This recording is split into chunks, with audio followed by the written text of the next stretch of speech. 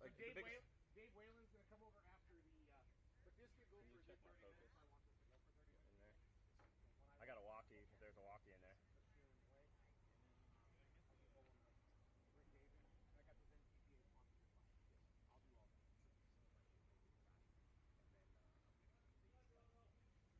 Good?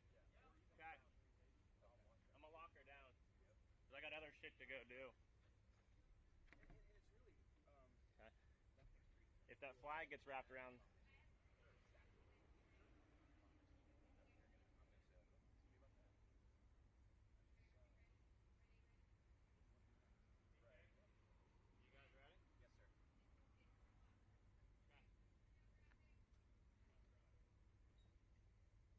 Open us where we're at. What's this called? Chamber Acres? Yes. All right, ladies and gentlemen, we are live here in Countdown to Pull Time. It's Chase Steinman, Phil Kelly, and we got our guests with us here today. And we've got a great pre-show planned for you here today. PK, you want to jump into it and introduce our guest here? Donnie, you operate the winner of every show, the winner of every hook, the sled operator, Donnie Bauer. Tell us where you're from, where you got into it. Let's just start with a little history lesson from those. Some of us interact with you. Yep. As a puller and as part of hosting and facilitating. You guys watching at home, and some guys just see you in a cab overlooking like the overseer. Right. So tell me what you do. Describe your job. Well, basically my job is to show up with the sled, set the sled up, and I guess if you want to say that we're in charge of making the show look good, no matter what conditions we come into. Absolutely. That's what we got to do. That's a great perspective. Well, let's circle back to that in just a moment. But we're here at Rockwell, Iowa, the Lions Club. How many years have you been coming here? Do you recollect? Oh, it's got to be at least. Well, see, I competed years ago. I was unaware of that. What'd you compete in? I started out on a super farm in '99. You love those things. They're a fun class. You know, they're pretty. It's pretty easy to set the sled to them, and you don't say that. Easy. Well, Let's go with another word like consistent. Well, okay, so it's consistent, but they work really well to run a track in. That's where I'm going with that. Okay. So do you have the notebook with all your sled settings, or is it all up here? Because I've heard both from different operators. I've never kept notes. Okay, so just right off the top of your head, you know, watch the track, how it progresses, how it changes, and go from there. So yeah, absolutely. Wow, that's impressive. So your last name matches the sled builder. How are you guys related? We're not. I never knew that. No. I thought you guys were related. Really? No. Everybody says I'm his brother. And I have heard multiple things. Brothers, cousins, nephews. I've heard it the whole nine yards. I was like, oh, Donnie is somehow related to Vaughn Bowers, who we're referring to, the owner of the Bauer Built sleds. And I forgot the specific name, but he develops all different types of machine implements and makes better planting machines and things like that. There's improvements that he makes to equipment that other people sell, tends to be, and then he comes up with his own line of items. Yes. So give me a description of his business, that Bauer Built. Well, Bauer Built, they custom build some forklift frames for a company, and they're into about everything. Yeah, Vaughn's just got projects. They built like a dump trailer years back, right? A side dump trailer, which is popular out west here in the Rock Quarters. Popular back at home. We got companies back at home using them too. When you say home, where's home for Minnesota. you? Minnesota. Yes, Minnesota. Okay, thank you. So how many sleds are in the Bauer crew then? We have 4. Okay, and all built by Vaughn. Yeah. So when you say there's 4 in your crew, you've actually built. How many sleds would you say are out there are Bauer built? I think or the Bauer black manipulated. Yeah. I don't know. I might be off by 1 or 2, but I believe the black one that we built this spring was number 38. 38. Holy camoli. So what? Sorry. I apologize to you at home. We have our camera set up, but we also have the emergency responder services are right behind it, and they were pulling out to go grab and refresh between events. Sorry, I got a little wound up, didn't I? Right? So do you ever do that in the sled? You're like, oh yeah, you clench. What do you do? Is it a clench? Is it a brace? Is it like a foot on the dashboard? No. You'll just grab on and hold tight on the steering wheel. It's like, oh boy, this is gonna be a rough this is gonna be a rough ride. We're heading for the barriers, and he corrects it. Yep. So 38 builds over the years, but tell me how you got into it. Well, I remember him when I was pretty young. He came up to one of the shows in Anoka, Minnesota, and referring to Vaughn. Yeah, Vaughn. I tell this story because it's kind of funny. I thought, here's this guy, comes into my town, has got the same last name, and it wasn't going good for him that day, I don't think, because he was yelling at people, and I just thought, who is this angry little man with my last name yelling at everybody? Got to tell everybody, you're like 6'7", and Vaughn is normal. He's huge. Okay, so yeah, he was a little frustrated, huh? Yeah, he was frustrated. He was the operator of the sled that day? Yes, he was, yeah. He's a great guy. I love working for him. I love working with him. Well, I think he's a stand-up guy. That's what I really enjoy. We're on a complimentary service right now, so he's no bull crap. Right. He tells you like it is. Yep. So from that day, you met him. Yep. And how did you end up in the seat of one of the most performance items here at our tracks every week in and week out? I guess lucky, if you want to call it that. I like it, but I don't know if I could handle the travel. Well, right? The hustle. Yeah. I mean, you got to be able to take criticism well. I get chewed out quite a bit. I've looked up and did the, what are you thinking? Yeah, what are you doing? Yeah, what was that? Right. Yeah, no, you get that. I had that last night. Describe it. What part? What was your second guess? The two-wheeler class last night got a little bit long, but I was expecting the track to come to the sled, meaning that it was going to get better for the sled quicker. What does that mean to us? So what does that mean to them? To them, it would mean a shorter distance. Mm-hmm. So we started the class out, and we were like at 331, and then we were going farther and farther. We ended up at like 395 halfway through the class, and I'm like, well, come on, son, you got to go down because the track needs to get better for me. And then when it did, we went from 395 back to 355. So we had a great discussion about this after the class, you, myself, and Vaughn, and I just wanted to get perspective. And you had described how, and as poolers, we do the same thing. Large classes, we talked about it as hosts. As the sun went down, was that going to benefit, not benefit? Track conditions changed. There were 38 vehicles in the two-wheel drive truck class, and then we're referring to that one right now. That it was there was a little bit of excess moisture between that 280 to 300, and your sled was gliding through it, right? Not grabbing hold. But on the far side, they were getting a bite and driving beyond. Correct. Then we saw track conditions change because the sun went down. That smoothed off, and they started driving away.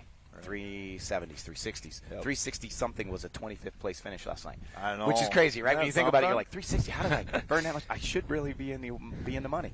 And then the moisture came up and made the track consistent. Your sled finally, you said grabbed, got a hold. It did its job the way it was intended. Yeah. You know, from the first hook, if you call it in thirds of a class, the first quarter, first third, grabbed. The middle got away because of track conditions, and then you caught the last third. Is that because that's sort of how we described it at the top of the So I interrupt you guys a lot. I ask about your load. I ask about the trip and some of the items that you can manipulate. And I don't want to use the word manipulate, that you guys set for specific tracks, track conditions, and classes. Tell me what's the secret. What's the secret? Yeah. Well, you kind of got to be able to feel it in your rear end, you know. You got to know what if the sled's going to get a hold of the dirt and be able to get them low or slowed, you know. So that's the biggest part about it, you know. When you get out there on a brand new track, you know kind of what to expect in geographical locations in the country. Okay. Ohio dirt is like amazing. Mm-hmm. Iowa dirt's pretty good. Yep. Yeah. And then you'll go other places in the country where it's not so good, you know. But you can adjust the sled to make the sled work. That's the biggest thing, is being able to make that adjustment. I've pulled in Texas on pure sugar sand and made a heck of a track out of it. Really? Yeah. Yeah. I mean, it's cool. I mean, I watch them on our streaming service, which is available for $39.99 if y'all keep in, pay attention here. You're watching a complimentary show right now on the Full Pull Live and Full Pull Live YouTube site.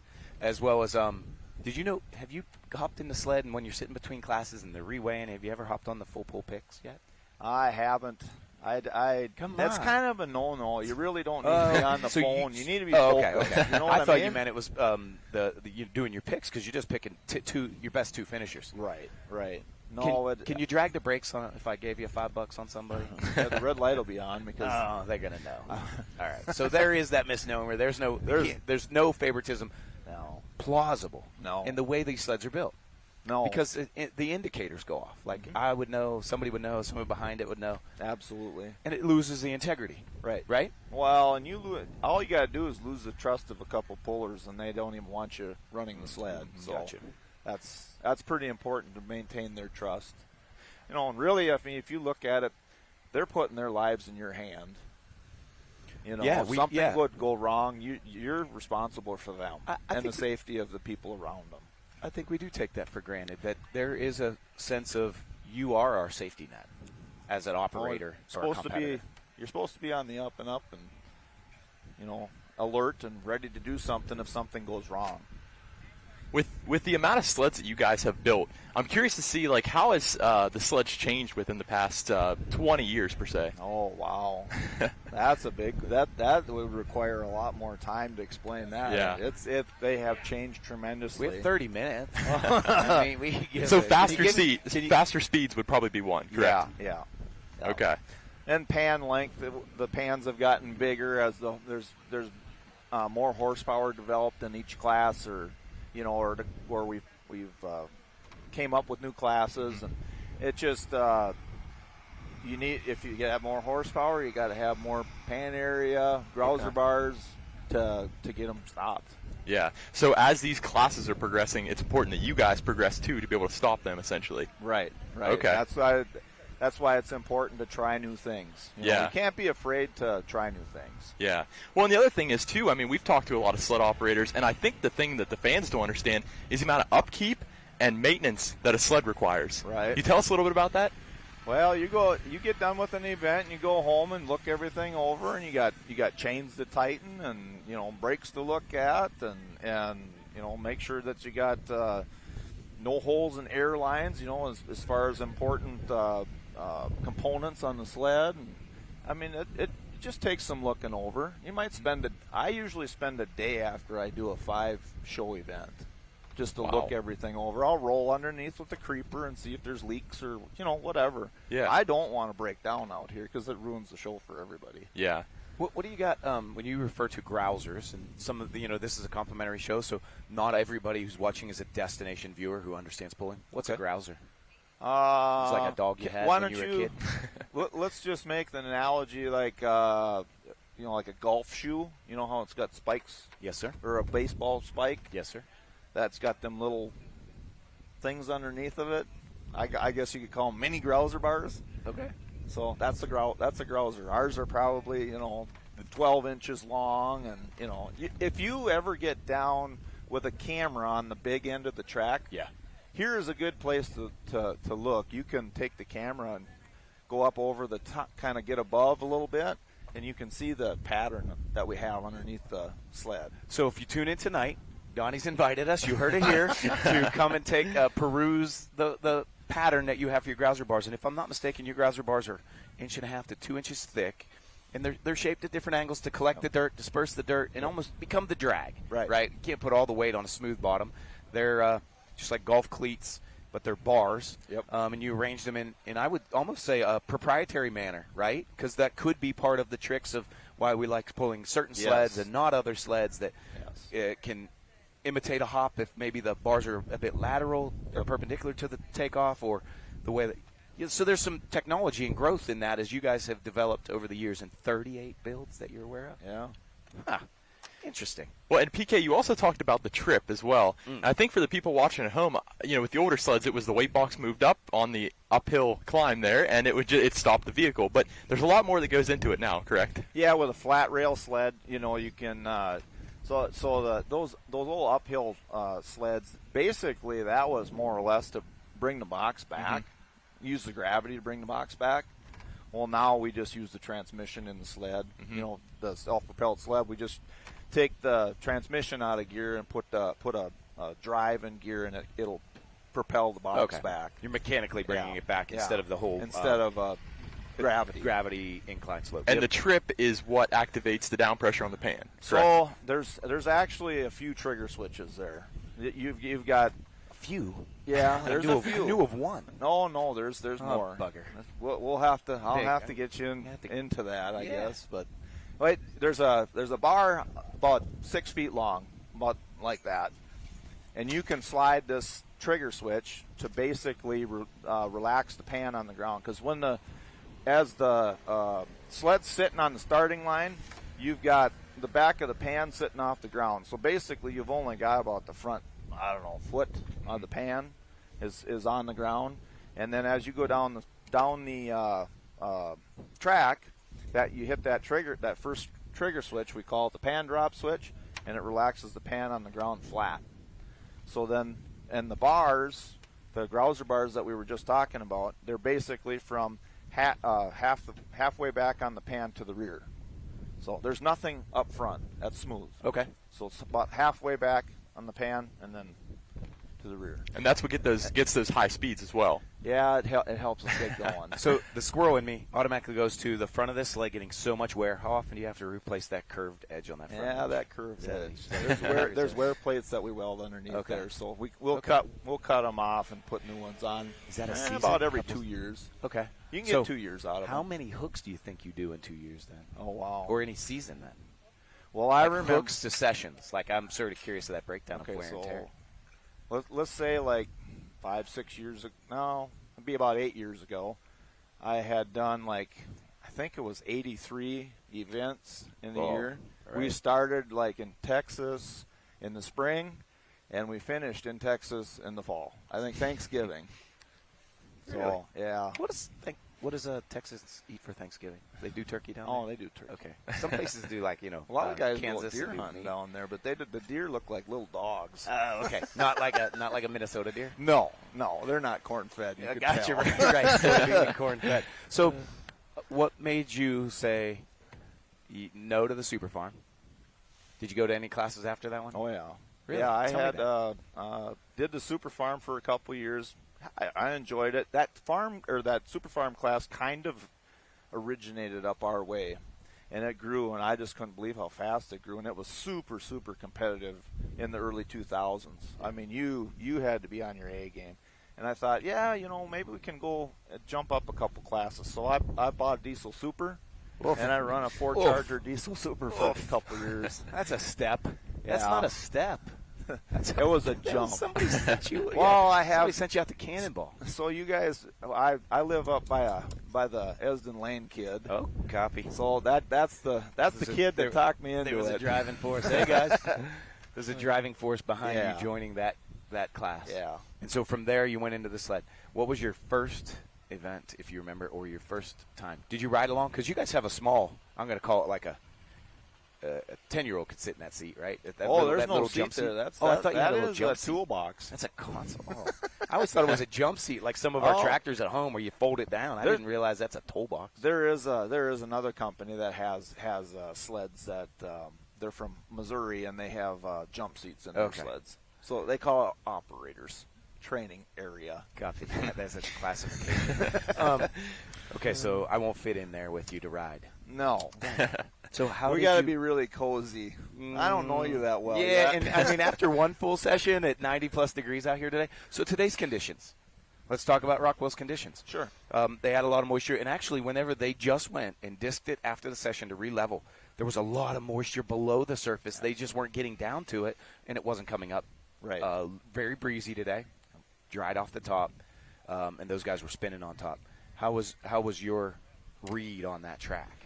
I was very surprised, and it's a good thing they had the moisture that they had down in the track, because it helped the guys that were maintaining the track today for us. It really helped them, because he was having a hard time keeping up. Well, he honestly wasn't keeping up. The sun and the wind was working so much against him. Beating him up. Yeah. He was just he was struggling. But, I mean, he was doing everything that he could. So what can you say? I mean, the guy, he's out there busting his hump. I think his name's Brad, the guy who runs it for the Lions Club here at Rockwell, and with Tim in one of their committee groups. But so you jumped into a sled cold turkey. So hey, I got the first session here tonight. You, Donnie, you stick with this. I got a microphone. I'll send you down there. You and I switch. Think There you go. Would Vaughn notice? Oh, he probably would.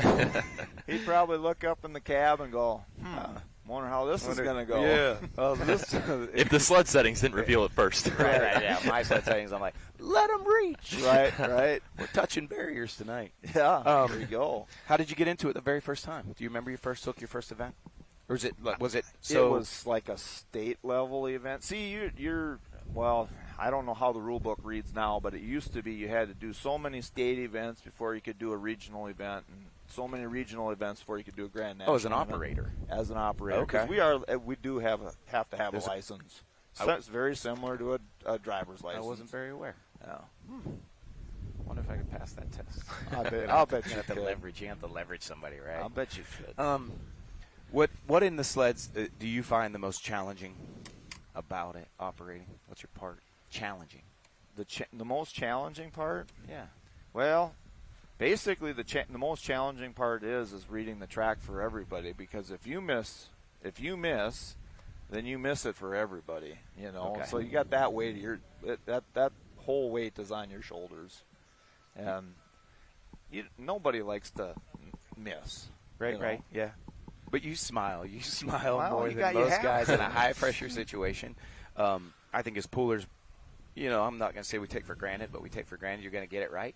So, in my opinion, we don't suffer a consequence, right? Right. You can build a vehicle to run once and be frustrated you've got to come back around because they do a sled reset, or you can build a vehicle that might be able to endure that just in case. There's almost ways you could have designed or built your vehicle. Right. So when you look at classes, what's the most?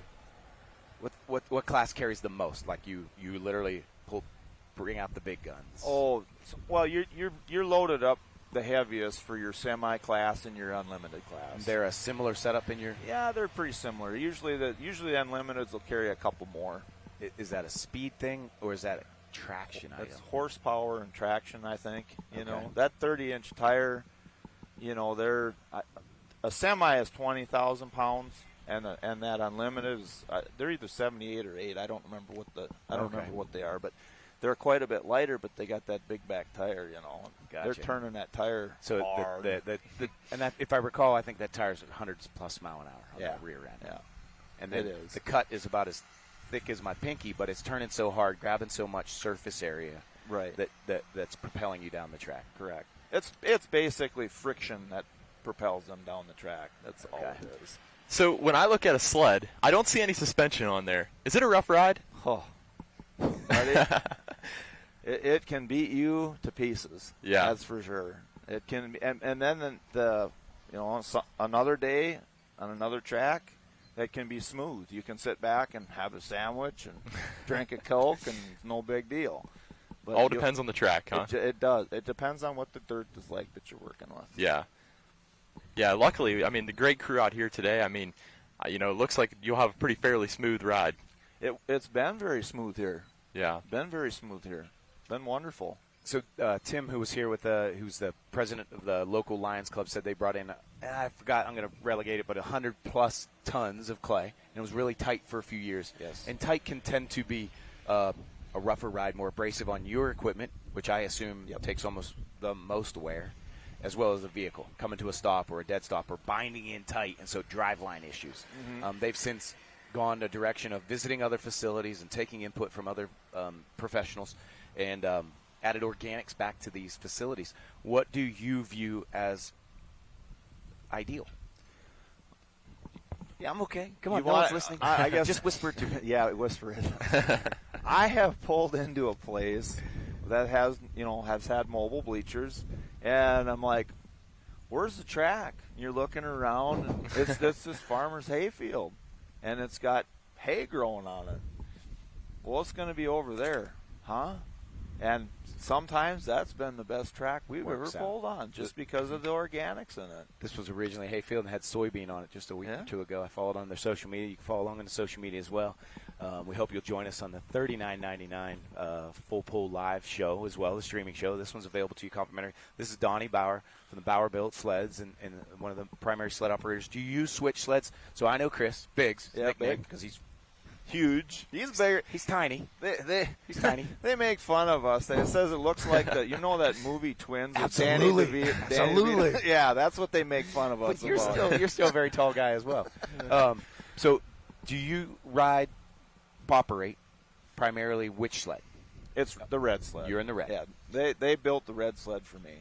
And so back before, Chris was he's in the purple sled now, is that right? Well, it's the black one. This is the new one. Oh, the new one. Yeah. But he used to be purple. It used to be purple. That was his color. He used to operate the purple Yep, sled. that was his color. Really? Yep. Vaughn's got the green one.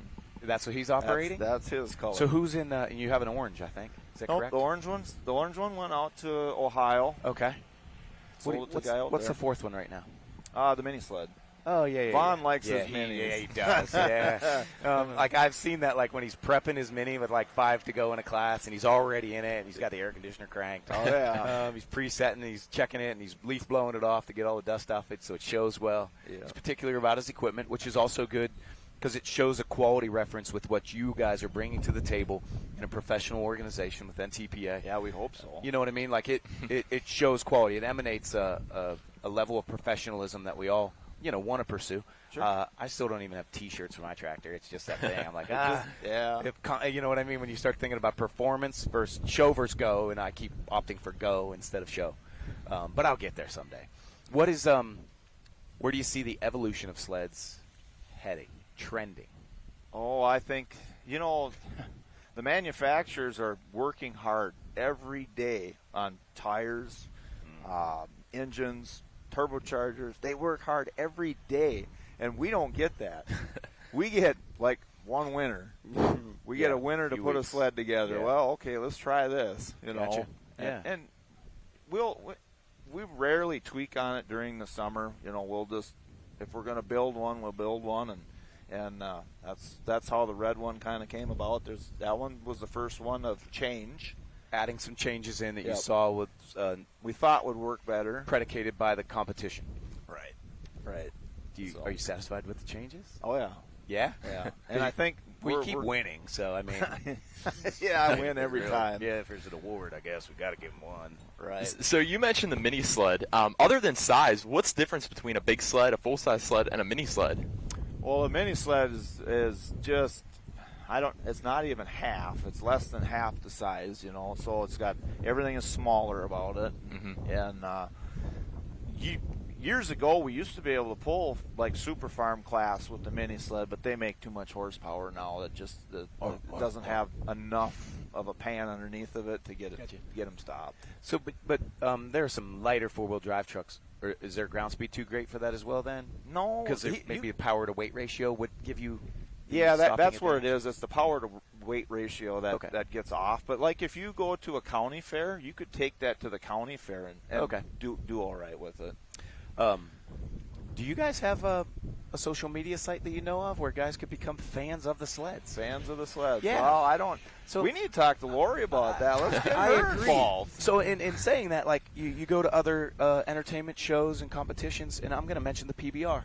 That for the first 4 seconds you're screaming for that bull, like buck him off. Right. For the last 4 seconds you're like, holy crap, he's almost made it. Hold on tight. Right, Hold on right. tight.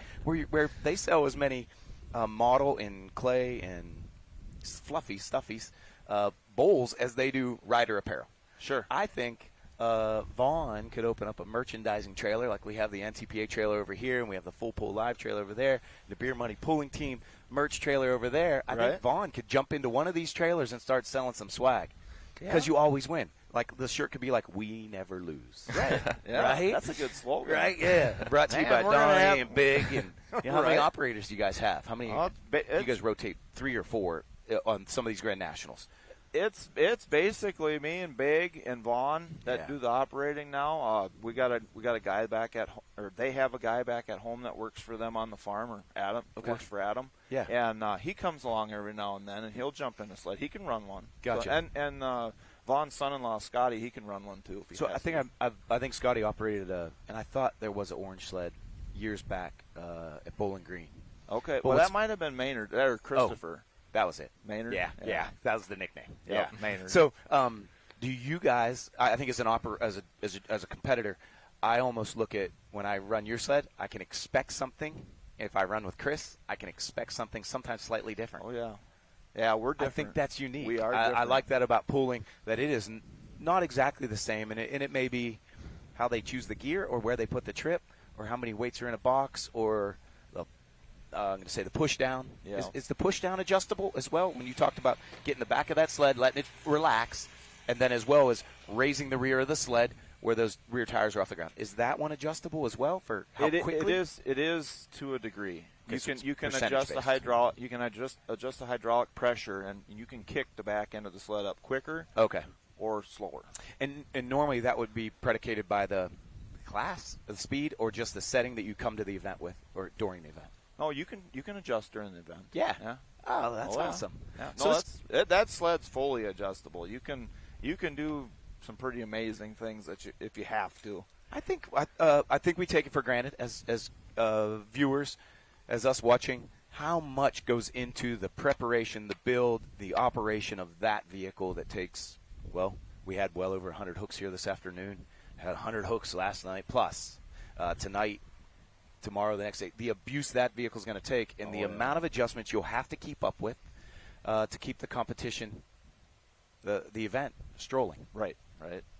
We do have a backup sled if something would go wrong. Yeah, that's good to hear too. Yeah, we don't. Well, hopefully never get to that one. We don't want to get to that. Is it easier to hook to? Is it easier to pull? Well, I don't know. You guys used to Can I pull take it that for one? years. The Yeah, green let's one. put that one back out. Put Yeah, the green that one back on the track. Well, just for my hook and bump it into gear for me. Oh, you know what I mean? I'm just saying, what would it I take for you to see. bump it into gear? Just let see. it roll with me a little bit. There you go. Is there anything we forgot to ask you wanted to get across? I think so. I mean, Details? Like living in Minnesota, travel a lot. no woman. I was about to taunt you a little bit and be like, I've got an Instagram profile, I got a Facebook page. You can reach out to DM me. DM it. Donnie Bauer, There you go. the biggest, baddest guy on this event, hasn't lost a hook yet this season. Send him a DM. But thank you very much for coming out. I appreciate your great. time. We'll badger you, Chase Diamond and myself. We'll badger you for information, and we're always trying to gain knowledge that we can give to the viewers at home. Okay. So thank you very much. You And bet. we look forward to catching up to you Thank you tonight. very much. Get a Fun. cold drink, Yeah. maybe there a you go. shower There you go. in case we come in to visit. Yep. Thank you, Donnie. You Have bet. a great one. Take care. Take care, boss. See ya. We're going to be joined here with Dave Whalen. Dave. Thank you, sir. Go ahead and plop that on your head there, boss. And they're adjustable. Oh, yeah. Bring that microphone so it almost touches that Fu Manchu. Yep, there you go. Comfortable? Yeah, I think so. Okay, I'm about to make you uncomfortable. Oh, yeah? No, I'm fine. What's your expectations for the rest of this season for your vehicle? I'm going to go right to the heart of it. Well, hey, everybody wants to do well. You'd like to win Grand National Championship. Been runner-up once. Finished fourth last year. But, no, I told my wife you just got to be consistent and go from there. So where did you get started in pulling? Because we all know you as a super farm competitor, and I'm curious to see. What was the jump from the lower level stuff to a super farm? Well, when I was a junior in high school, I guess I went to county fair and pulled farm stock, and then What year was that? that had to have been 1971, and from there, just started pulling like farm altered and.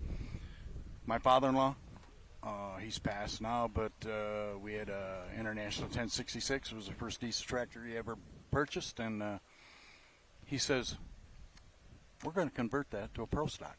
Wait, you took it off the farm to Yeah. pull with it? Yeah, and from there, we pulled pro stock until we got to the point where I thought, we can't keep up with these people. We're gonna build a super farm motor. So what year was that? Oh, in 07, we started Okay. building a super farm motor. But it was like in late 90s we were pulling pro stock.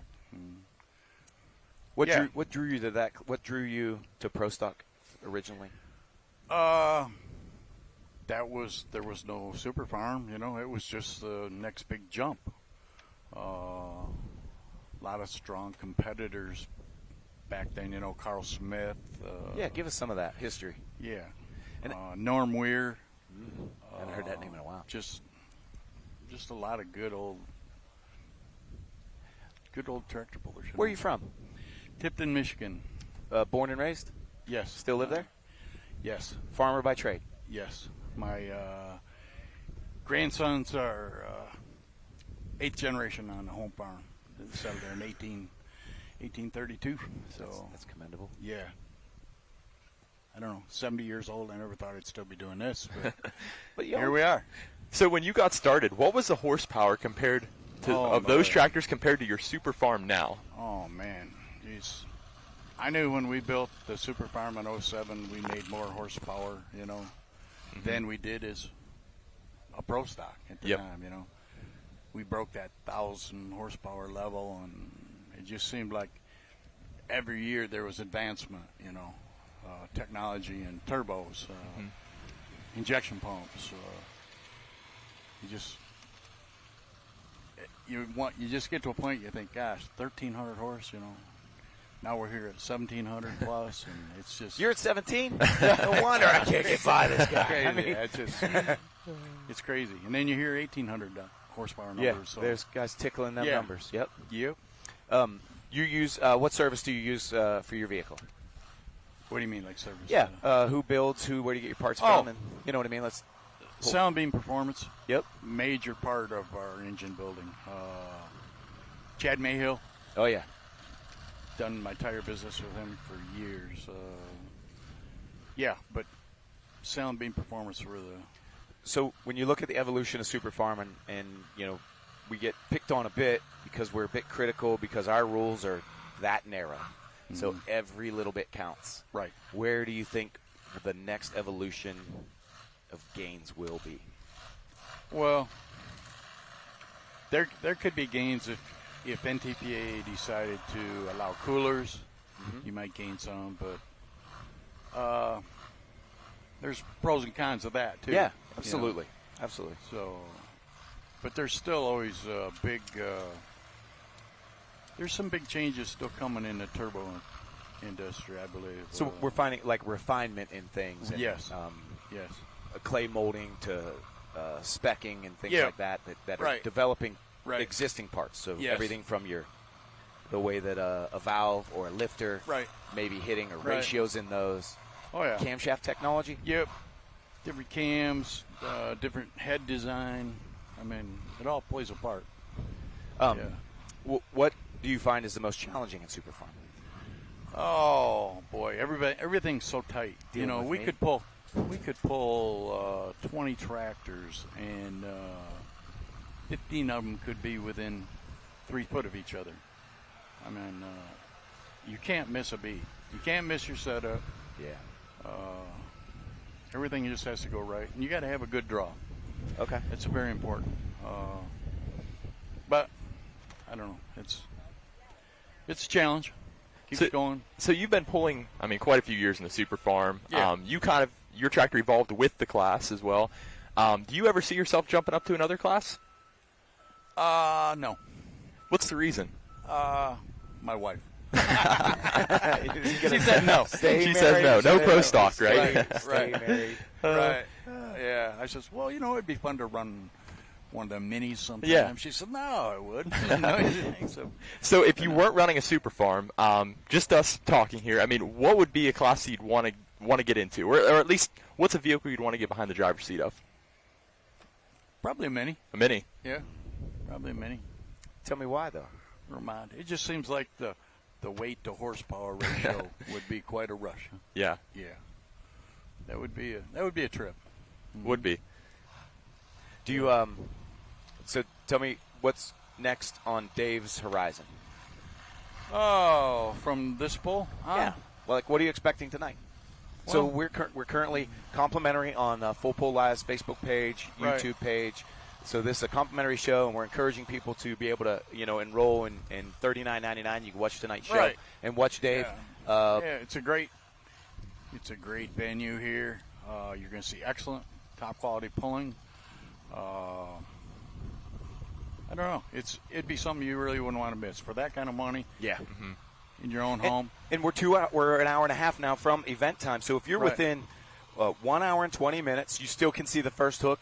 Right. Economical. They have tiered price points for kids at 15, kids at 10. Like, it's a family event, Definitely. family-friendly event, Definitely right? it is. So if they're within an hour and they're watching on their phone and going, Yeah. they might as well come. I said might as well come and enjoy what this facility has to offer. Yeah. A vendor row. How, since the years you've been coming here, and I don't recall when they first started, 19 years ago, 17 years ago, Oh. what do you think the evolution of this place has been?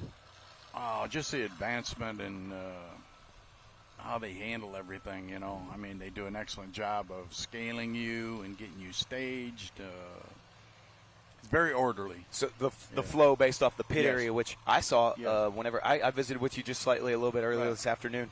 I think it's 3 rows. I don't even know how long each row is, 3 or 4 rows, and they're doubled in. Oh, yeah. So we're really looking at 6 rows, Right. 2, 4, 6 rows of competing vehicles. They were out of spots, and guys were parking out on the road. Oh, and we yeah. had Tim here from the Rockwell guys, the Rockwell Chamber, the Rockwell Lions. Right. And he said they thought they had enough pit road, and they thought they'd never use it, and now they're looking at it going, Yeah. full. What do we do? Where Yeah. are we going next? That's right. So they're going to have to go beyond the shower facilities that are Oh, out in yeah. that northeastern corner. They have to go beyond the shower facilities pretty Yeah. soon. Right. But they offer a little bit of everything. Breakfast in the morning. Yes, you're sir. You're gonna buy pancakes. Oh, yeah. It's church donation. Yes, it is. Bring your wallet. It'll be great. Okay. It'll be And great. so with tonight, what is your hook number? I believe we hooked 16 Okay. out of 19, so we're towards the end of the class. Okay. I'm happy with that draw. And because you're hoping, as Super Farm, we tend to talk about builds a road, and you're hoping Yeah. to drive out the end of the road. Oh, yeah. And you are attempting wins or Grand National Championship. Can you do both? Oh, boy. That you should be able to. Yeah.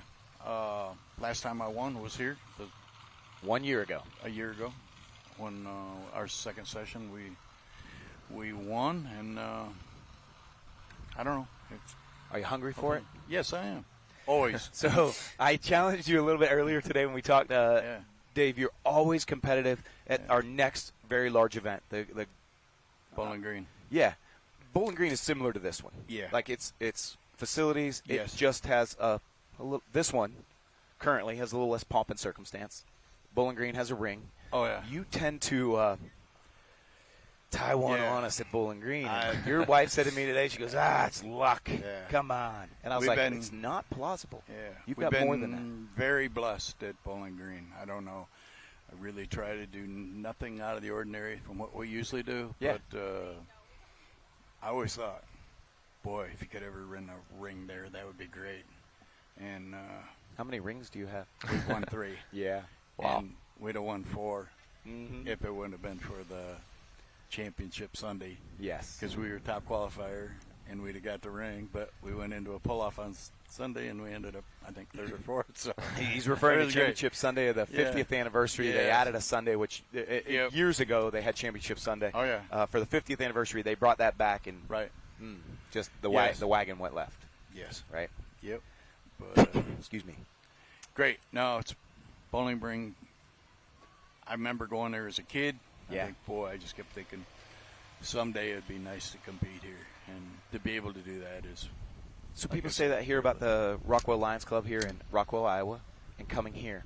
How would you encourage fans to want to come here? What would you say? How would you sell it? Well, it's a venue where you're going to see top competitors across the nation from all over. I mean, from the East Coast to the West Coast to North to South. I mean, they're here. I mean, I don't know what else you'd want. Yeah. So you've been in polling for quite a few years. Where do you see polling in the future? I mean, in 10, 15 years. We asked the sled guy this, and it'd be nice to get your input on it as well. Well, my hopes is that in 10 years, we're still seeing black smoke. Oh, right. Because there's a push Yeah. that environmentally friendly items and things like that. But this is a there's motorsport. nothing like the smell of diesel fuel. and Right. Smoke. Well, we don't. You still farm. You're a grain farmer, if Yep. I'm mistaken. Milk cows. Yep. My son does that. But and, but to be real, our tractors at home don't do what this do. This is a No. performance situation where Right. exception to a scenario. yes. Okay. Yes, indeed. So I got to pry because I just saw over my shoulder. Do you think he's listening in? oh, yeah. Definitely. Yeah. Him and I go back and forth. quite a lot, Exactly. and So we share a lot I'm of referring to stuff. Lee Butts, who's pulling up a seat. He Yeah. I probably can't coax him on the set. Yeah. Lee, do you want to come and talk? You want to come and chat? We want to get to the bottom of how your tractor's running. Yeah. Come and join us for a few moments. Yeah. Pick up that headset over there, Yeah. Chase, if you could, and just see if Yeah. Lee was. And pull up a stool for him. Slide over there near Chase, right beside your buddy. Yeah. So when I started, and I don't remember what year, you and Lee really, I felt, gave me a lot of insight, knowledge that I did not have or could not gain without 10 or 15 years. You know what I mean? Like I would have had to been here 10 or 15 years. You guys were, I'm going to say, statesmen of the Super Farm class, and led me down a path that I feel like it let me achieve more faster than I could have had I been on my own, because I think you two are thick as thieves sometimes. Yeah. Lee, describe your relationship with Dave. Bring that microphone right down to your tip of your lips. Well, this is what tractor pulling is all about. We just I seen him pull in Armada, and he had this goofy trailer with he had to let the air out of the tires to get his, and I always wondered what kind of character that was. And now him and I are best friends. Yeah. They just our beliefs are a lot alike. Yeah. You know, there's not a lot of Christian belief out in this sport, and we like to feel that we're spreading the word a little bit. Maybe, you know. But So in referring to that, the name of your tractor, press on. Yeah. tell me about why you call it Press On. Well, Tell the people who are watching. Absolutely. when in 2006, I had cancer, stage 4 lymphoma, and we didn't know. I didn't think I'd ever get to see my grandkids or anything. I thought, you know, when they mentioned cancer, it scared the daylights out of me. But that song was popular back when the towers went down, and when I had my stem cell transplant, we played that song, and it's just press on, and that's what I did in life. Is Moving forward, pressing on. Yep. Yep. Tell me about your tractor and how you got started, please. Where did it start? I got started I come back from Vietnam in 1968 and built a H farm all with a V8 in it. And we pulled modifieds up until 83. What was a modified back then? What was that configuration? It started out, like I say, with an H with a 283 in it. And then we built an H with a 427 in it. And then we went to an F20, we underswung it, put a 427 in it. And then we blowed the 427. And then we built a cock shop, put the 427 in it. And then we went to a log skidder and put twin blown Chevys in it. That was our final mod. And where'd you go from there? I was coming home, the tractor would be broke, and the kids had things going on, and I said, enough's enough. So Too much breaking. I stopped and raised my kids. Yep. And then in 2008, when I was fighting cancer, a friend of mine in church had watched me pull all the years he was a kid when I was pulling, and he asked me if I wanted to go in on a tractor with him. So we bought this Super Farm tractor, and 2 years into it, his wife didn't care for the sport, and I bought him out. Here I am now, still going around. I'm out of Pittsburgh, Pennsylvania, and Region 2 is very Michigan, Ohio oriented. I would follow your results religiously to the point when I finally got to meet you, it was a little bit of like a aha moment. So what drives you to tractor pull? I'm a retired farmer, and through all I've been through, it gives me something to do. I have a shop out there, and I do all the work myself. You know, a lot of these pullers are all hired done and stuff like that, but as I build most of my stuff myself. I've purchased items from you. Yeah, I'm a parts changer. I'm not the mechanic. I cannot develop machine, and I noticed you do that. You have air ride front ends, and I saw you have new trick scenarios in your vehicle that we'll talk about on the show tonight, but you got to log in, tune in, that you've got some advancements in your vehicle. And I just had something. I'd be remiss to not say thank you for your service. So I appreciate that, and I think you were as well. I didn't want to miss that. Where do you see the evolution of this sport moving forward? And you also So this is where the squirrel in me, talking to me usually. Your grandkids also hook your tractor regularly. Yeah, You've got to. I got 3 of them that's driven it now, but the little guy that's with me, Ty, he's been with me since he was 3 years old. He never got homesick or anything. We'd go for 3-4 days, and he just would stay with us, and he loved pulling. And my goal is to get him in the seat. He's 14 now, so I got 2 more years of. I need pedal extensions at this point. Yeah. But he eats his Frosted Flakes every morning. He'll grow. Yeah. What's your how do you find the evolution of the sport? Where do you see it going? I don't know. I really can't. Some of this stuff they're coming up with now is scary to me. Okay. But that's just my thought. I come from a background of pulling where we get home at 3 in the morning and work on it till 5 in the morning to go to the next night, and plus have to go to work. And I don't see that in this sport. I see a lot of them. They break and they call somebody to fix it. Where I don't have that privilege, and Dave don't have that privilege. We grew up in an era at a time where before there was dynos. Oh yeah. Our dynos was the next tractor pull we went to. Yes. We'd change something. It might take us 5, 6, maybe all summer to figure something out, that we just try something different every time we hooked to the sled. Yep. Dynos was a big change in tractor pulling. In the development of the performance and the durability. Yep. Yeah. Yep. And when we pulled modifieds, we go to a pull and we pull 5, 7, and 9. We throw them weights every night. We take and we get done pulling 9, and we'd load it. We get to the next pull, we pull all them weights off.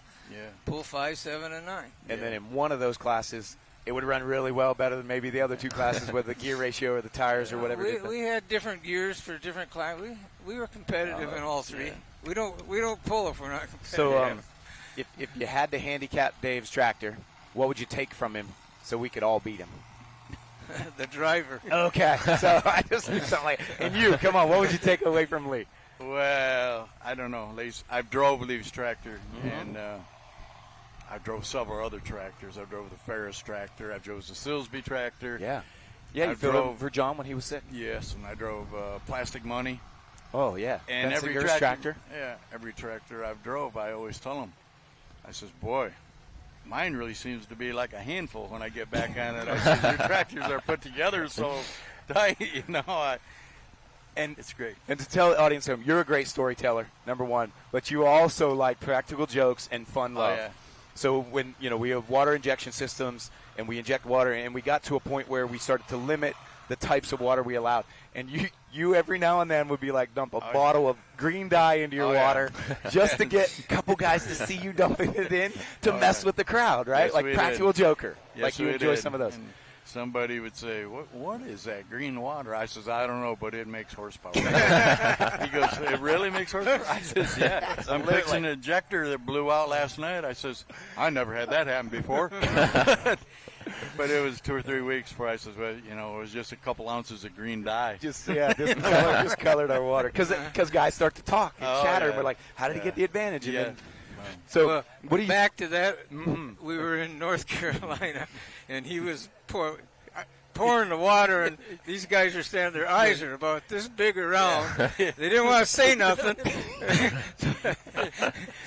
I'll never forget the look on their faces when he was pouring that green I love water. this camaraderie, and I think, I see you guys as a great duo for polling as well, as stewards of the sport of letting people know what's that this is a community. Yes. And as well as the Christian faith and how Lee makes me a better person. I speak out of turn, and he'll be like, he just corrects me, and I appreciate that and look up to both of you guys for that.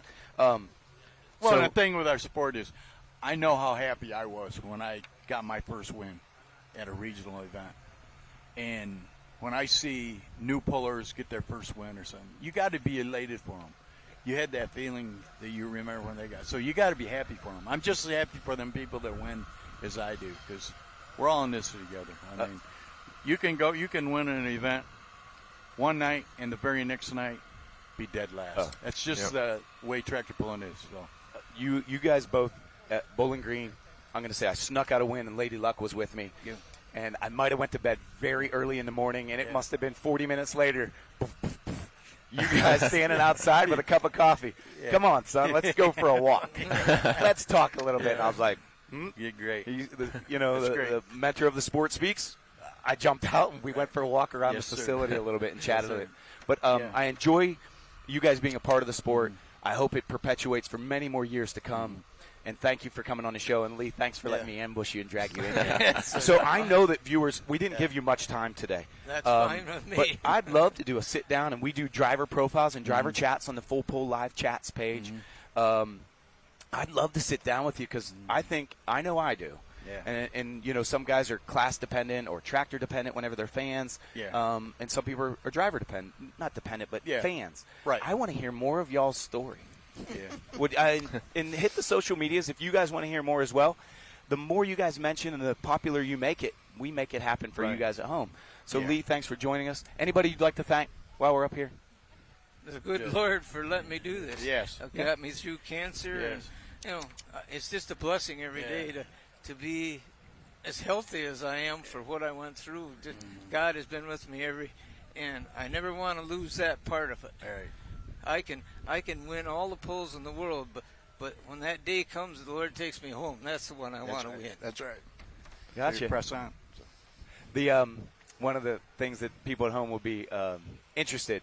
When I first met you, on the mornings of, you would find a local VFW, YMCA, or a church, and you'd go play basketball all morning long and shoot hoops and things like that. You'd invite us along, and I'd be like, I have too much work to do, like getting back to my tractor. I stayed up too late. I'm still playing. Are you still shooting the hoops? Yeah. Well, thank you guys for joining us. Yes, I sir. do appreciate your time. It's a pleasure to compete against you as well as be friends with you as well. you. Thank you Thank guys. you. Plop your headsets down. We're going to bring on some sponsors next. You stick around as viewership. No, you didn't. You don't have to, and we really appreciate your insight, Lee. Thank you, Dave. Good luck out there tonight. And coming up next, we've got sponsorships coming up, the class sponsors as well as title sponsors, NTPA title sponsors. We're going to be joined by Modern Machine, and they bring a lot to the table. We couldn't do it without them, right? So it's copy that.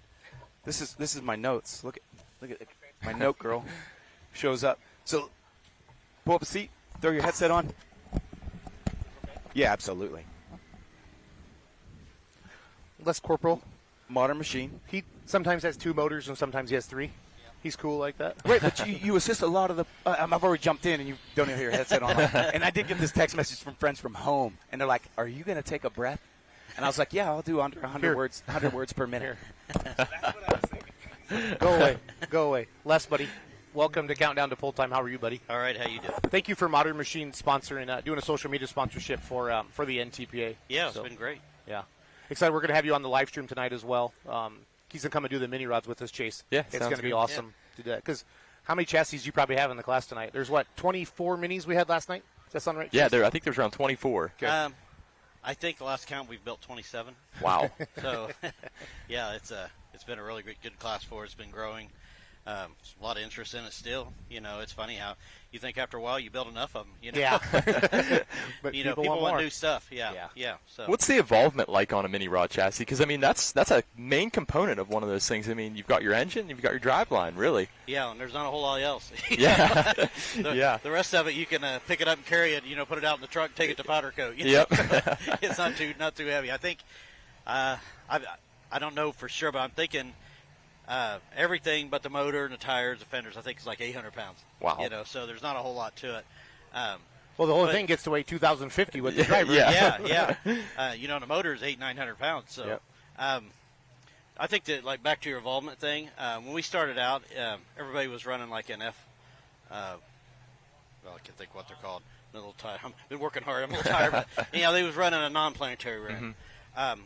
And we got involved because that's kind of what we do with the bigger tractors. So Brad and Derek in the shop there, they developed a planetary rear end.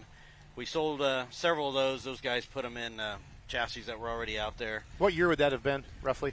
19, okay, maybe. And then one day I said, man, guys, why aren't we just building our own thing? So they come up with kind of the wedge tube like we run. It's kind of based off the the big tractor tube chassis that we build, wedge tube. Put it together. I think Brett Berg had maybe one of the first ones. Yeah, I think I heard that. Richardson's had an early one. Diebold's had an early one. Then the next involvement was those tractors.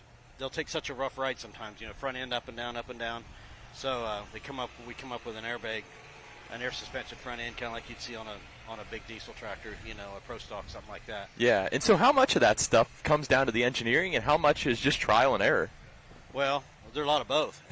Give Brad credit. When we wanted that air ride to be right, we didn't want to get it out there on the circuit and then guys having trouble with it. Mm-hmm. So he mocked one up one winter, and we like beat that thing to death. We dropped it with the forklift and did everything we could to destroy it. What are those contests with the cars? They go up and down. The shots. I'm tired too. We got one more session yet tonight. So he had like a 900-pound lead weight, to represent the motor, and we dropped it, and banged it around. And, see, they were doing it before it was cool. Yeah. Tried to tear it up. And, Hydraulics. Yeah. Those cars, they bounce like this up and down the ground. Yeah, so it was kind of like the test dummy car thing, Yeah. So, yeah. And, it worked out, and so far it's been a really good product for us. Yeah. It's worked good, so. What else does Modern do for the pulling world? And do you do anything for the racing world, or is it all pulling less? It's pretty much all pulling. We've got some, I call them roundy-round guys come in, and we do some minor things for them, but it's 95% pulling, And then at Modern, the pulling part of it is only about 15%. So we do a lot of industrial work. We've got 25 guys or so that are just making factory parts, do a lot of packaging equipment. We do a lot of work for like the bucket trucks, like you see electric companies use. Oh, yeah. A lot of piggyback forklift, like you see on a Lowe's truck. We make a lot of parts for those. Just all kinds of crazy stuff. Good deal. We have a lot of RV stuff in Indiana, northern Indiana, so we do a lot of RV work. Yeah. So let's talk fun stuff. Let's talk pulling. Last night, the mod class, did the one of the motors must not have went. Right. And when you put three, because fans, he puts 2 on for light mod, 3 on for modified. It just didn't sound like maybe that third one was even on at all, or didn't go. Yeah, it's been, I just told, I think, Kevin Criswell this afternoon, I'm like, the next time I get on a roll, if there ever is, I'm going to celebrate with you because I'm telling you, we've been on the other end of it all year this year, and we had such a great year last year, and then this year we changed our motor combination, and it's nothing to do with the motors. It's just making everything work, So, on the light mod last night, it was taking everybody left. So and you get sucked off to the right. Yeah, it took me right. It took me right. So I shut it off to keep from wrecking it because I knew I was going to pull mod. And then in the mod class, I don't know, it just took off about 100-foot mark, the back motor shut off. Yeah. We changed the fuel system, changed all the electronics on it today, all the ignition stuff, and it made the best run I've made all year this afternoon. It looked really good. How long does it take you to throw on that extra engine? Half hour, 20 That's minutes. it. Yeah, that's amazing to me. Yeah, half hour on, about 20 minutes off. Yeah. So what goes into that? I mean, you drop the engine in. I mean, how are you connecting stuff? I mean, is there different, like, what goes into that? Okay, well, we got 2 big plug-ins. It has one plug-in has all your to turn the motor on, okay, all electronics. The other one has a bunch of grounds in it. The grounds the motor, the fuel tank, everything is on that motor. You could literally have it sitting on the ground, put a starter in, and start it. It would run. It's got what we call a stack gearbox. So it has a straight across gearbox with a little stack top on it. You just set that on top of the other gearbox. You put 8 bolts in it. You put 1 bolt in the front, plug it in, hook your kill switch, your throttle cable, your fuel shut off, boom, you're ready to go. And you've got it down to a science then. Yeah. It's not too big of a deal. Todd Feist and me are really good friends. Todd's got a Bobcat thing. He comes down, lifts it on and off. He's been great help. So. That's awesome. Yeah, we kind of got it figured out. Well, in that way too, if you have an issue with an engine, I mean, if it's 45 minutes before pull time, technically, right, you could just throw another one on and get out there. Yeah. We carry a spare with us upstairs. Yeah. And if we had to go to the spare, it might take us a little bit longer. You got to move stuff over. But yeah. So it's not That's incredible. Yeah, awesome. Not too bad. Well, Les, thanks for coming on for Countdown to Pull Time. Yeah. We're going to have you at the booth tonight for sure for the mini rods, Chase. Yeah. Chase has been doing some trackside reporting. We're trying to just keep showing things that our live stream, our sports never seen before to take it to the next level, Les. Yeah, so. I've had a lot of comments from people. They're really enjoying what you guys are doing. You're Good. doing a great job. That's nice to hear. Yeah. Awesome, Les. Thanks, buddy. Thanks, Les. Nice to meet you. Les Corporal, everybody with Modern Motorsports, Modern Machine. We're going to bring you on now. I have with me the Superstock Diesel sponsor, Bob Kessler from New Fields Ags. And I have a Superstock Diesel guy. You want me to slide over? You going to center me? I kicked PK out real go because he was talking too much. So. Are you back in? You getting back in? Get back in the game. I got the boot. But welcome to the show. But we want to make it look perfect. So slide this way for me. No, you this way. Okay. You slide more into the center, Mr. Newfields Ag. Thank you for being a sponsor. And Chase, come around just a little bit. And we're going to square up. Like, we have a beautiful Iowa fields in the background. The silos. We got a grain bin, the American flag. And everything we're standing for here. Oh, I can help you untangle there. Yeah, swing it around the front. There you go. Square you in. We're trying to kill Bob. Yeah, a little bit. Well, I mean, he's got a great product, and we're just trying to get a hold of it at a discount. If we help him up, he'll be like, "Oh, you saved me. You saved me. Here's your 3% off." You saved me from yourself. Absolutely. Thank you for joining us. I'm going to leave you with these guys. Thank you. You going to take your headset with you? Or you gonna leave it? So. Bob, welcome to Countdown to Pull Time. Thank you. Have you been to a truck and tractor pull before? Not as a sponsor, but as not as a participant, but as somebody sitting in the bleachers. Yeah. And do you enjoy it? Yeah. Nice. I like the big machines. I'm a farm boy. I like it. Where do you live? Now I'm currently in southwestern Wisconsin, but we've got family has land up in I live in southern Richland Minnesota. Center. Do you? Yeah, where do you live? Fenimore. High five. Chase is from Pennsylvania. Yeah, that doesn't even I'm count. the whole way out there. So, Yeah. Bob Kessler with Newfields Ag. They're a Superstock diesel sponsor. So big territory for you, or I'm the vice president of sales and marketing. So, yeah, you got the whole business thing. development, so I got the Got whole the whole thing. Yeah. that's cool. so tell us a little bit about what Newfield Ag is. We're the leading company in planter box biologicals. Mm-hmm. The application of biologicals into the planter box on the planter. Our CEO and president actually has a patent called Dust, and that is a bio inclusion carrier. So we are now including biologicals in that product and bringing out several different kinds of dry product specific to concerns and yield inhibiting things for the farmer. Okay. So a lot of it comes down to the science behind it as well. Mm-hmm. Yes. Nice. Well, that's one thing. We're hearing biologicals a lot more in Yep. farming. For the longest time it was snake oil or Yeah. or whatever. I heard bugs in the box and all the different things like that. And really, I think people are really stepping up, and the numbers are there, the ROI is there. You're really hearing about it a lot more. So Yeah, it's something we have to, it's pushing against us all the time, right? Yep.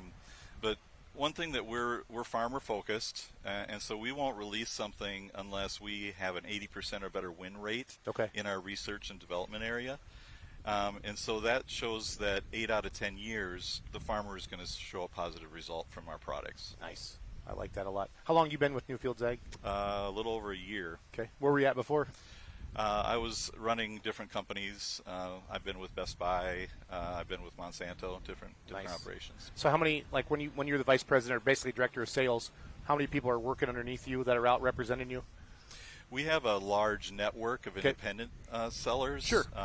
Employee-wise, we've got 4 or 5 full-time employees, but each one of those full-time employees then runs a full network. State of Iowa might have 100, 200 dealers, distributors in his network, and we sell into 35 states. Oh, wow. 3 or 4 foreign countries right now. Yep. And the company is only 3 or 4 years old. Oh, really? Okay. Where did it get started at? Where's it based out of? It's based out of Grand Mound, Iowa. Okay. Down by DeWitt.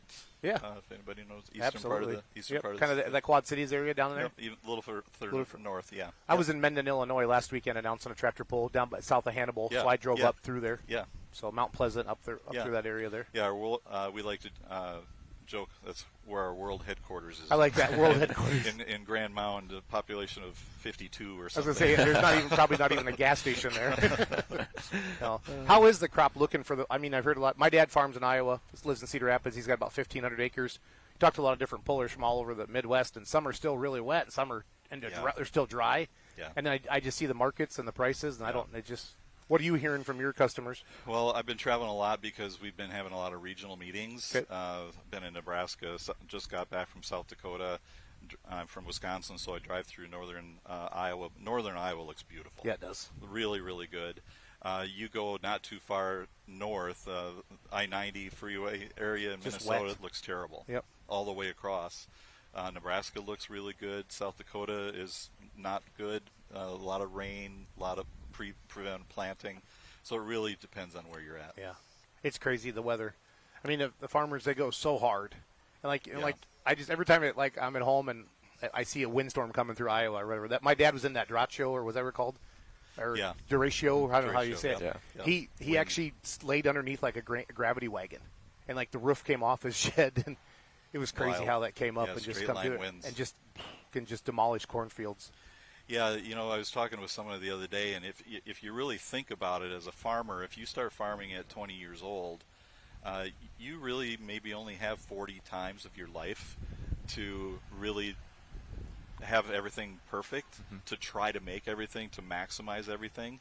If you go to a factory, you can maximize tomorrow, I'll do better, next day.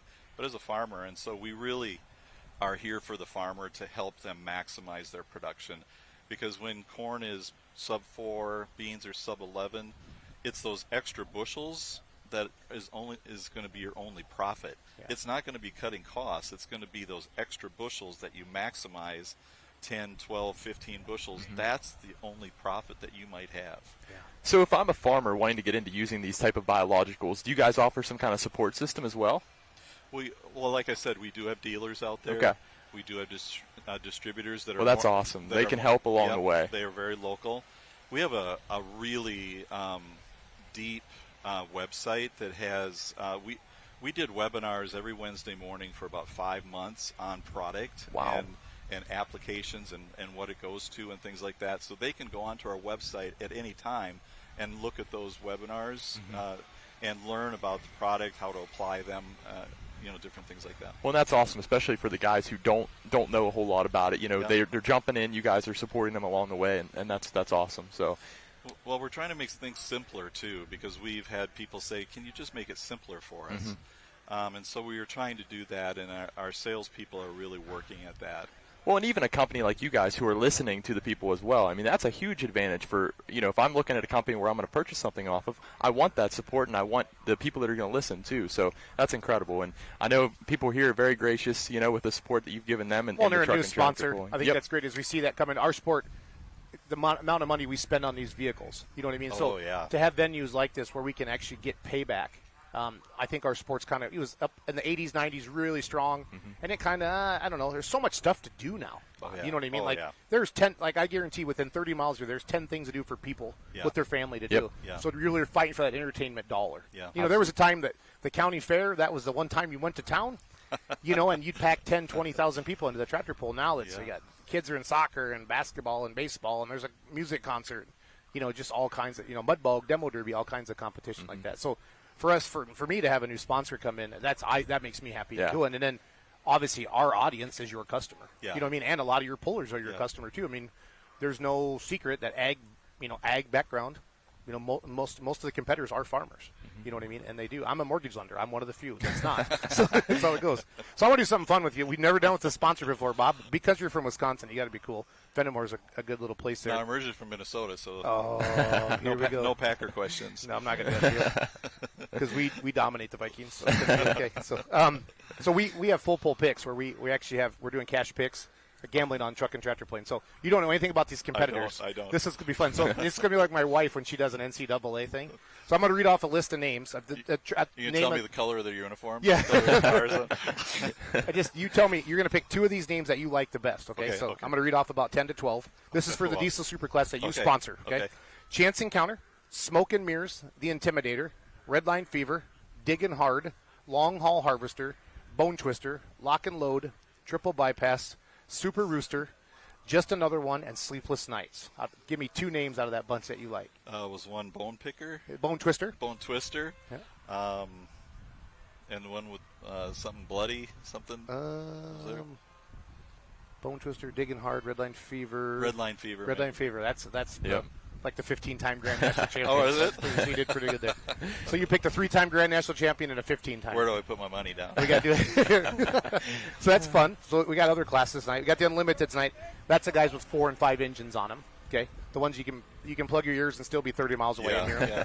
So this is where we do heads to heads. So out of this bunch, who do you like? You only get to pick one.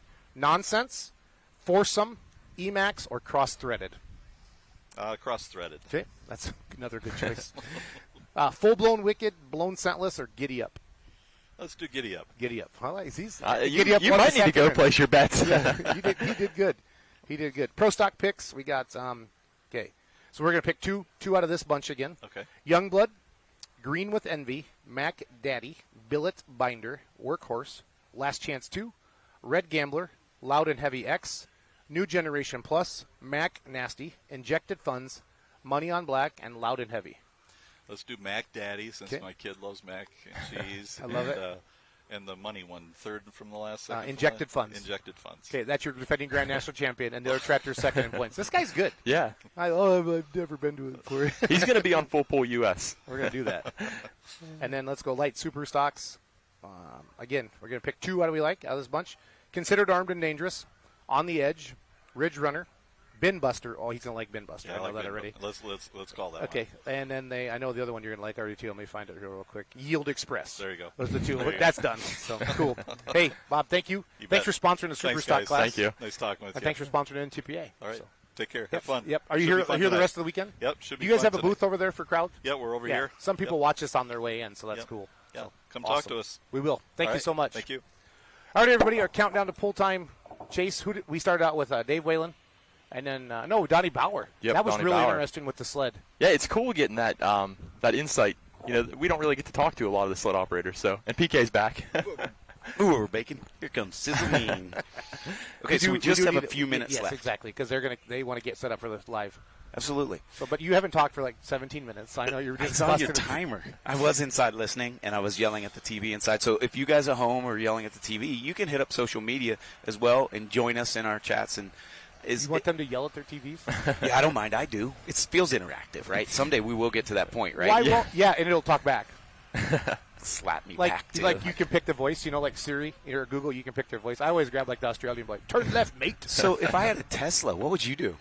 I'm totally Ooh. taking this show off the rails. I would put like a British voice or like Yeah. something intriguing. Yeah. If you two, I surely wouldn't just have a dude saying "turn left here." So what would be really cool? Would you? What would be cool is if you could record a voice and then have that play back, right? Jason would record his own voice and play it back. I have Phil Keller do it for me because it's like one of the most beautiful voices I've ever heard. So it's fantastic. So refocusing, I took us off the rails. That's fine. Was full pool picks, and there's head-to-heads tonight. Yep. You guys went over a few head-to-heads, yeah, right? we got 3 classes in the Outlaws tonight. Super fun. Yes.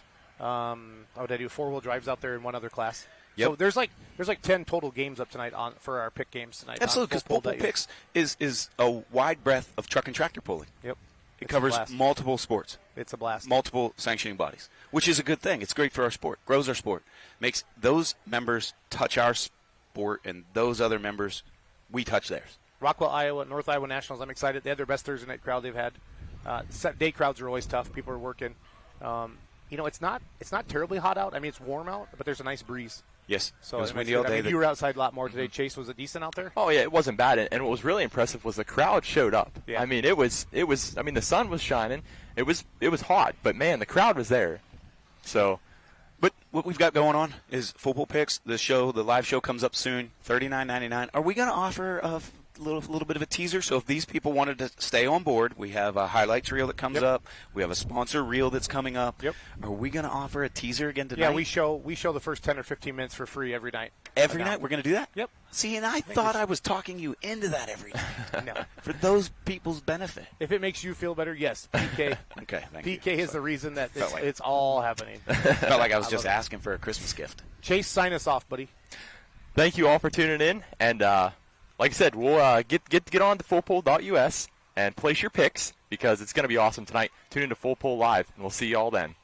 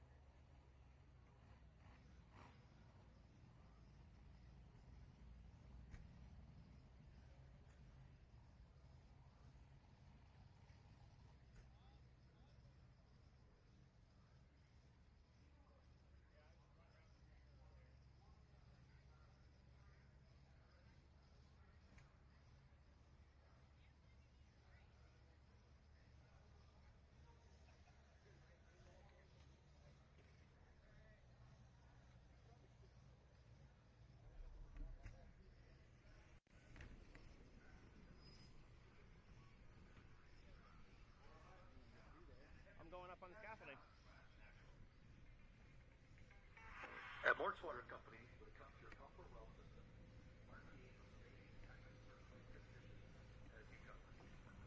experience.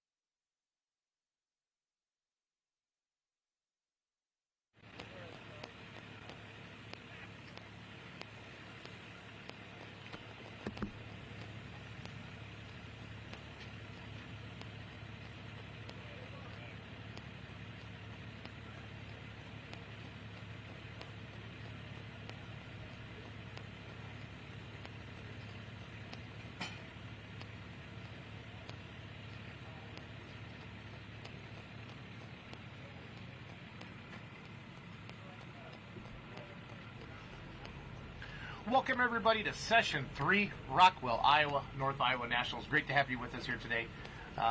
One of the best NTPA polls are out there is on the circuit. It's been their goal is to become a super national.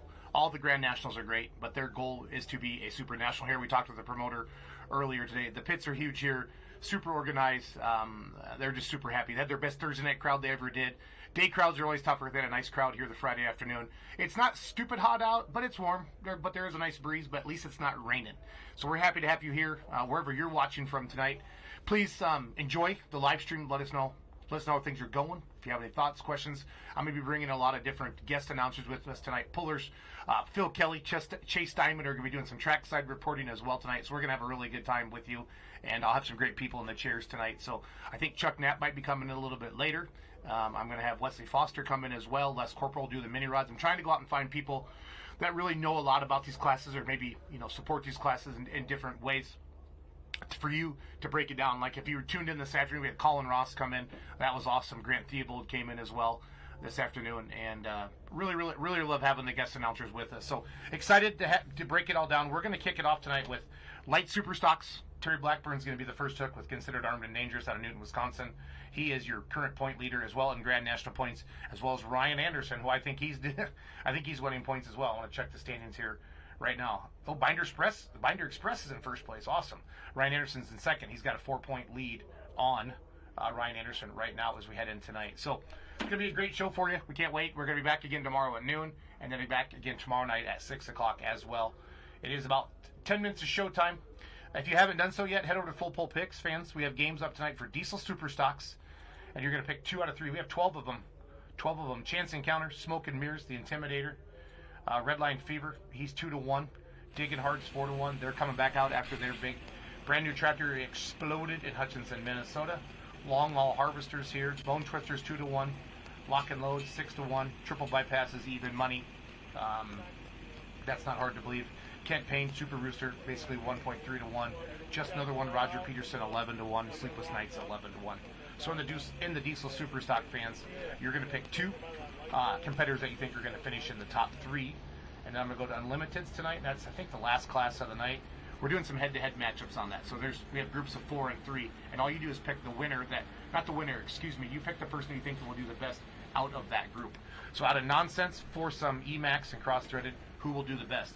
They do not have to win the poll. They just have to beat the other 3 or 2 or 4, whatever is in that head-to-head. And then we have Full Blown Wicked versus Blown Scentless and Giddy Up. Giddy Up won the mod class today. Giddy Up is on a roll. They're going to put that 4th motor on. They're going to go full unlimited tonight. And then we're going to go, we have Pro Stocks tonight. Youngblood, Braden Shremick, hook number 1, Green with Envy. He's 11-1. Mac Daddy, Julia Ray is basically 1.7-1. Billet Binders, 4.8-1. Workhorse, Rob Russell, 6.7-1. Last Chance 2, 3-1. Red Gamblers, 8-1. Loud and Heavy X, 3-1. New Generation Plus is 1.85-1. Mac Nasty, 11-1.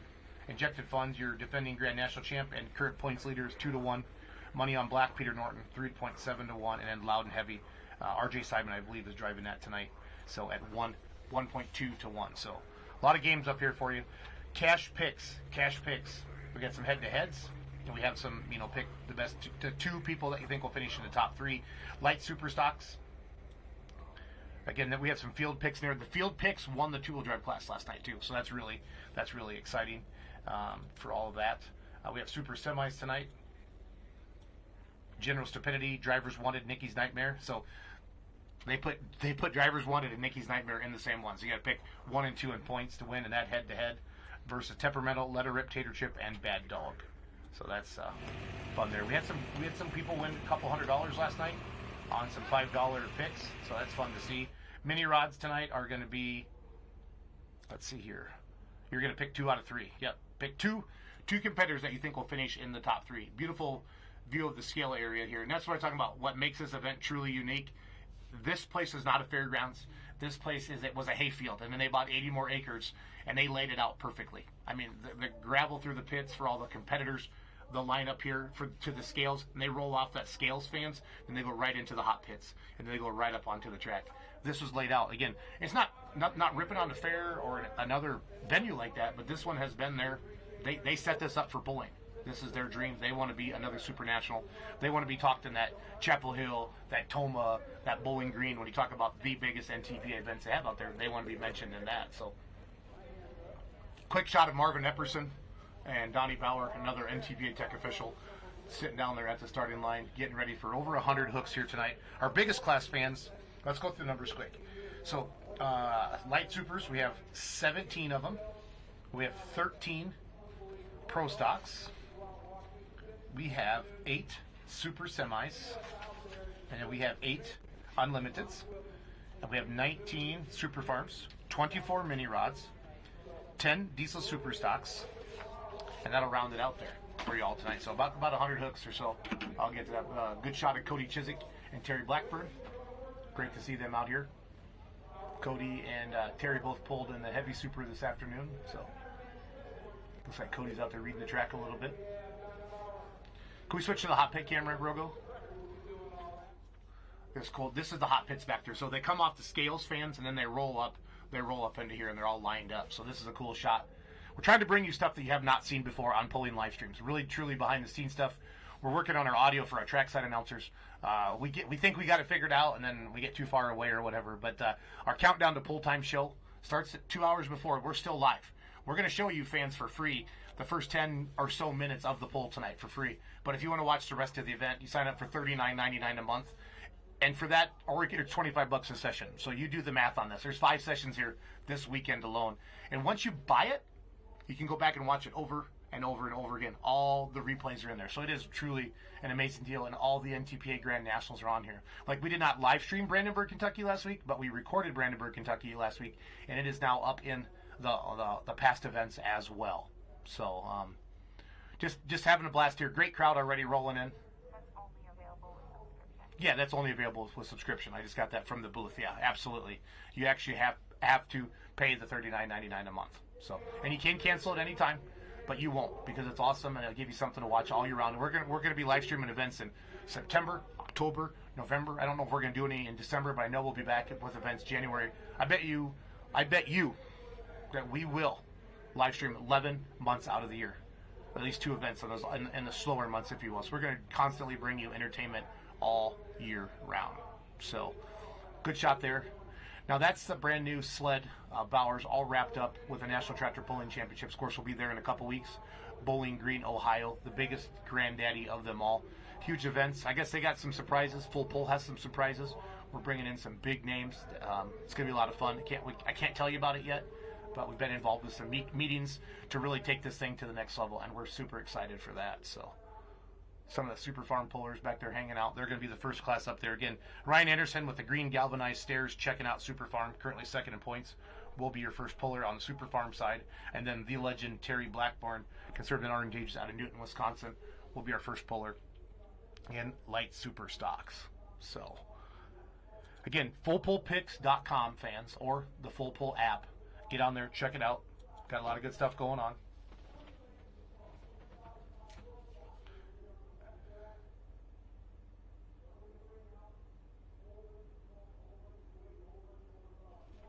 We had Donnie Bauer on our countdown to pull time earlier today, fans. He did a really good job really explaining how a sled works.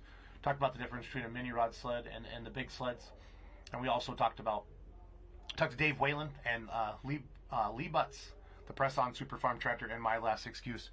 They were on our show.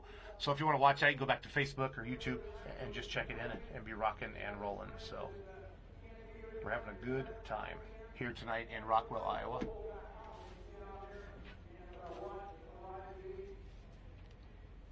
Here comes my guest announcer. He brought Gatorade. So Wesley Foster is going to be joining me here in a little bit. Two-wheel drive competitor. Come on in, bud.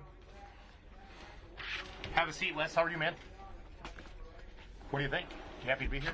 Yes, sir. Are you? Cool. We're hot all the time, so you got to behave, okay? The mics. I'm not all the time, but I'm just saying.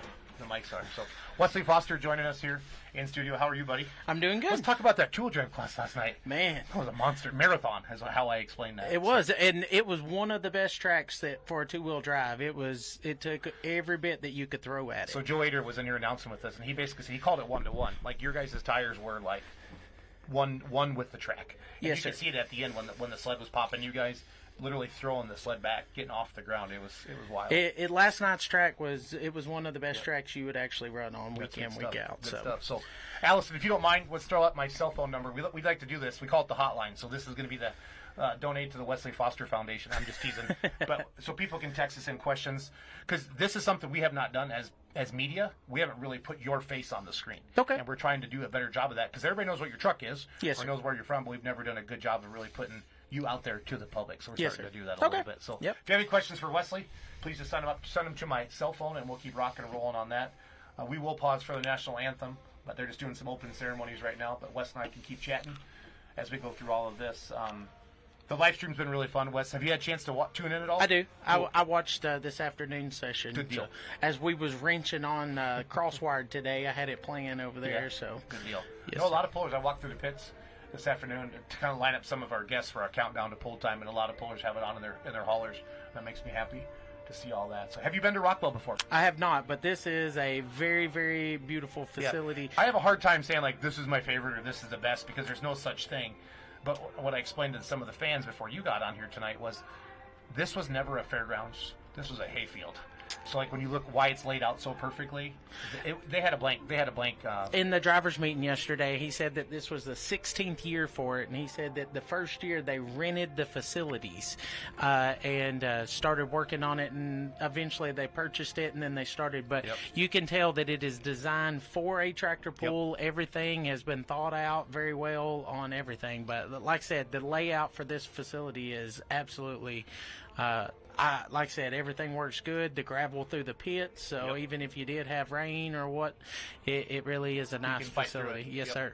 They had an inch of rain on Sunday, and that soaked in well, but there was a chance of real big rain on Wednesday, but they seem to have dodged it, so that's really good. So we're going to be starting out with light supers and super farms. You know how to just kind of work through this together. I'll be talking about all the points. What I really want from you, and what the fans want from you as a competitor and as a puller, is, you know, what would you have done differently? Where are you spotting the sled? That kind of stuff. I really like to talk about that. Share that with the I'm a fans truck experience. puller, so I'll give you what I know about a tractor or whatnot. So. No, it's all good. It's all good. I know Les Corporal's going to come and do the mini rods with me. Chuck Knapp's supposed to come in and do the Unlimiteds with me tonight. The Screamin' D. They just Joe Ader bought their 4 engines off the Screamin' D. That's what Chuck was telling us earlier. I think Jack Kilmeyer bought the fuel injection stuff off of it. So that tells me they might be working on another mod as well. So. Yep. Do you have any social media? Somebody wants to know, like, how do they follow you on social media? Just Facebook, Wesley Foster is all I got. We don't have a team, Foster Farms or anything like that. So now you have 2 trucks on your team, right? Yeah. Well, we've got the 2 2-wheel drives, bar and crosswired, and then really my cousin Martin Daniel, he's got the 2 light supers, light supers that we help with. You'll get to say his name here. He's right after Terry Blackburn. Yeah. What I have figured out about a lightweight super though is if I wanted that many headaches, I just need a second wife instead of getting a light super. So. Yeah, I don't know. I don't know about that either. Don't tell my wife I said that. Nobody's watching this live. She's a great wife, No, it's all good. Okay, so we'll pause here for the national anthem.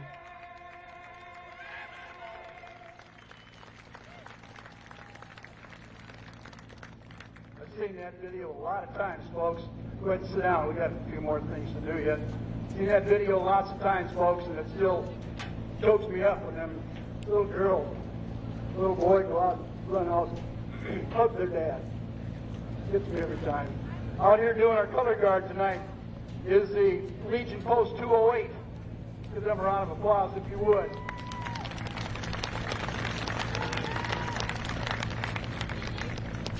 Tomorrow night is our Veterans Night, as many of you know, where we ask the veterans to meet down there at the end of the track and come out on the track with the color guard.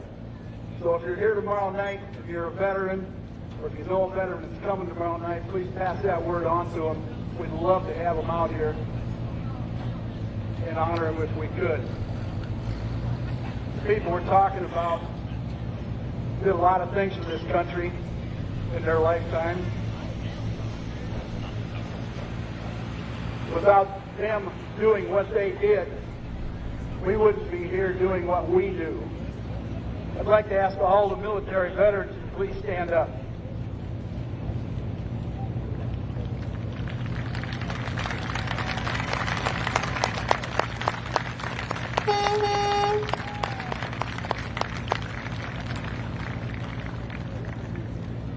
is the veteran, not the preacher, who has given us freedom of religion. It is the veteran, not the reporter, who has given us freedom of the press. It is the veteran, not the poet, who has given us freedom of speech. It is the veteran, not the campus organizer, who has given us the right to protest. It is the veteran, not the politician, who has given us the right to vote. It is the veteran who salutes the flag, who serves beneath the flag, and whose coffin is draped by our flag, that allows the protesters to burn our flag. To all the men and women currently serving in our armed forces, and all who have served, I have two words. Thank you. Now if you'd all please rise. Gentlemen, please remove your hats.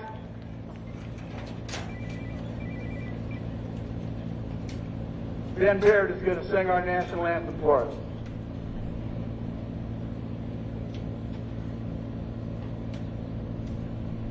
Oh, say, can you see by the dawn's early light what so proudly we hailed at the twilight's last gleam, whose broad stripes and bright stars through the perilous night, for the ramparts we watched were so gallantly streaming, and the rocket red glare, the bolts bursting in us, gave proof through the night that the flag was still there.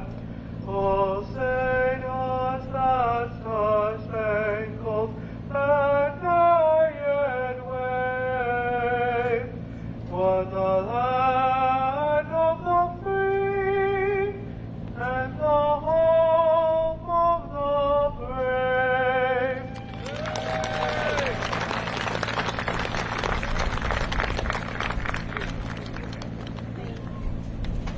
Ben Baird, folks, give him a round of applause. He's been out here the last 3 nights, does an awesome job with that national anthem. These guys all right here. That's our plan.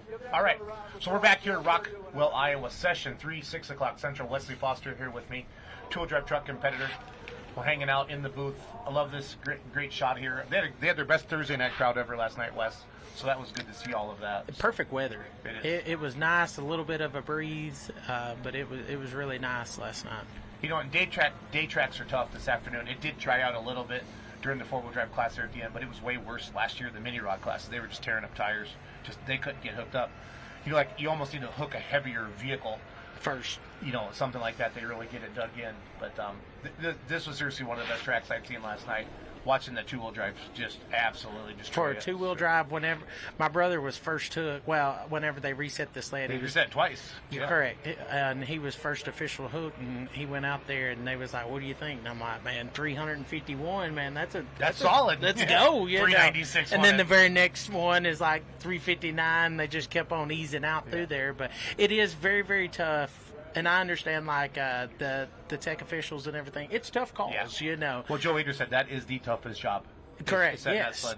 And, one week, the competitors, and especially in the two-wheel drive, every vehicle out there, we all have the same parts anymore. We all have the same chassis anymore.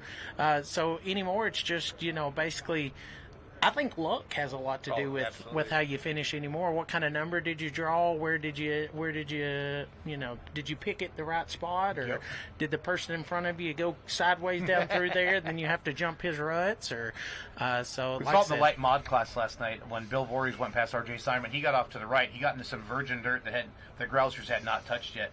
I think he just kind of skidded along on the top of it. That much, all that wheel speed and ground. We were in Brandenburg last week, and have you ever been to Brandenburg? I haven't heard a lot of good things So, about it. oh yeah, awesome facility there also. But the track at the starting end, you can't go all the way over to the left-hand side of the track. Really? It backs into kind of, there's a tree there, and they can't back. So everybody was running to the center to right, and it got time for my run. I was exactly what you said. We moved it all the way over as we could, and it worked out. But sometimes you pull a hero, and sometimes you pull a zero. So. Yep.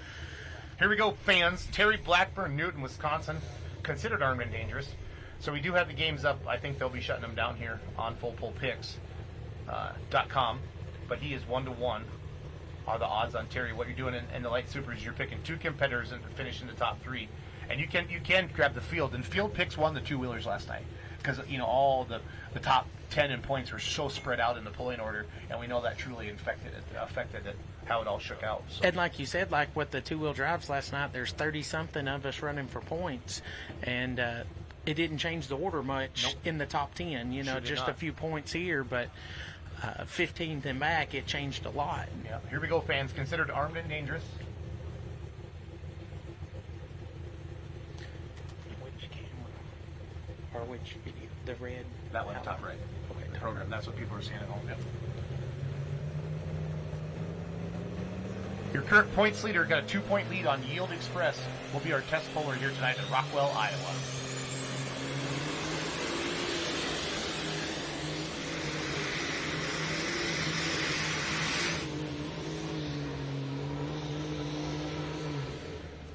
And I ask every puller this, so we haven't. Do you like being first hook? I always think that if you can make first hook count, then that's where you want. Okay. So I mean, just like my brother last night, we thought that it was a very very good run. We threw a lot at it, and we thought that it would be good. Look at Donnie Sullivan at Farley, Iowa. He was first hook, made a good run, 30-some trucks, and it paid off. So I always say if you can make first hook count, I think there is an advantage. But it's one of those things that we were talking about. Sometimes luck has more to do with, does the track get better as the class goes on? Does it get worse? 317.255 Wesley for Terry Blackburn. I'm going to find out if he's going to keep that or not. I'm sure the sled is set. We'll see if Terry keeps it or not. So he's very, very tough to beat. Oh yeah, he's one of the OG. So, do you know if he kept that or not, Allie? Have you heard yet? Have you guys heard? Allie, did he keep that? Do you know? Terry Blackburn, did he keep it? Okay, they haven't said yet. Cool. So that's how I talk to the other room. So. The secrets. We're having a lot of fun here. Super Farm pulling now, 9,300 pounds. This tractor, this is Ryan Anderson. Green galvanized stairs, checking out Super Farm. Very tough, Super Farm. Yep. I think he won down at Brandenburg. Yes, he did.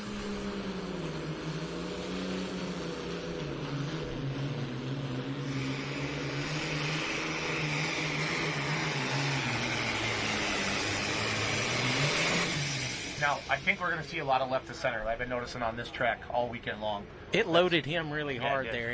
He sounded like he was loaded from the get-go. So this will be your least horsepower tractor here this week in the Super Farm class. They're probably around 1,800 horse.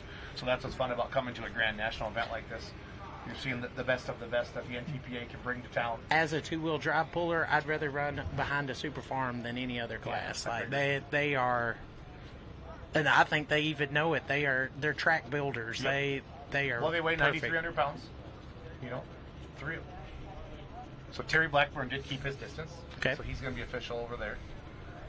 I don't know if Ryan will keep that or not. That tractor runs good, but he's tough decision. He's 2 points behind, or 4 points I think behind Dan Schulte. Let me check my points here. Yeah, he's 4 points behind Dan Schulte, the Binder Express. Ryan's got a win in Farley and a win in Brandenburg. Gary Schulte's got a second in Farley and a second in Brandenburg. Okay. He's dropping to 6 on that. So you can drop to the end or 6, right? Correct. Or you can come back immediately.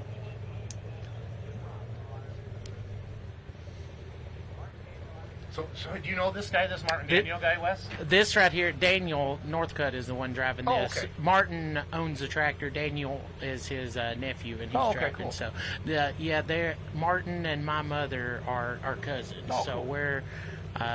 Whenever Martin first purchased this truck, our tractor, we only had the barbed wire truck, so we hauled this tractor and barbed wire in the same trailer and everything. So usually my brother loves lightweight supers, and he usually travels a lot with Martin and Daniel and Jacob Fuquay and Ethan. They'll talk on the phone for hours about a lightweight super, and I'm like, can we talk about two-wheel drives for a second I here? have a two-wheel drive truck? Yeah. Doesn't Fuquay have a two-wheel drive truck too? He does, but he doesn't like it. That's awesome. Yeah, you don't see much crossover, do you? It's either you're a tractor guy or a truck guy.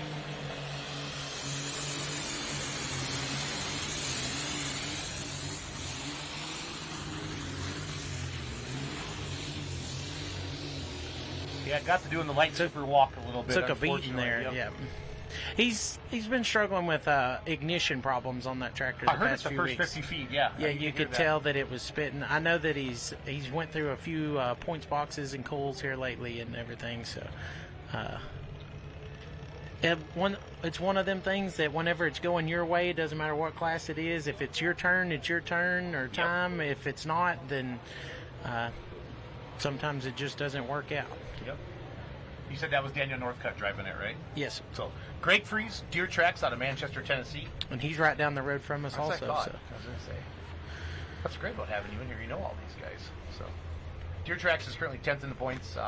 Won top 5 this year, got a third.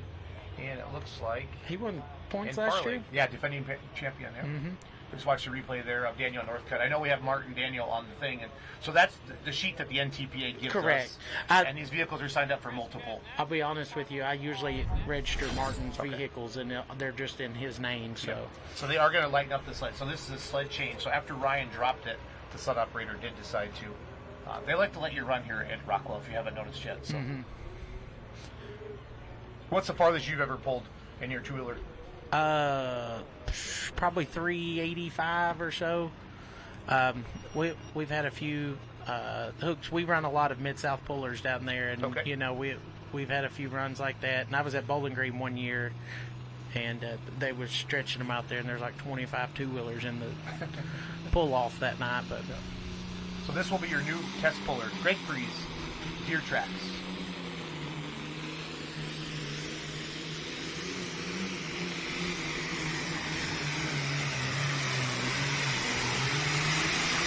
Yeah, that's more out there towards that distance they're looking for. So now he will have that option of keeping or turn us down, fans, as a test score. Look at that full grandstand. He was talking about letting them run here. Don't get on Facebook today because there's the debate on 300 feet versus 350 feet or 370 or whatnot. Can I tell you what's more fun to watch? This. So the debate is, what's the hardest on an engine going 300 versus, the 385. Well, you tell me because I'm not a mechanic. Well, I timed it from, so we're at Farley was one of the shortest Grand National two-wheel drive, winners, which was 311. Okay. And then last night, Tim Beatty, he was basically 396, basically 400 feet. So you're looking at 90 feet difference. And the time on the runs was almost identical. They were both right at 14, 15 seconds. There you go. So you don't go as fast, right? When you're slugging it. A lot of times, the shorter the distance, you just sit there and burn the tires down the track, and it takes forever to go down the track. It's slow motion. But last night, I know mid-track, I felt like I was flying down the track. Because you were. Here we go. Gary Hagel, Pullman, Wisconsin, up by La Crosse. Destination unknown.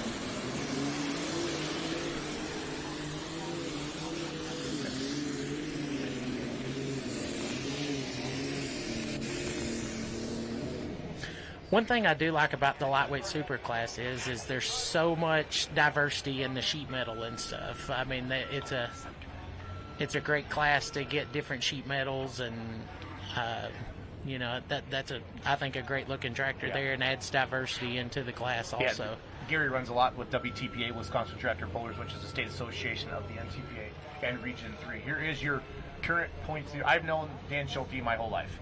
He's pulled against my dad with our D21 back in the day, and Just started running Grand National the last couple of years. One of those state level guys that could go anywhere any weekend and win. So, and you talk about state level versus national level. You know, everybody's always like the toughest pullers are here and the toughest pullers. I think in any more time you can go anywhere, and the competition is you know, we've run Grand National here and there throughout the years, or the champion, or you know, on the national level, and. Like so I we're said, gonna go. Hold on, they're going trackside. Sorry, Wes. Okay, they're you're good. whispering in my ear. Okay, we're gonna wait for the super farm to go first. That's trying to get everything all coordinated. Oh, Here's you're Dan good. Schulte out of Manchester, Iowa, with the Binder Express, currently first in the Grand National points.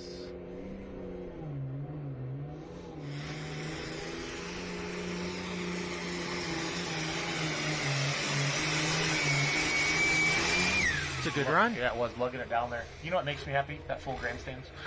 Yep, I great just- crowd. You know, pullers, we want to get paid more, and we need more fans in the stands, you know what I mean? And then we can get more sponsors, and that's what I'm really excited about what Full Pull's bringing along here, you know, with the new live stream, the new setup, the wagering. I'm really pumped up for the future. You know, it's like a small snowball, Wesley, and I know you don't get snow in Tennessee like I do in Wisconsin, but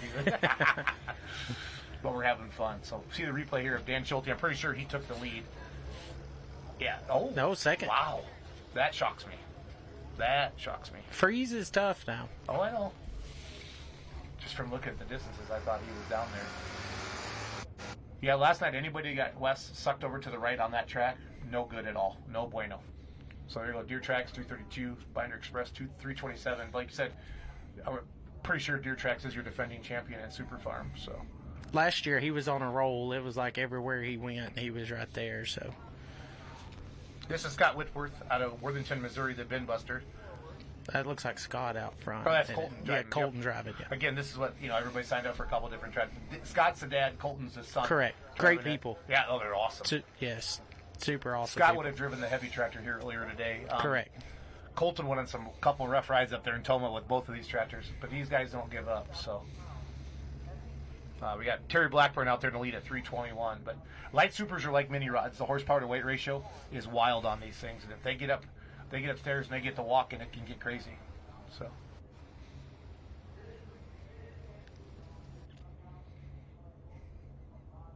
Once again, like I said, the lightweight supers, one thing they've got for them is the diversity in the sheet metal and the color schemes and everything.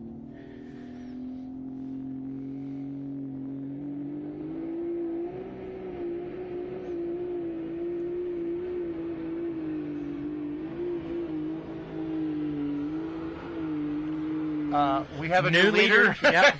That sucker was pounding the was. ground. You know, I said to myself as he was going, long as it doesn't cough, as Yep. long as it doesn't cough, he's going to Sucker take the was lead. running Yeah. right there. He had the best momentum, ground speed we've seen so far in the light superstock class. So this front end was just barely off the ground. It was a pretty run. Jamie Morrow coming up next. Yes, dear, out of Mount Hope, Wisconsin. We've watched the replay here of Scott Whitworth out of Worthington. That's going to be tough to beat, Wes. You know, this front end picks up and it carries until the box stopped out there, but it was a very pretty run. Yeah, whenever you can get in front of Jared Blackburn, you know you did a good thing. I will say that We have a distance on Whitworth. Terry has done a very good job here in recent years trying to make help everybody get them tractors running. Here comes Yes Deer.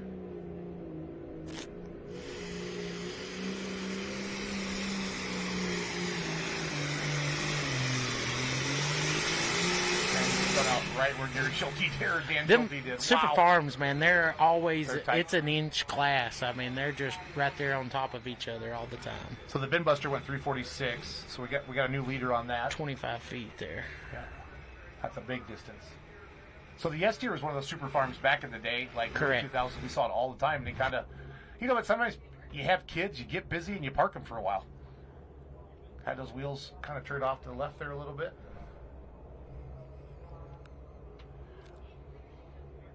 Somebody said that was awesome to have Wesley talk about the times on 90-foot difference in the pulls. What kind of puller would he run other than a two-wheel drive? There's your question. Probably light super. That's Well, your you family. said that, but what I told you earlier, if I wanted that much headaches, then I'd probably just Get look that for a wife. second wife. But lightweight super, I do like. I like it. I dabble it in a little bit with Martin and Daniel, and but like I said, it's a very diverse class. But I'm too big for a mini rod, I feel. No, Joe Ader said that last night too. He goes, "I got to lose some weight." Yeah. He loved driving his mini rod, but he goes, "I said you got to be like a little jockey, little driving horses." Another thing that I look in a class too is where can you run it. That's one thing about a two-wheel drive.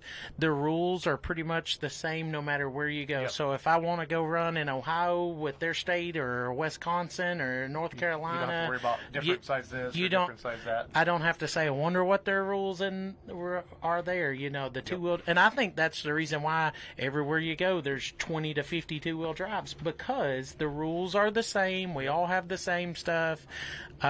Lightweight supers, they're very popular around home.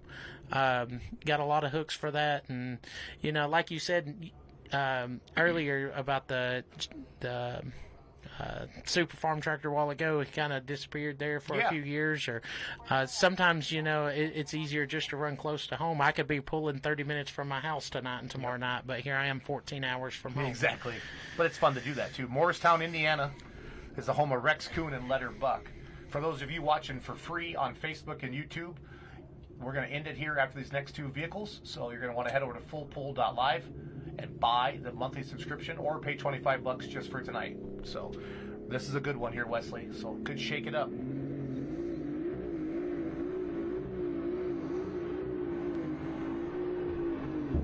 Oof. He was in the top 3 last week at Brandenburg, but that didn't look like that. That was very good there. That's not good at all. That's one thing as a competitor. I never want to see another competitor hurt anything at all, because I know that I wouldn't want. Down there.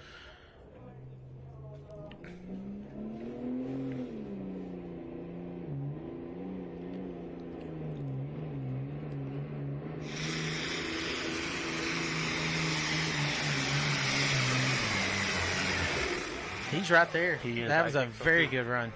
That's the Wayne Lamore and Fear the Deer out of Boone, Iowa. Not too far from home. This is kind of their hometown pull. I would say this. He loaded up there at the end. Yeah, that's what those super farms do. They'll get in there and they'll He lug. almost choked it Graveyard Dead. They'll get in there and lug. We've got our picture in the picture there of Rex Coon and the Letter Buck.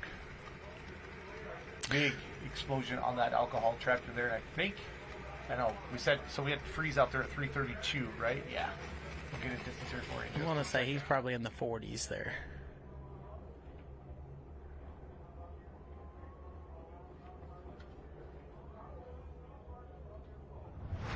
Here's our replay. Doug will slow this down. We have live down there in picture, so looks good, right? Got her up there a couple times, and then it got whack. Usually look to see the turbos blow off of it, but it looks like the explosion was in behind it there. See the flash. I don't know if that... Some light supers have burst panels on them. I don't know if that was a burst panel or not.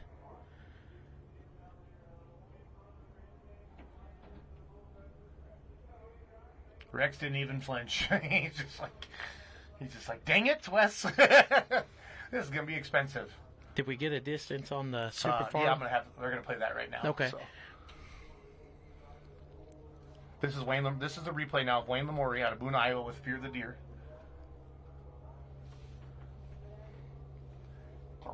340.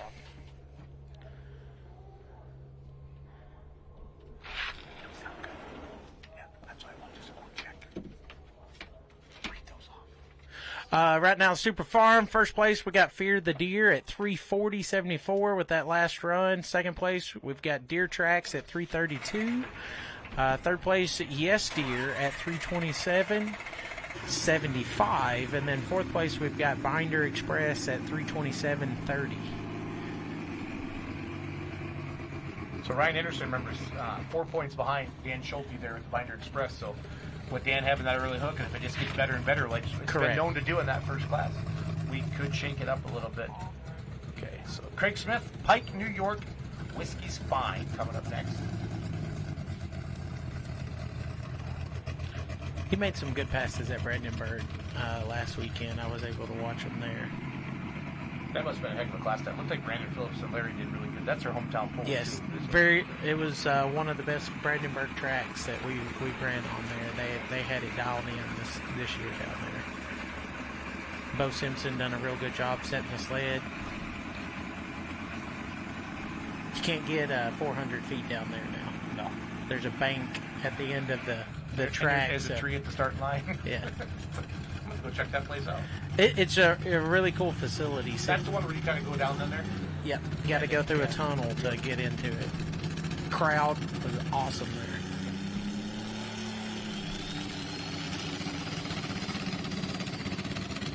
Sometimes alcohol tractors do this. All the RPMs, she's just not going to like it, so. Back to that second wife there. Yeah, there you go. I have learned that a light super, they are very finicky. They either run and pound the ground, or they're going to pull him back, and he's going to try it again here.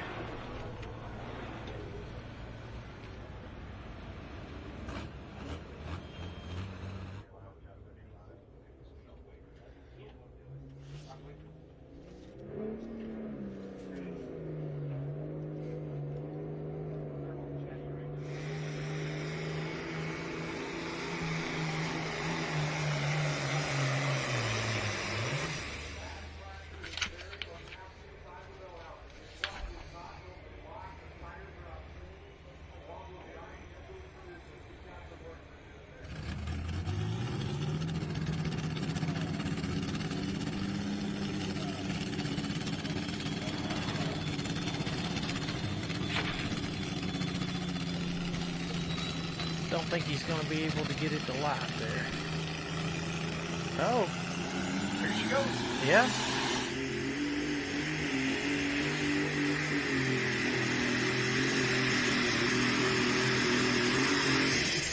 Just didn't want to get lit right there to take off. I watched this tractor pick up a win at the Inderley, and it was awesome. They went wild. They went wild.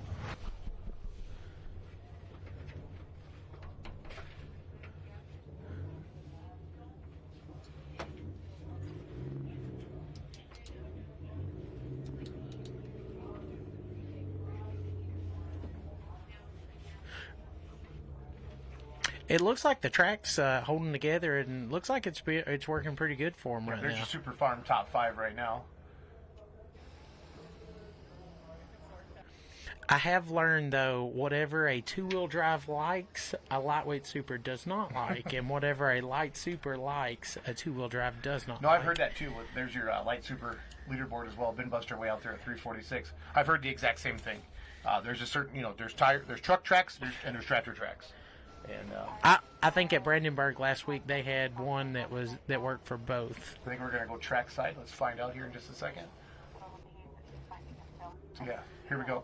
Ryan Anderson's coming back here. All right, ladies and gentlemen, down here with RJ Simon, and we've been watching the track, RJ. And what are your thoughts on this track coming to this event, and what's a driving style look like?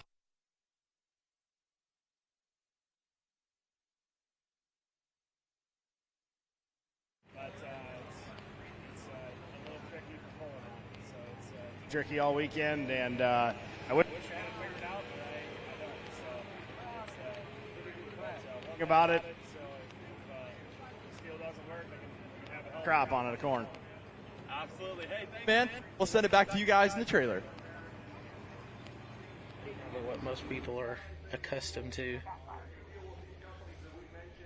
All right, cool. Super Farm. We'll see if he... Green galvanized stairs checking out Super Farm, Ryan Anderson, Hoopston, Illinois. See if he learned anything from his first pass a while ago. He is 4 points behind the Binder Express at Dan Schulte.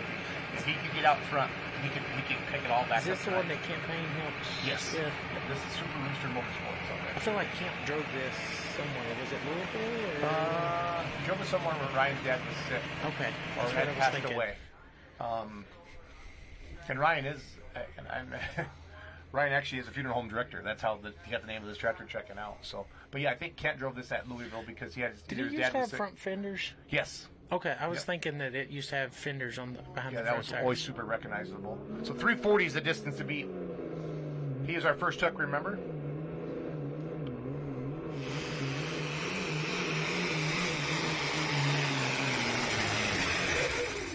Boom.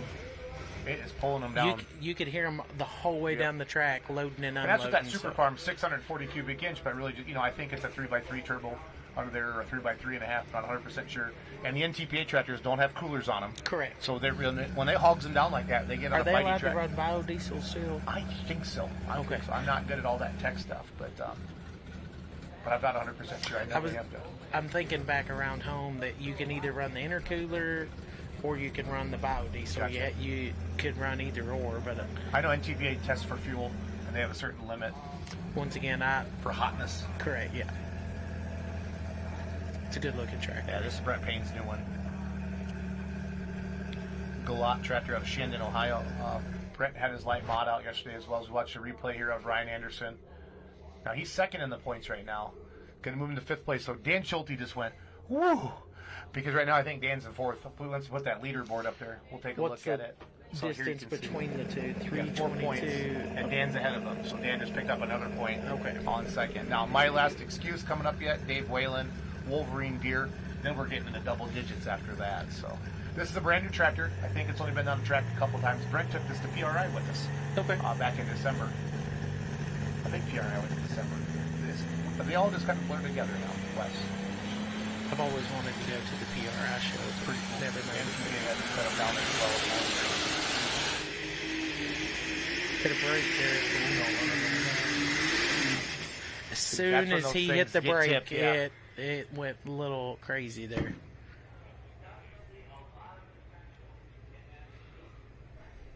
Yeah, it was going right hard. He was bringing it back. That's when we see those tractors get a little wonky. Just anything to upset him. Yeah, upset the apple cart there. Second life, anything to upset him.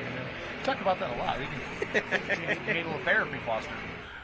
I need a lot of therapy, so don't worry about that. Brad Jensen should be up next. You see him hit the brake right in there, and then it just... It overcorrected. Yeah. You notice the tire squat on it whenever it starts trying to, I call it dog walking, going from side to side there. You can really see that there on the replay. Again, thanks for tuning in tonight. Full.live. So going back to the Super Farm pulling. Wayne Lamore continues to lead. This is Ryan Jensen and Rhino. A lot of Iowa pullers, this is their hometown pull, West. You know what I mean? Correct. And they really dig it. You gotta put us in Snapchat. Take a picture. I will here in a minute. Look at me. I'm on full.live.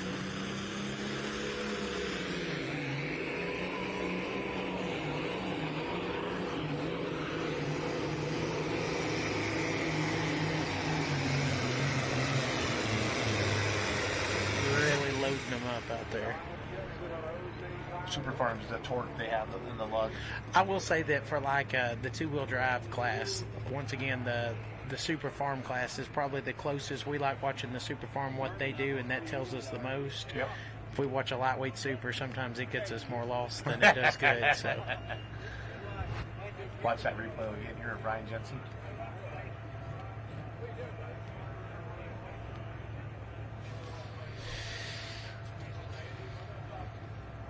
got another big class of mini rods. Yeah, 24 of them. 323 and 1 going to move him into the 6th spot. It's got Brandon Phillips up next with the John Deere.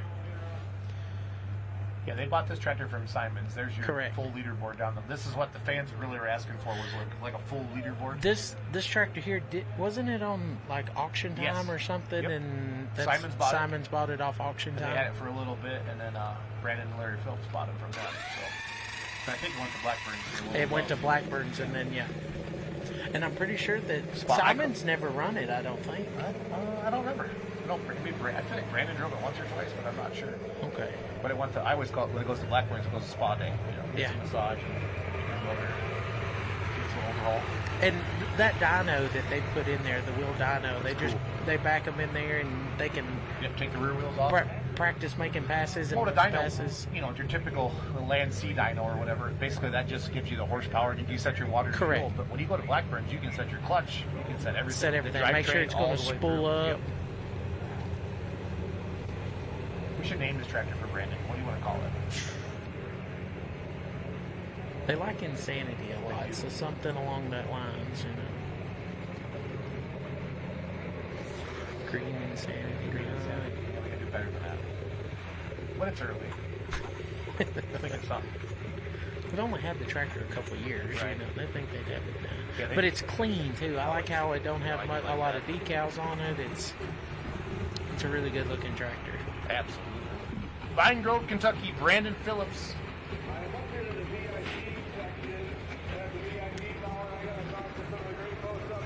He's currently 7th in the points with it. Got a 3rd in Brandenburg with this tractor. And his dad won. Yep. And he got a 4th earlier this year in Benson with him. So definitely capable. A top 3, top 5 tractor. Every time they just got to get him the light. Man, Whitworth just laid a monster pass out there. But like you said, we kind of know in the first 50 to 100 feet.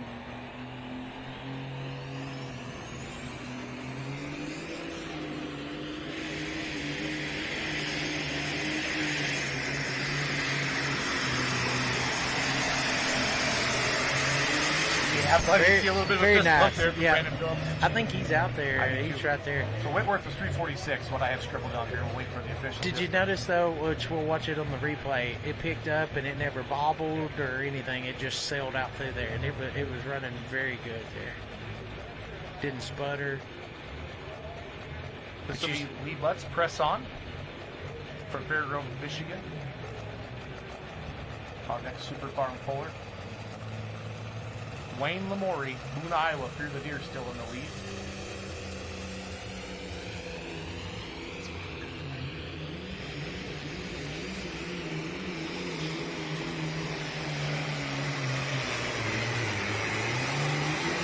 All right. That was a good run. It was. He's right down in there. I'm guessing 330s, high 330s. Here's your replay. Talk about this, Wes. Once again, like I said, it picks up and it just carries from right there. But now about 275, the sled gets a little upset there. Right there, see it? I don't know if it hit like a hole in the track or what, but you see the sled just start like. Okay, we're gonna go to Chase. All right. We talked earlier a little bit about the track, and you said being an early hook, it might help you tonight. Are you still thinking that way coming into this?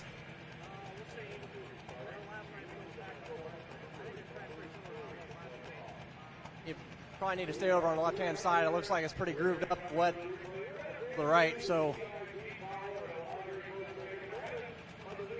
The same driving style and everything as last night, correct? Coming on, and we'll send it back to you guys.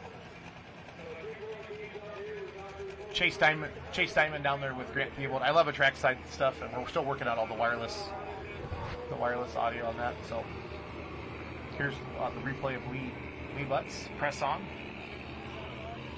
Did we get a distance for Brandon? He did. He took the lead. Okay. Yeah, he took the lead. Brandon's in first, like a 348. I'll have her put up a leaderboard here in just a second. Took it about 2 feet there. Yeah. It was a very nice run. Yeah, it was. Give me a Super Farm leaderboard and a Light Super leaderboard, please.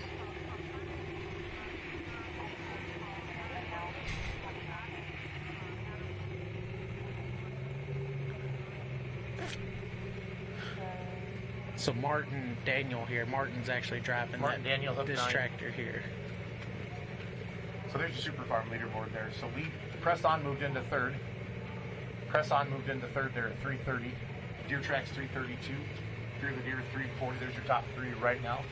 Your points leader. Good shot there, Martin.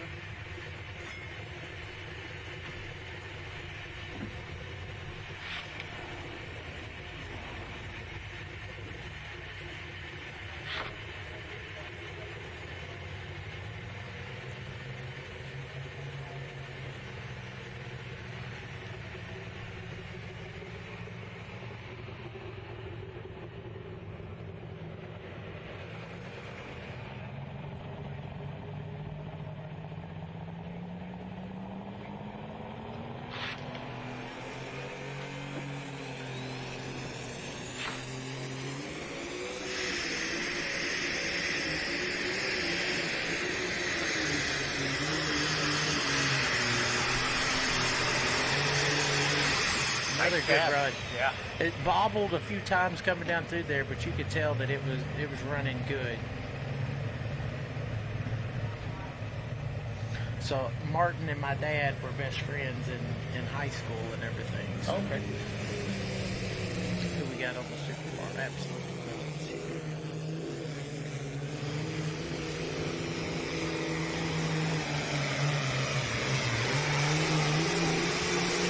He's out there. That was a good run. Yeah, right that there. was that's gonna be Brooke Ferris with Absolutely Nuts out of Addison, Michigan. That's a good run Super Farm right We there. parked next to them guys last week down at Brandenburg. Super nice guys. That's actually how pullers really get to know other pullers. Just who you we park park next by. to.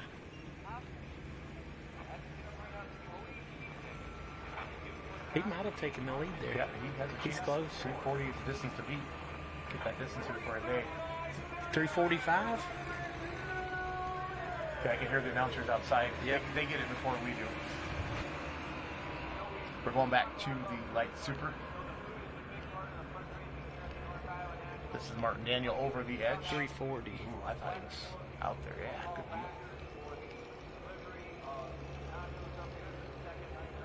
It bobbled. It like Brandon's picked up and it carried the whole way, but Martin's there kind of, I call it teeter-totter down the track there. But top three, so over the edge just slid into third. Go over the Super Farm track now. 339.3 down. Okay, I thought I heard 3.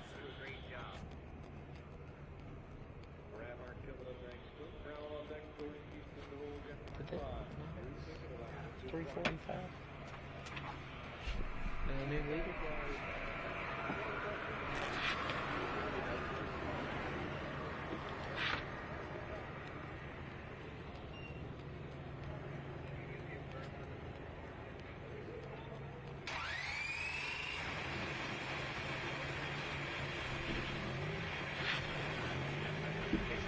Okay, so it's 339. The announcer announced it wrong.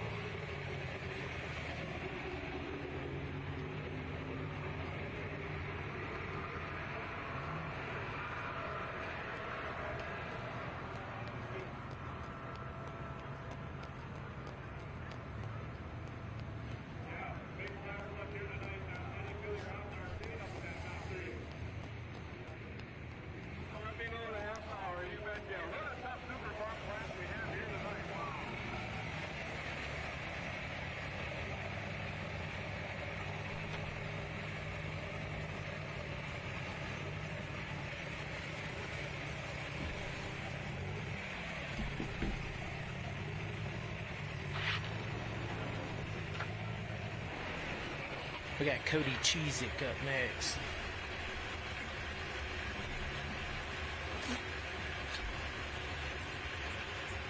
A&D Excessive Force out of Newton, Wisconsin. Of course, these tractors, at one time, they had 3 heavy supers and 3 light supers. Correct. The Cheezick family. And Cody, I think it's 17 now. He was your Grand National Rookie of the Year last year. Yep. Won the Open Super points last year. Yeah, I think so.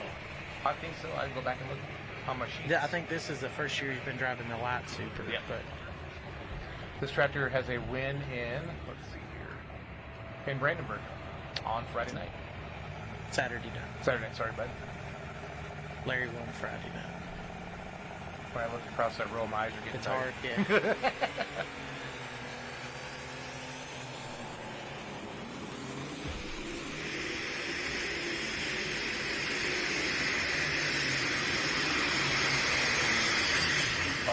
Didn't have enough tonight.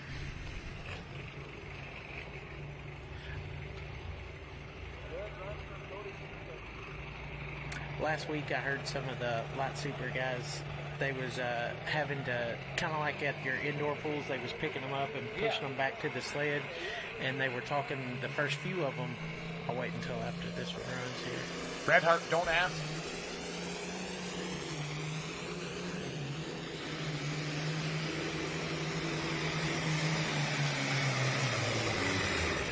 Oh, it's like every single one of them they get right to 340 and they just cough.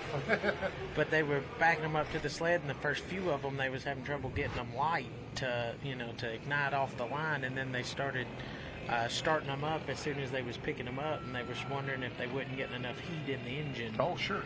Before they was trying to take off with them, and I think Cody kind of had that problem down there, and after they got a little heat in it, then it was able to light and take off then. So Mr. Phillips continues lead at 348. Whitworth's in second at 346. Daniels in third at 340.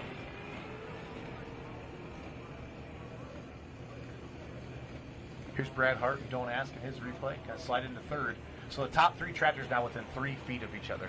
What's crazy, though, is like I always try to watch the points battle. Dan Schulte's in first, Ryan Anderson's in second, but look where they are right there in the middle of the pack. So, yeah, they're not having, like, Dan's not happy with 7, but he's 1 point ahead of the guy in second Like last place. night, it didn't change a lot, but, you know, that's what a lot of people, sometimes, though, we all get caught up too much in points. You know, like one of our sayings is you go try to win the pool, not the points, and then we'll count the points at the end of the year. You know, it's one of them things that sometimes you get caught up and you're like, okay, do I need to stay in the road tonight, or do I go for the hero or zero over here and try to win the pool? You know what? If I get out of the road, then I might lose some points tonight. But I'm not a very good points runner, and anybody that knows us, we're not very good points runners because we want to try to win every time we go down the track. So if it's go over to the chalk line, I've probably ran out of bounds more than anybody else out there. Hero or zero, right? Hero or zero is our motto, but that's the way we look at it. We're either going to go and try to win, or you might as well just stay home, you know. Marcus Weddleson, Postville, Iowa, Gunpowder and Lead, a former Grand National champion as well. Coming up next. And sometimes they build those roads, and you've got to stay in there.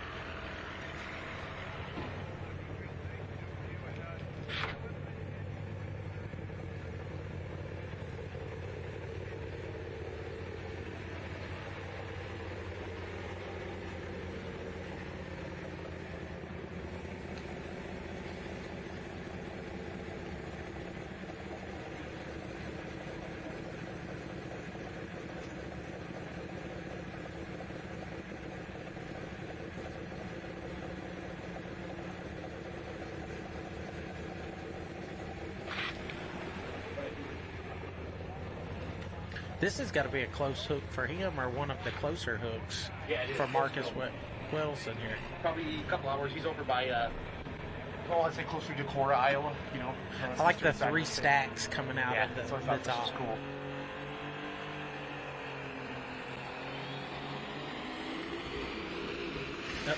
Call.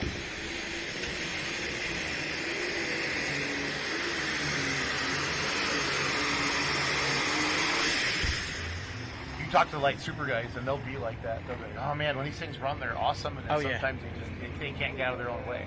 So I mean, like I said, Jacob Fuqua, he was talking about his 2-wheel drive and his light supers. He's like a good run on the light super, you'll throw rocks at the 2-wheeler. I'm like, well, that might be so, but I'll just keep it. Tell Wesley he just named his next truck Hero or Zero. That works. So somebody just texted me that. Hero or Zero. Go back to the old school. Mo Money was the name of our trucks for years. Okay. I've seen a Minneapolis Moline tractor in Missouri, I think, called Mo Money. Yeah. Dad he probably named the first Mo Money truck probably back in 1990 or so. Sure. Before that, it was Tracy's Paycheck. Tracy's my mom. So. Okay, Tracy's Paycheck. I like that. I've seen my wife's kitchen, my wife's nightmare. Yeah. My wife's new kitchen. I remember that was a John Deere back in the day. So Tracy's Paycheck. Tracy's Paycheck. I like that. Holy smokes! Clint Brown, St. Ansgar, Iowa, coming up next. I usually see Steve Yagi drive this tractor. I think Steve is the owner of it. Got a substitute driver here today, Clint Brown. Wayne Lamore still out there in the lead. He was about the 4th hook in the class. Greg's still in second. I think so. Now there's a 340, I think. Greg's probably in the top 5 right now. It's at 332. Yeah, because we got a 340, a 339, a 338. Okay. On the Super 5 side. And that's what's fun about these big Grand Nationals. You'll pick up some of the region guys and other pullers from other associations come over and pull if they don't have a points hook or something like that. You can pick up some new faces, and that's always good for the NTPA. and for the fan base as well. Because if you follow a certain circuit, you see the same pullers. But you get your fan favorites as well. But it's always fun to see how you'd mix it up with somebody else. So here comes Holy Smokes. This is a tough runner.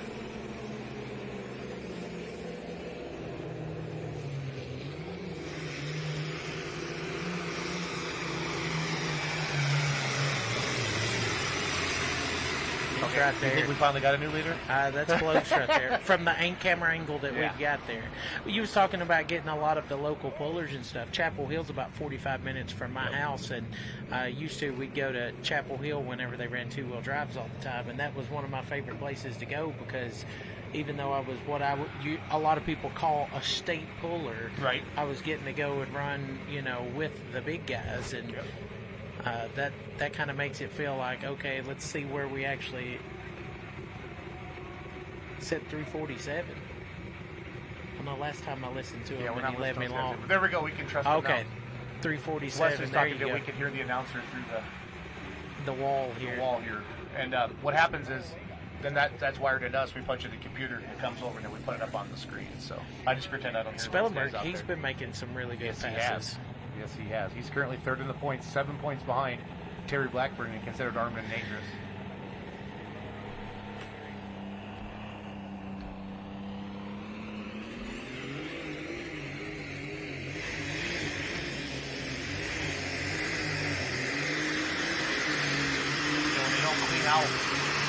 When they don't clean out and get running, they get to bounce a little bit, and they lose all that momentum. Again, I said somebody messaged me. Wesley Foster is in the booth with me, two-wheel drive truck puller. Your trucks are cross-wired and barb-wired, right? Yes, sir. Okay.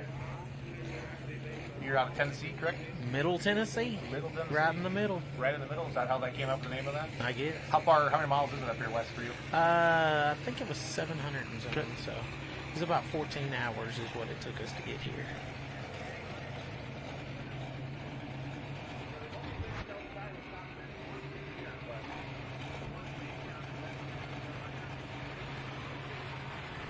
Just wouldn't pick up the front end and carry there. No, it's like I said, it wasn't just quite a clean run. I mean, every time that that bounces like that, he loses all that momentum. 286.59. Again, Friday night, session 3, Rock Valley, Iowa, the North Iowa Nationals. Thank you for joining us on FullPull.live. If you haven't yet, head over to FullPull.picks as you see your leaderboard on our light super stocks. Head over to FullPullPicks.com. Make your cash picks for the classes here tonight in Rockwell, Iowa. There are some other games up as well for other associations, so go on there and check that out. We're having fun. Talking about like a lightweight super, whenever we started, helping with that, it really blew my mind. Like they're out here lowering their drawbar to try to keep their, and then a two-wheel drive, we're like, man, make sure that sucker is all the way, and they're like, you can go up 1/4 of a screw. all right, here we go, But that's about all we have in the two-wheel drive class is that 30-inch drawbar, and it makes a world of difference. But you're talking about like the tractor going down the track up and down, up and down. Yep. On a two-wheeler, every time it goes up, the hitch goes down. Every time the front end goes down, the hitch goes up.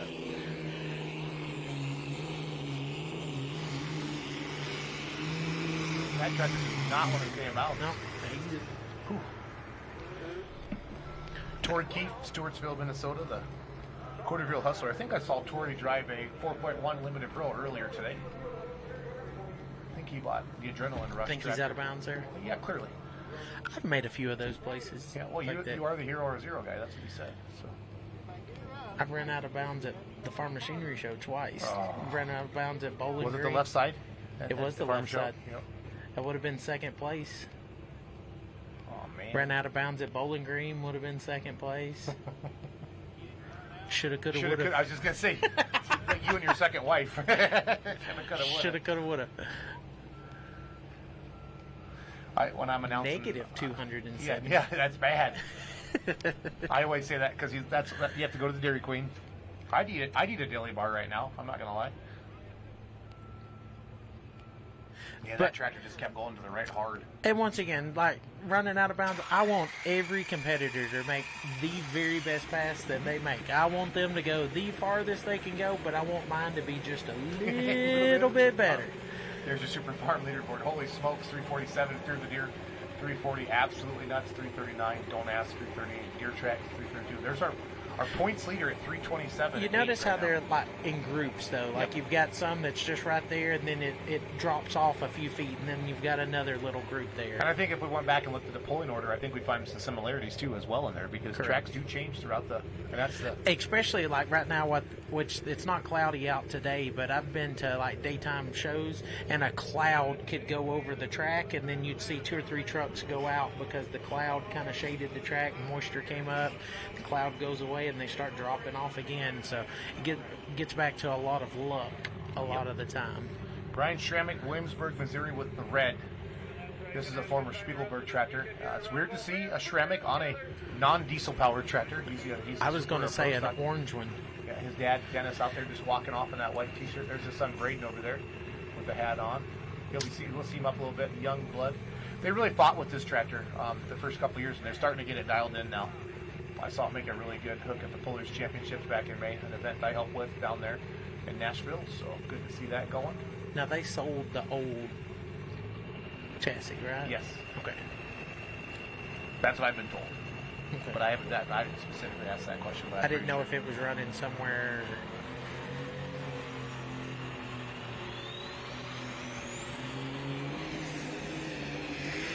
Whoop.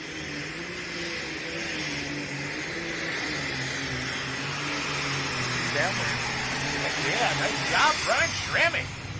You know, it acted like it was going to walk the dog a little bit. Did. And then he it followed was right on through it. the verge right there of getting crazy, but it drove through it. That should be a top 5 for sure. These light supers are a little more spread out. Again, thanks for joining us, Rockwell, Iowa. FullPull.live. Head over to FullPullPicks.com or the Full Pull app. Jeff Martine, the hustler, the Super Farm tractor out of Wisconsin. We have 19 tough Super Farms here today. But so far, holy smokes, it's been tough to beat. We got John Deere's in 1 and 2 right now. Holy smokes sitting 1, Fear the Deer sitting 2. But it could change right here. This is a tough one out of the state of Wisconsin.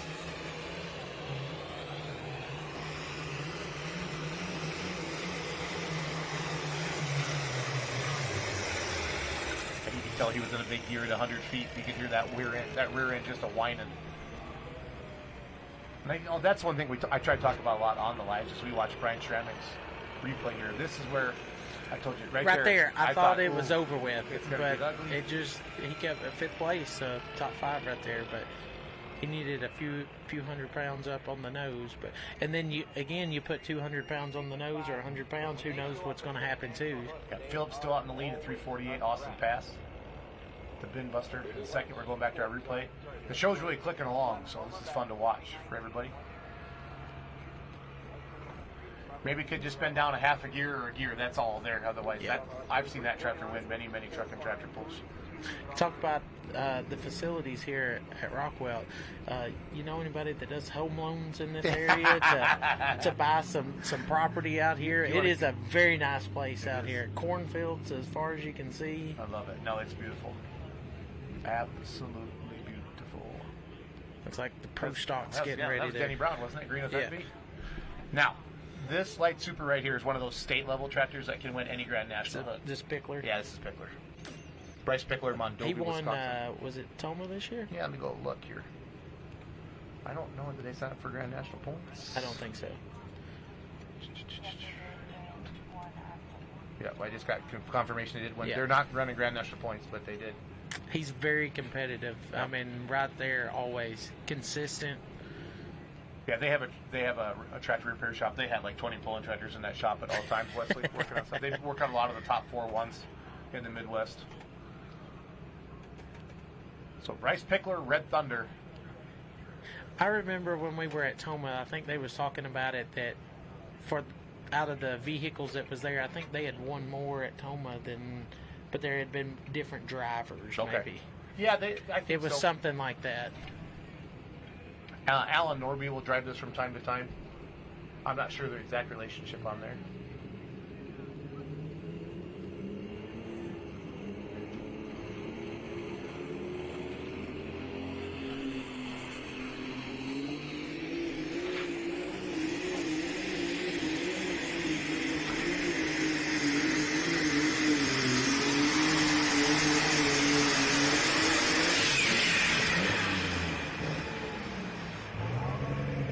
Nice run right there.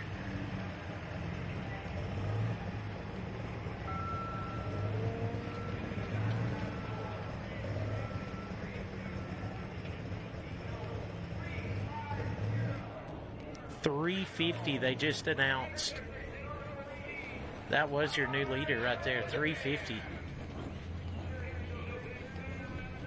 I had to run over into the production room really quick, go over a couple things. So, Gary Shavink, first year he bought this tractor, he won the Grand National Points. I think it was 2 years ago.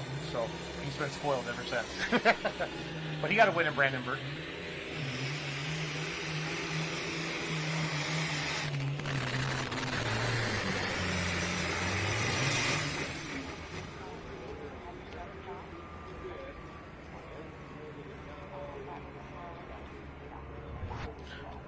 Watch this run right here. Kind of looked like Whitworth's pass and Phillips' pass. You know, the front tires just barely off the Sucker ground. was running really good too. Just like you said, the two-wheeler, when that front end's too high, then you lose that hitch height. You know what I mean? So, that's awesome. You can tell he's right there at the 350 mark. 350. Red Thunder. That makes, look at that leaderboard. That's awesome. Look at those distances out there. That's good stuff. Here comes Gary Shavink. That's his replay. Went into 5th place.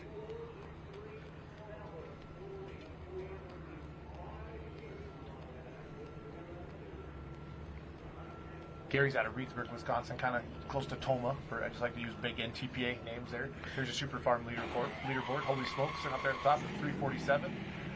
We got Deer, Red.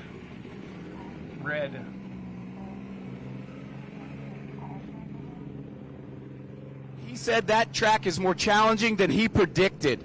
What are you guys seeing back there?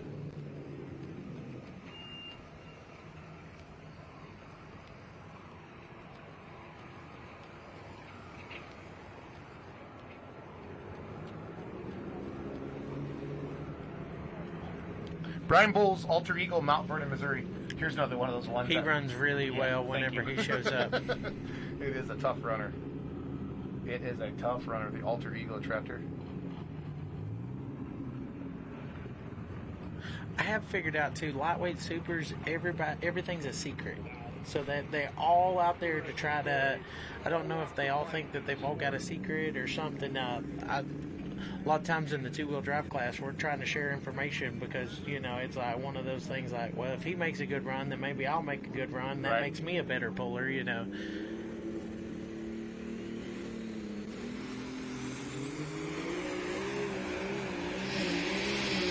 Running hard.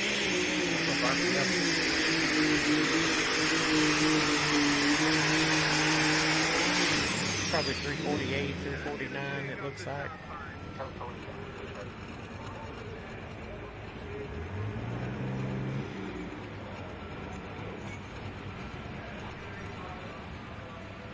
This has been a really good Best Light Super. Yeah. Brand. I like that.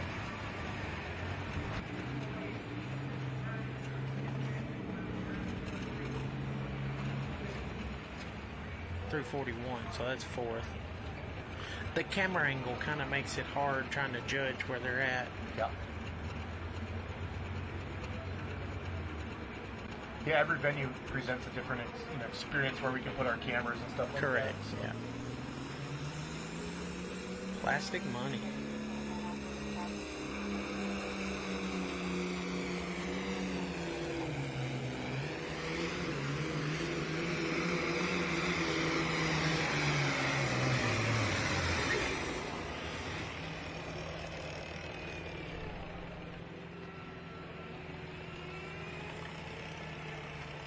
Class is my passion. It's where I really like to enjoy and get a chance to chat with these guys, and they're stringing it out. This track is super tricky. Super tricky for them. We'll get back to you in just a second.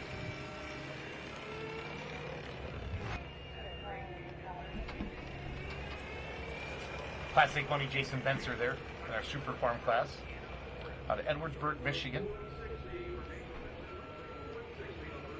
Get his distance here for you in just a second.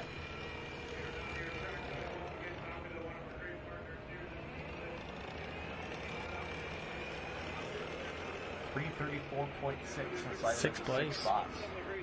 So I really feel like some of these later hooks, but besides Fear the Deer, not Absolutely Nuts was a little bit earlier, but Fear the Deer was one of the earlier hooks. He was about fourth or fifth, yeah. Here comes Whitworth's other tractor. I think this is the Yield Express, I believe. Yeah, Yield Express. No, we got Larry Phillips next. Extremely Insane. Oh, okay. Right? Well, I don't know. Maybe they're just packing on that. Larry's driving out on the track. Is he? Okay. Yeah. He's coming from the other side of the sled. Look at you using all the camera. Man, look at this. You came a long ways in a short period of time. I didn't know you guys from Tennessee could keep up with We pick up on a few things. Love it. I always loved Larry's tractor. Those fenders look like the Drake, like something like out of a cartoon. He was first hooked down there at Brandenburg last weekend, and it just made almost a picture-perfect pass that made it work. So Pickler's in the lead. Brandon's in second right now.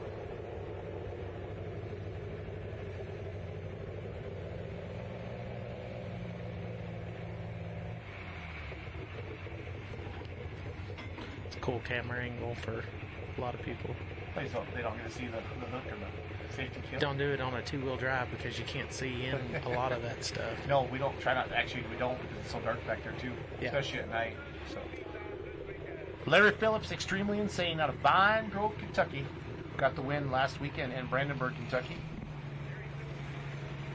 Brandon works really hard on those tractors to make them work and go down the track. Got the win in Brandenburg, and then has a fourth in Brandenburg. So had a pretty good weekend in Brandenburg last weekend. First and a fourth. Can't beat that.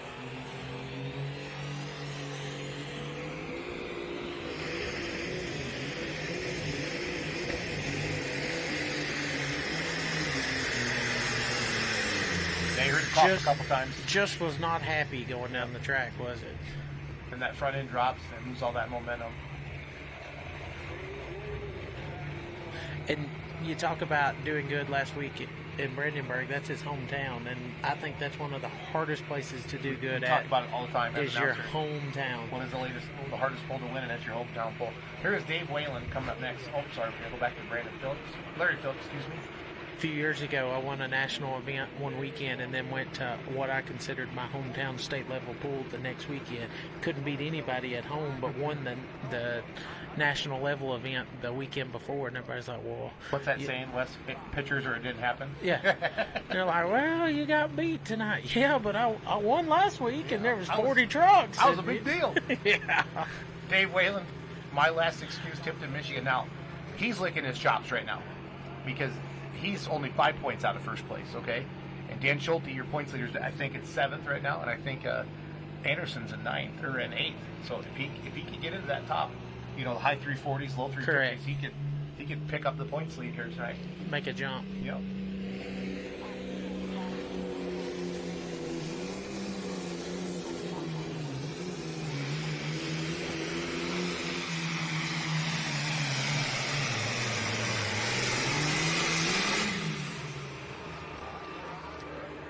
The technology that's changed in the Super Farm class over the years has been great, but tire selection, tire choice, and tire pressure have really gained distances in the way you drive nowadays. You need to not come off full throttle and drive off on the clutch. You are now in a situation where you are letting off the clutch, letting it drive out so you gain some forward propulsion, and then laying the rest of the throttle over. Look over at Dave's right hand as he feeds the throttle to it at about 25 feet, the rest of what he has. Yeah, great to have PK out there on the track side. He is a Super Farm puller himself, so he can really dial into all that stuff. We'll get Dave's distance here as we watch the replay. Carried that front end nice, Wes. Did. Goes into 5th. Yep, so we'll take a look at that leaderboard. I don't know how many hooks the Super Farms have left, but I'll tell you. Like the two-wheel drives, we've got tomorrow at lunch and then 5 more, so we're only about halfway through the season, so we've still got a long way to go to so my finish last out is the just year. Dave, because he's 5th right now, and I didn't even see Binder Express up there, so he only had to pick up 5 spots to take over that points lead tonight. So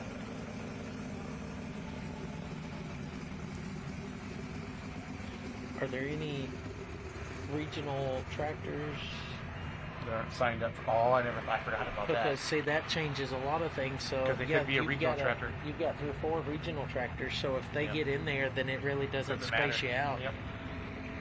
we had that for quite a while in the four-wheel drive truck class this afternoon. Skelton was in the lead, but he doesn't have a Grand National license. Correct. Mangan in the two-wheel drive, I think the first hook of the year in Farley, they made it where you had to be a Grand National license to go pull, and I feel like it's kind of hurt us throughout the year because everybody just went ahead and bought that Grand National license so they could go to Farley. So like here this weekend, even though there's people here that's not running for points, they've still got their Grand National license, so it's still, it counts. It spaces you out even more. Rockwell tomorrow, Super Farms, with lunch with you, okay? Bowling Green Session 3, Bowling Green Session 4. Sandwich Session 2, Sandwich Session 3. So they've got five more hooks after five more tonight. hooks just like we do. And So a lot here's- can happen in 5 hooks. Absolutely. A lot can happen in one. Travis Schwab always says, Sandwich, Illinois, where points championships go to die.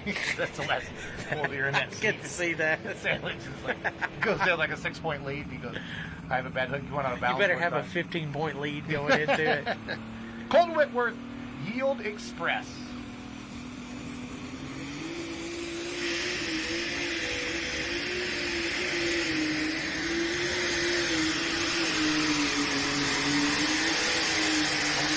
Sucker was running, but it was trying to go right though. It was a great shot. It looked like he was going right at the camera. Look behind the sled there where those grousers are going on about 100 feet back.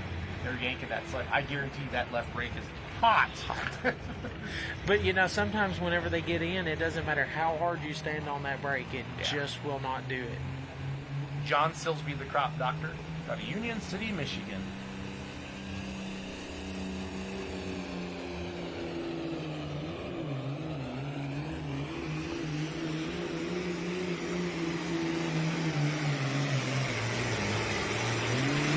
Down there. He's right on That's it. nice. Now he's currently 15th in Grand National points. He only has made Brandenburg. He has only made Brandenburg. So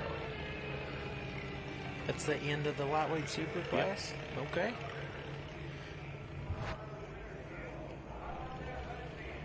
So did Pickler get the teddy bear? He did. There's Colton's replay there. What a pass! Went into 338. That thing had crazy RPMs. Mm-hmm. Holy cow! So there it is. Yeah. Red Thunder 350. Go ahead and take it, Wes. Red Thunder, he takes home the teddy bear with 350 feet. Brandon Phillips goes 348. Ben Buster Whitworth at 346. Alter Ego comes in 4th at 341. Wishy Washy, Martin Daniel with Over the Edge takes 5th with 340. Yield Express 338. 7th place, you've got Excessive Force, Armed and Dangerous 328. Shramik on red takes 8th at 326. 9th is the other considered Armed and Dangerous. That was Terry, I think, driving it. It was 317, so he was our first official hook tonight. Then Gunpowder and Lead, Marcus Wedelson takes 10th at 303. Yeah, the Ridge Runner was signed up there, Linville's, as we watch the winning pass here again. That was an awesome class of light supers. They all made some really good runs right there. Ground speed, ground speed, ground speed. It's a cool slow motion shot right there. So he's won 2 Grand National hooks this year. Yep. Anybody else won 2 Grand National hooks? Right now. Something to look at. Nope. Wins? No, he's got more Grand National wins than. Because we talked about they're a good state level or regional level trackers that just don't have the time. And, you say like that, not necessarily always is the Grand National pullers. You hate to say it, that the best of the best is there, and they usually are the best, but usually sometimes it's just those are the ones that can afford to take off weeks at a time. But I say it as in, if you're at a Grand National hook, you're going to see the best of the best. Correct. Because the Grand National hook is going to attract the best in the area. Best of the best. Yep. They're going to come in and they're going to try to run it out there. So Pro Stocks are going to be up next. I'm going to have you staying here with me until we finish the Super Farms. Okay. Then I'm going to kick you out and I'm going to bring in Les Corporal and talk works. about mini rods. Wes, you're welcome back anytime. So take a look at Bowling Green. And let me know when you can come in there and hang out with me. Just let me know. It's been fun. We got a big surprise at Bowling Green we're going to be doing, so I can't wait to tell everybody about it. It's so cool. Does it work for 2-wheel drives or? No, not like that. No, okay. I don't think we're letting anybody drive anything this year. No. So. I wonder if we're going to spin the wheel for, what is it, $10,000 to win? Is that what it is? Yeah, I think so. I feel like they done 2 classes last year or something. I love this tractor. I love an 88 series sheet metal. I was going to build a second hot farm back in the day with 88 sheet metal. So, once again, I'm not very literate on super farms. Do they have to run factory blocks with the factory like rear ends and all that? Where like the lightweight supers, I call it cross dressing. You can have a Case IH engine with a John Deere component. You can. The engine block does not have to match sheet metal. Okay. Where like the lightweight super, you can have John Deere sheet metal on whatever. And I think that in a way that helps the class, because look at all the different sheet metals that you had out there. So you had a great the diverse. The common fan loves it. The diehards, they hate it. But you read the. But at the end of the day, how many people know the difference between the differences going down the track? Exactly. Stan Warda, Hammer and Hank.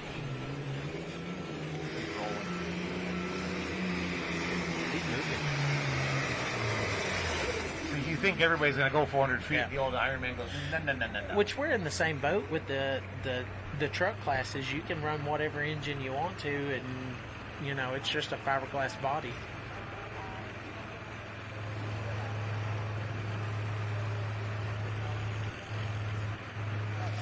We're down here with the Vaughn.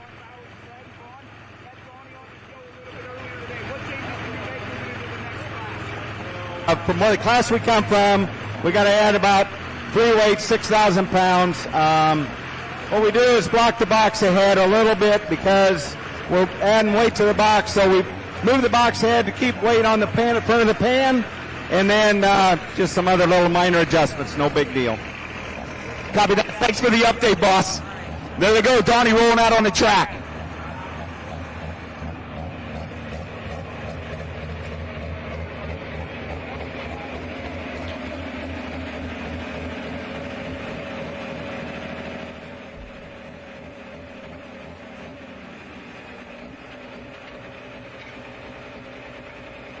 Hammer and Hank goes 3:33 to go into 9th place. I don't think Vaughn wanted to be interviewed there. I think that's why we did it. Yeah. He had the volume cut, so notice the volume came in right whenever he quit talking. There's your top 10 right now. Holy smokes, continue to lead. They are stacked in there. They are stacked in there. The crop doctor, rolled into second place there. That's good to see. Womp, womp, womp, womp. Braden Schrammick. Which they just made a great run in the light super class with Red just then. Wolverine Deer. That's one of those OG super farm tractors. You see a lot of them come and go throughout time, and like you said, there's some out there like Wolverine Deer. Seatsma, he's been there for a long time. Youngblood's 8th in the points. Has a win in Farley, I believe, and a win in just one. Just one. Okay, sorry. Got a third there, it shows. Yeah, got a win in Toma. No, Chapel Hill. Got a win in Chapel Hill. Yeah. Yep. I think that's Friday now. Maybe it is Toma. That's so hard to read that. Mine's retired. They are all sooner there. I'll get my glasses out. I think it is Toma. I think it is too. Yeah, it is. I've been Saturday night. Yep.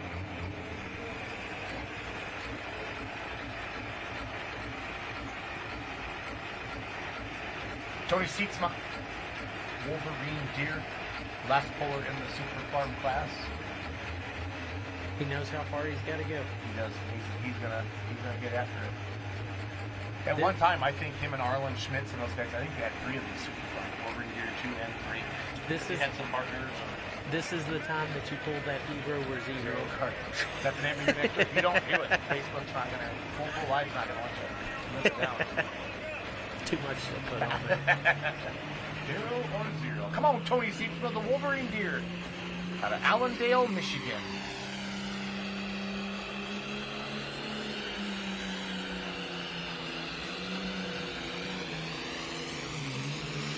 He's got her in the big gear, Wes.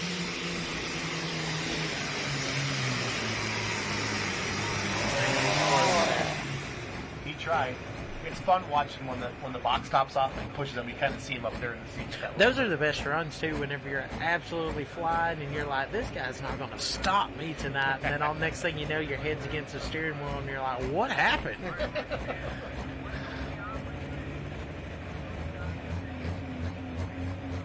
something to think about. How many pro stocks do we got now? 13. And then is mini rods next on Yeah. the others? So the sun's still out right now. Watch and see how much the track changes from the time the beginning of this class running here to the end of these two classes.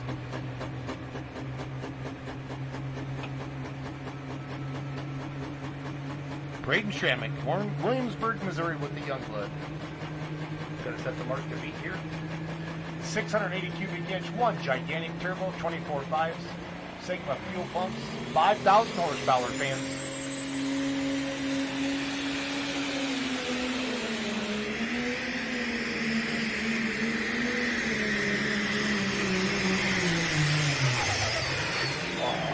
I think that's a sled reset right there. He was hauling. He was moving. But like I said, it's one of those things. I think he's out past 350. They're right there at it. Oh, yeah. Tony's going to Man, he got fourth. Yeah, he was right there at 340. We was talking earlier, they was like getting to the 340 mark, and that's where they was. So there is your, this is, the class is finished. Congratulations to Holy Smokes, winner in 347. Crop Dr. Silsby is going to go 342. Fear the Deer had an early hook and held on to it, 340. Wolverine Deer, our last puller, slid into the fourth spot. Yeah. Absolutely nuts, going to go 339. Brad Hart, Don't Ask, 338. My last and Chiefs Dave Whalen was on our countdown to full time at 338. Gary Shabink, New Attitude, 337. Jason Benser in the Plastic Money is going to go 9th at 334. And Hammer and Hank, and points wise, My Last Excuse, Dave Whalen is going to win the night just from a point standpoint. But yeah. Congratulations to Holy Smokes there. So good stuff. Got mini rods coming up next.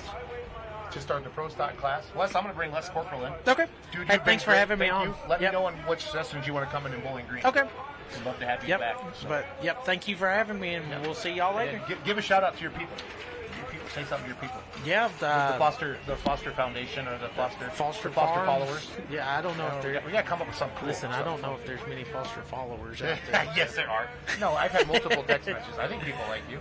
So. Sometimes. Yeah, it depends, right? And the ones that don't like me, well, we don't really care about them, right? Exactly. Hero or zero. Hero or zero. All right, buddy. Thank have you. a good night. Thanks for coming in. I appreciate it. Let's go ahead and send Les in. He's coming out of makeup here, so that's good. We'll get Les Corporal in here next. Last night's winner, Grant Theobald, will be the first hook in the class. Come on in, Corporal. Braden Shremick, Youngblood, 367. We're going to find out if we're official or not. But he laid down a monster pass. He kept it, and we're good. Sled set, guys? They don't know yet. I'm not sure yet. They're adding weight. They're going to reweight the sled here. So, Les Corporal, welcome to Full Pull Live. Be sure to talk right in the microphone. All righty. And we're hot at all times. You're more of a gentleman than me, so I don't have to tell you not to say anything dumb. Welcome to Les Corporal. How are you, buddy? All right. Great to have you, man. This is all cool. right. I got to have all my pulling heroes come in and announce a tractor pull with me. So. Oh, thank you. Having fun. We're starting out mini rods. We got Grant Theobald, last night's winner, Yep. and your points leader again. He kind of came out of Chapel Hill not leading the points, but Yeah, after last night he's back. So. He started off pretty hot and then had a little trouble there. You know that's going to happen. Climbed back on top. So yeah. When we talked to you earlier on Countdown to Full Time, you said, "Man, Jason, when it's good, it's great, and when it's not great, it sucks."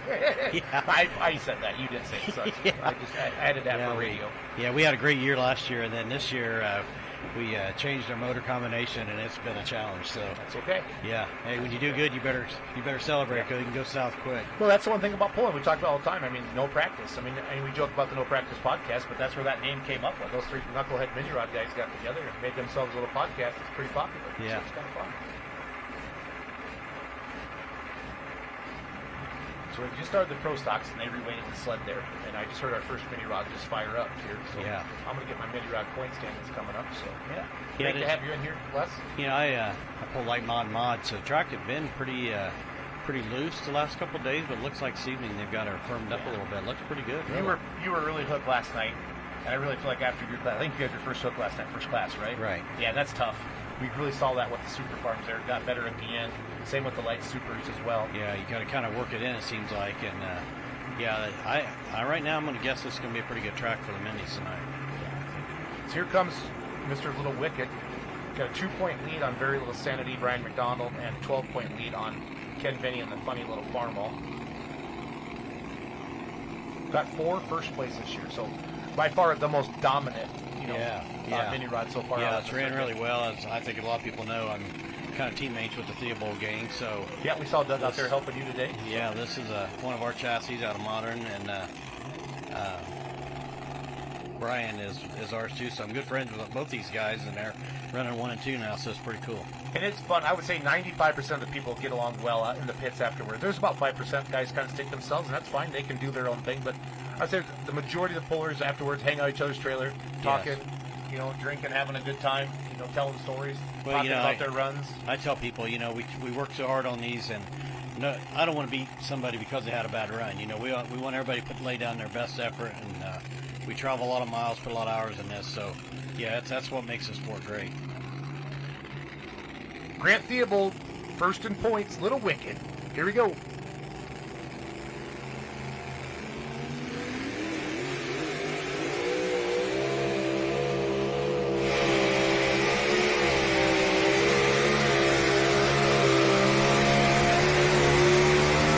Nothing wrong with that. Let's go. I'm going to say, we're going to the winner's circle. Let's hold on one. I'm standing by your winner of driving the Red Thunder, Bryce Pickler. Bryce, tell me about the run. Oh, I didn't know how it was going to turn out here. The first few guys, they seemed like they had some problems getting going, but track really came around, seemed to turn out good, and I'm just glad we can put a pass down like that to keep ahead of this kind of crew of guys. But your tractor has been very challenging all year. It tends to step up the game on the big dance floor, right? And I would say Rockwell, this Lions Club pull is a big dance. How do you prepare differently for here? Not really, actually. We try to do our best and pay attention and just kind of watch what is actually going on, where guys are running in the track, and see how we can compare to everybody else. And I'm glad we can stack up and be at the top of the list. Congratulations, Bryce Pickler, the Red Thunder. All right, that was Bryce Pickler, the winner of the Red Thunder in our light super stock class out of Mondovi, Wisconsin here. So I haven't heard any official. I know we got a big distance, but I haven't heard if they're going to leave it alone or yet not. He did keep it. Yeah. But they haven't said about the sled yet. 396 last night in two-wheel drive was the biggest distance we saw. There was still 20 feet there. I know Wesley Foster was he talked about, there's a big discussion on Facebook today with all these long distances from Rockwell. What's harder on a motor, less a 300-foot or a 390? And Wes said he timed him out, and it's 14 to 15 seconds. If you're going 390, you're just going a little faster. If you're going 300, you're going a little slower. Yeah. So I don't know where you're taking on that, Wes, is, if you have an opinion. Yeah, I don't know. I think 396 is getting out there a little much. No, it's fun for an announcer like me. Yeah, but that 358 Grant just laid down, let's say that would hold on and win that. That's a great distance. I think that's about where we need to be. I think a good example today was the mod class. They got a little tight on the mod, and I think it did hurt the show a little bit. Yeah, Joe Ader was saying last night, setting the sled has to be the toughest thing. Oh yeah, to do out of all this. Yeah, I wouldn't want that job. And Vaughn, he does a great job. You sneak over there while they're trying to make a decision and listen to them. It's pretty cool some of the ideas they have about moving the box forward or putting a block in the frame rails or whatnot. It's pretty cool. Yeah, we had Randall in here. I don't remember what session he was in here for one of the pulls, but he'll talk about, hey, let's take 10 feet away or let's give it 20 more or whatever. Listen to those guys. Here comes Denny Brown. Green with Envy out of Clay, Kentucky.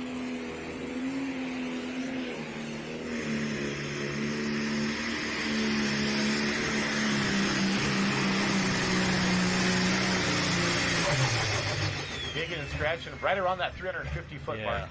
I'm going to say that's a pretty good set right there. Because that last 30 feet, he was laboring. Yeah, it was working. He was laboring. Yeah, somebody will probably put 15 feet on that, but with a little better run. But that's a pretty good sled setting there. Chase Richardson coming up next out of Litchfield, Kentucky with the vibrator. I have not heard yet if the sled is set or not, so I'm assuming we're good to go all past production. Did you guys hear anything about the sled on the minis?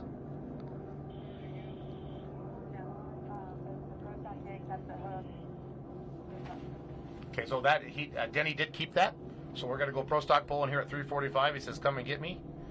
Yeah, there's probably a 365 or something out here. Yeah. You know, the sun's just starting to think about coming down. It's 7:30 here in Iowa. Yeah, and I think the way this stern is out here, I don't see it getting a lot better as the sun goes down. I think it may get a little better, but yeah, it won't be crazy like some places. Yeah, like Chapel Hill. That was kind of a crazy deal down there. Yeah, it was. The mini sled is set. All They're right. keeping it. So here comes Yeah. Chase Richardson and the vibrator. 358. Theobald's out there.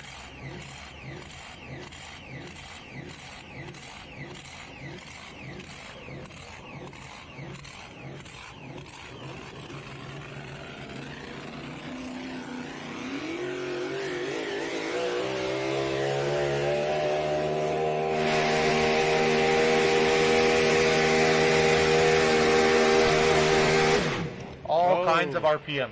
Yeah, and I think Holy he cow. might have lifted the charger right there at the end. Okay. Didn't look good.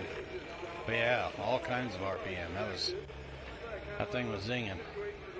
Yes, it was. That was Chase Richardson, everybody, with the vibrator.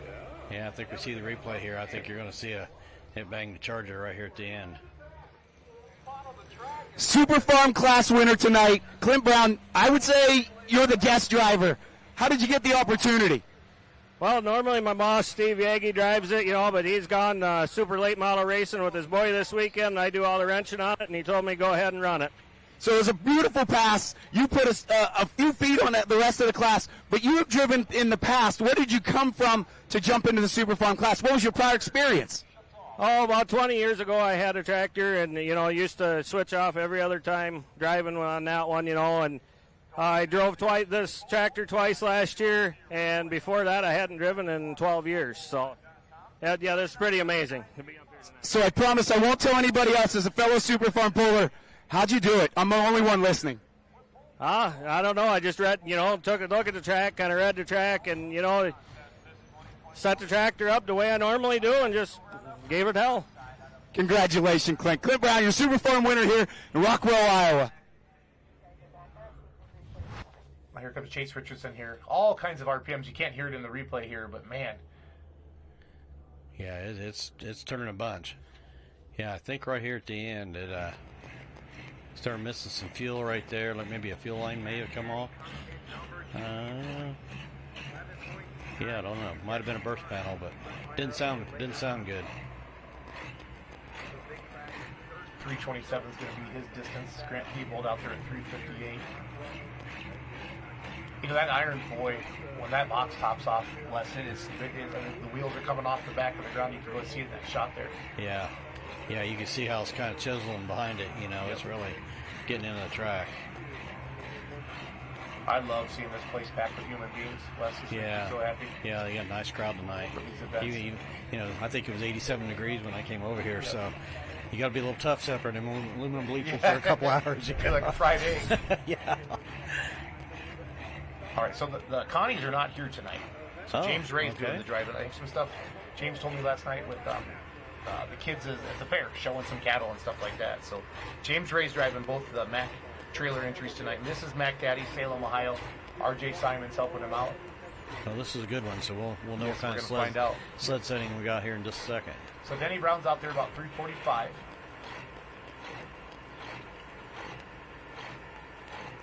Who were some of your pulling heroes growing up, Les? Oh boy, when I was young, I started out. My dad pulled twin engine 5,000 pound mod. Okay. Growing up, Jack Tedder. Probably a lot of people out there remember Jack Tedder. So yeah, my dad, Jack. I lost my dad. Actually, it'll be 40 years next week. My dad's been gone. So, yeah, my dad was Jack Tedder, and then I'm cousin to the Banner brothers, so of course they were big heroes of mine growing up. And yeah, I'd heard that. That's pretty cool. Yeah, and I was pretty close with Rob. Yeah, you have no chance then to ever not like pulling. No, and it's going to have to be a spark plug tractor too. Yes, or somebody will roll over in their grave and put their foot somewhere where it'll hurt. Here we go, James Ray, Salem, Ohio, the Mac Daddy 345. This is the 5,000 horsepower Pro Stocks coming your way.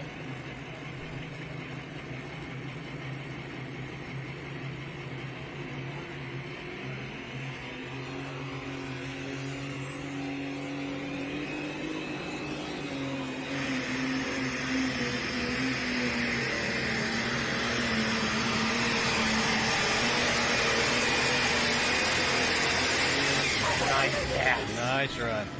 Yeah, he had a snoot full of it, but it held it. Here comes Kevin Campbell with the wild card.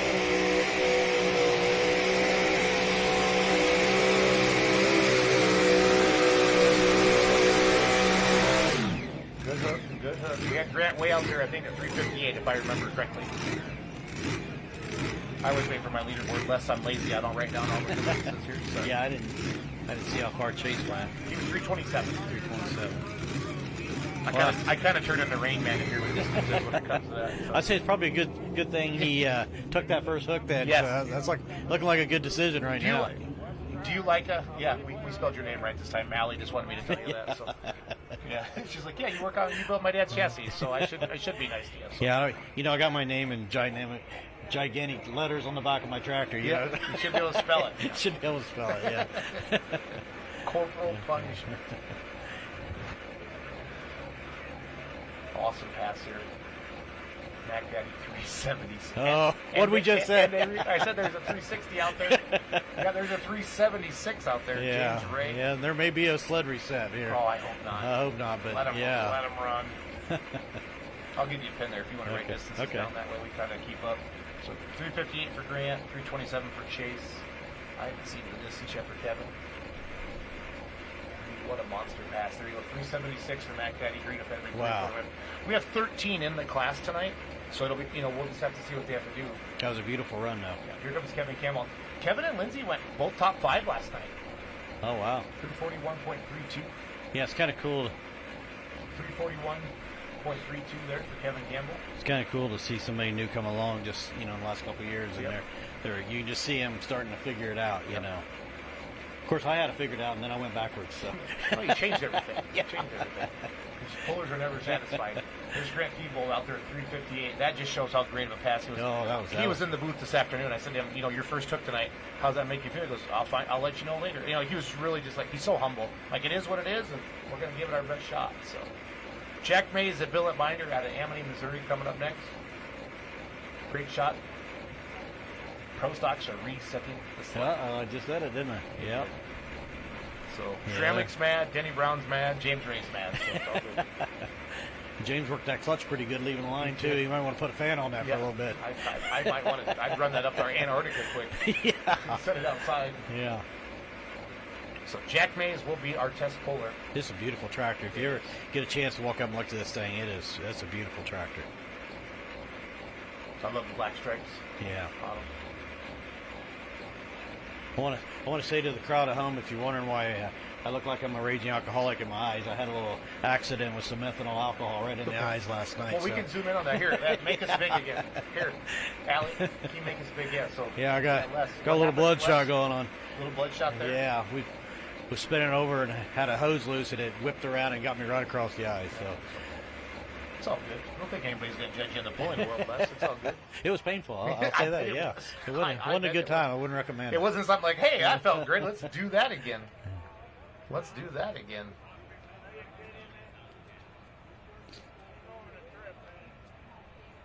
No, a funny story about James Ray. A couple years ago, we were parked next to him, I think over at Toma, and James came over and he's looking at my tractor, and a little while later I went over and he had the side shields off the Pro Stock, and we figured out we didn't know anything about each other's tractors. I know nothing about a Pro Stock, he knew nothing about a mod, so it was kind of cool to talk to somebody, and share notes and how things worked, and it's pretty cool to get to meet James. Oh, it's great.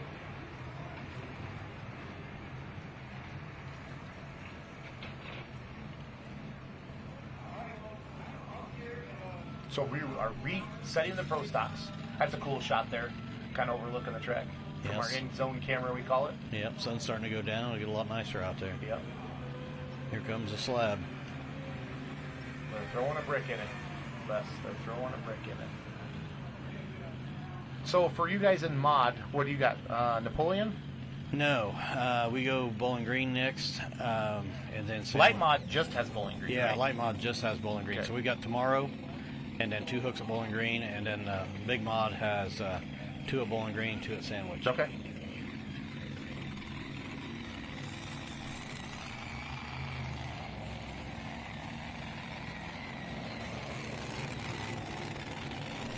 Here's another strong run of this Bobcat tractor. Bart Vandersloot's doing good driving, I think, tonight. Yeah. Yeah. Let's be honest. There are no non-good runners in this mini class. They're all tough. So.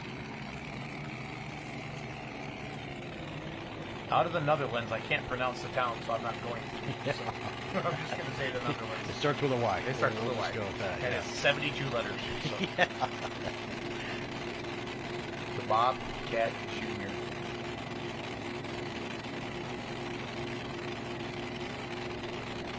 There's Grant standing back there, nervously waiting out another 21 hooks. I joked about we should take the leader of the class like they do at Louisville. You know, they stuff you down in the corner. I want just like to draw a circle. They just have to stand in that circle, and we can just have a camera on them at all times. I think that'd be great. Yeah. I think that'd be great. Bart's not quite square as he wants to be. Yeah, I was at Louisville last winter and was fortunately able to get through on the first night. And that is they tow you over there and put stuff you in the corner, and you sit there and wait for everybody to come. I think I was like the third hook. I had to wait everybody out. And you get a stay, that's good. If you don't, you don't. Yeah, that was one highlight of my pulling career so far. Tough runner, Grant Thiebold. Like you said, they're all tough, but there's a few that are just mean, and this is one of those mean ones. Bobcat Jr. from the Netherlands here in Rockwell, Iowa, Bart Vandersloot.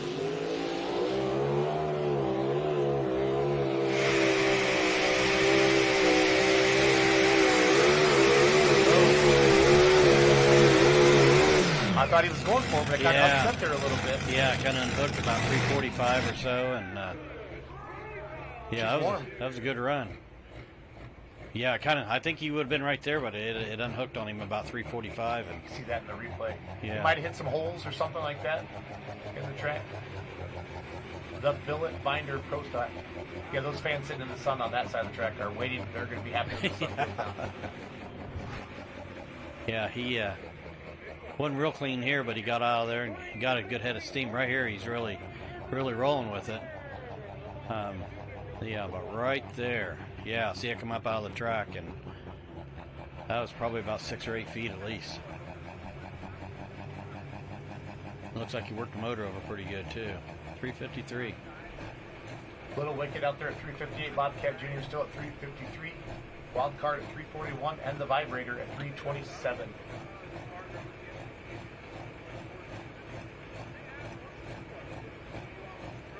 Jack Mays, Billet Binder, Amity, Missouri. So, Braden Shamlick laid him out there 367. They reset it right away, Les. Yeah. Jenny Brown went 345. We're thinking, you and I are like, all right, there's maybe a 360 up there.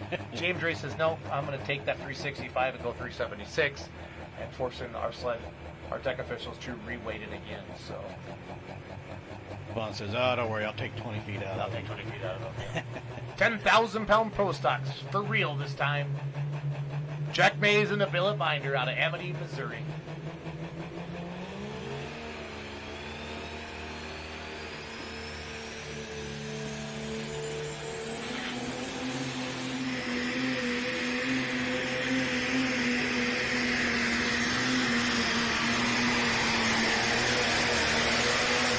Real nice launch out of the hole. Just kind of slid the clutch, laid it out there. So there's a high 340 number, I'm guessing. Yeah, it looks like he took about 20, 25 feet out of it, so maybe 30.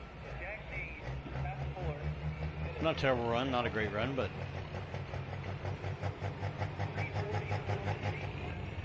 got a little bouncing on him there at the end. He really slid it out here, and then he's getting after it right now. Front end comes up. 344. Looks like it's fighting him left a little bit, so. Yeah, here where it got to doing a rocking chair on him a little bit, and that takes distance. You can kind of see the tires coming up out of the track, and it's never good. Yeah, last night the two-wheel drive class, you could really see that, buddy. Yeah. They were hopping off the ground. Yeah, we were on the other side watching them, and if first time they touched front end down, you could just see it, the momentum come out of them. So good look at Rob Russell and the workhorse sitting back there on the press car. That's Tim Payne walking up with his helmet on.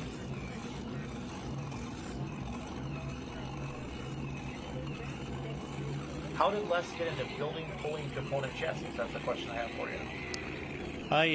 Like I said, I was related to the Banners, and Ralph, I guess back, this is 24, so I'd say 20 years ago, maybe 30, even 30, I would, if Ralph would get behind on clutch shafts or anything that was machine component, he'd come in and I'd help him with it through Modern Machine. And then my cousin Brad would, he's a really good carpenter. I don't know a lot of people know this about him, but they would build these million dollar homes back 30 years ago, and he would do all the trim work. Okay. And you could not tell where the trim went together.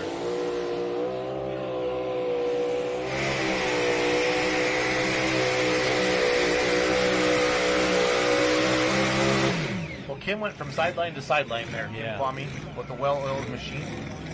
So Ralph came in one day in 2010, and he said, "Hey, why don't you get Brad in here, and I'll give you a few pieces of my equipment, specialty stuff." And so really Modern Motorsports is the old Bender machine. Nice. We kind of took what Ralph had started and kind of brought the technology part of it up and went from there. So that's how we got started. Came a long ways in the last 15 years, Les. Yeah.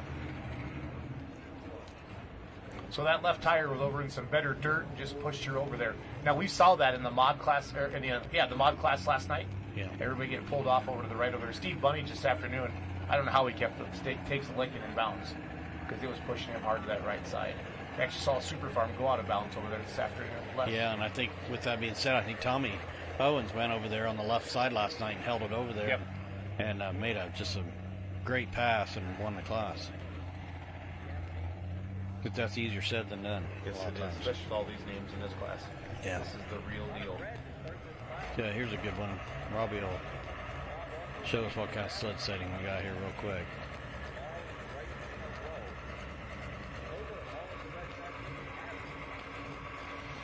Beautiful tractor also. The workhorse, Rob Russell. He picked up the win. I know he has a win this year. I'll go back and look at mine.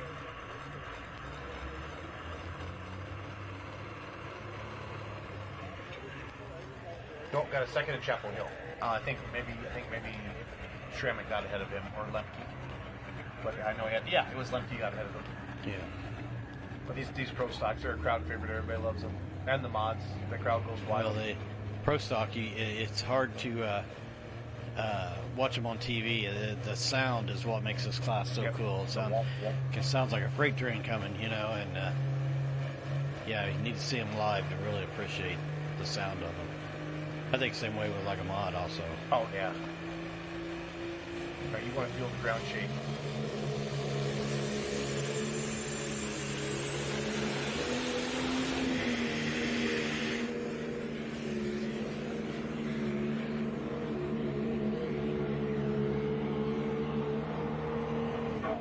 All right. Yeah, that's nice trying. Flagman's backpedaling, so it had to be good. Yeah, yes, that's a good sign. I like it when I hear Fuller say that. Yeah, I think I took the lead. So yeah, Jack Mazer 344, Rob Russell there. Going to be in the 350s. Yeah, I'm gonna say about 54 probably. One of Kester's out here. That looks like Footloose. Yeah. Waitsville, Indiana. I just watched the replay. 369. That's why they reset the sled. That's why they reset the sled right there. Wow. 69. He laid her out there. That's a 390 on that other sled setting. Man. That is crazy. I might have been wrong about this track. It may just keep getting better. Von Bauer's hoping it does not. Yeah. Better.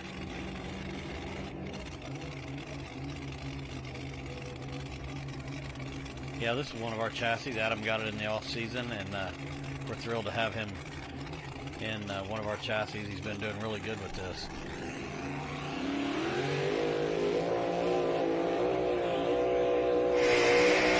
There you go.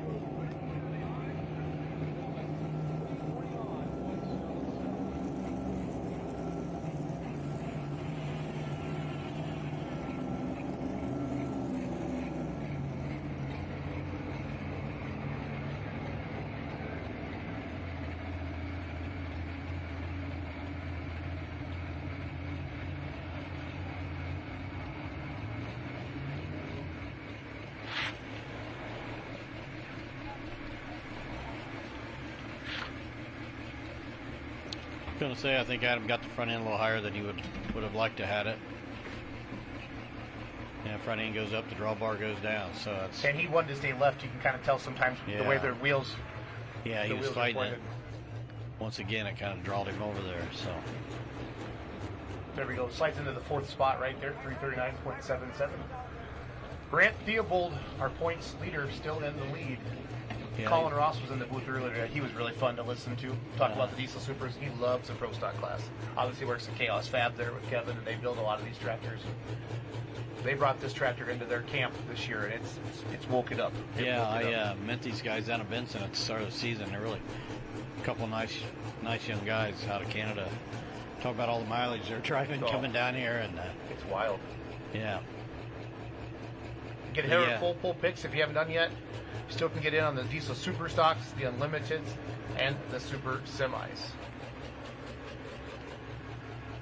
But yes, like you were saying about this tractor, you can see each event it's running a little bit better. So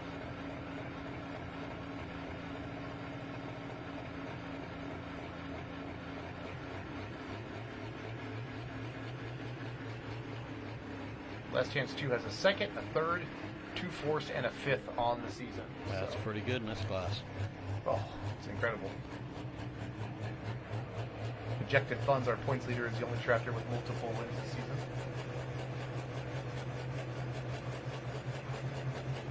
Out of Lower Knoxford, New Brunswick, Canada, Chance McGrath.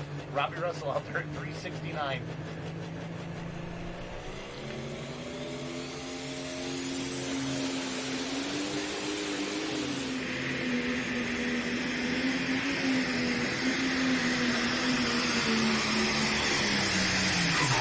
Might have been in the wrong gear. Might have been because I heard that tractor labor right away last night. I'm assuming you heard the same thing.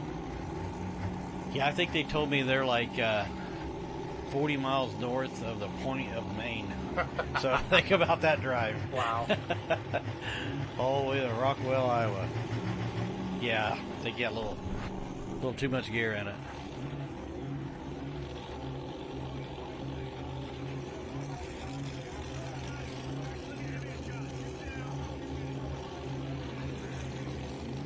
Peisig tractors. Yeah, that's Logan Peisig. Yeah. Aftermath. Yeah, they've been running good this year. Getting the which one is this? This Aftermath. Okay, this is their older tractor. This is one of Richardson's chassis, I think. Yeah, one of Richardson. Probably one of yours then. Yeah, one of ours went through Richardson. Then they bought a new one this last winter.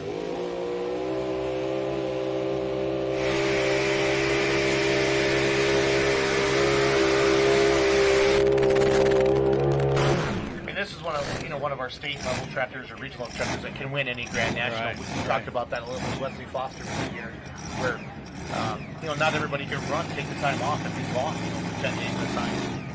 It takes probably into the next couple weeks. Yeah. So, and I believe this event, maybe Tom or something, got second. Yeah, I think so. I'll check the stats right now. Yeah. I think this is the newer tractor. This is the one they put together last winter. Yeah, each brother has one out. Yeah, they got a second. Yep, they did get the second up in Toma. Yeah, I think Fallout is the older tractor.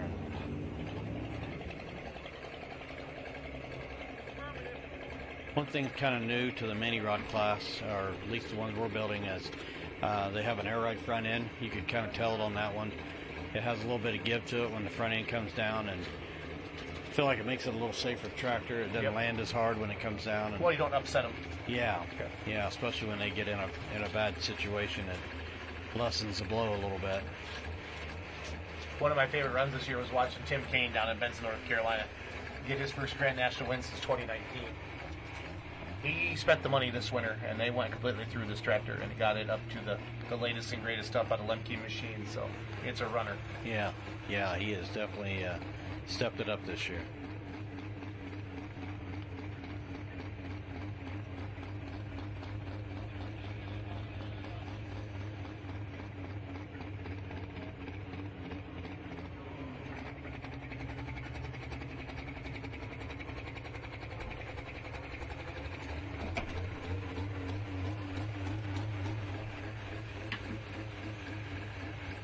Tim Kaine, the Red Gambler, getting backed up to the sled. out of the Lemke stables out of Wisconsin. We'll see Esden Lemke up here in a little bit.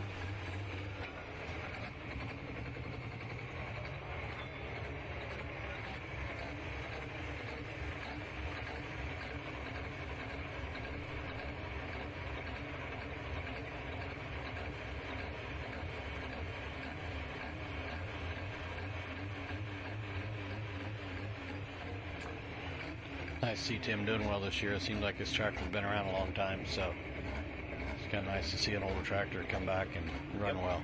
Well, one of those Kane's one of those, predominant pro stock names. Yeah, exactly.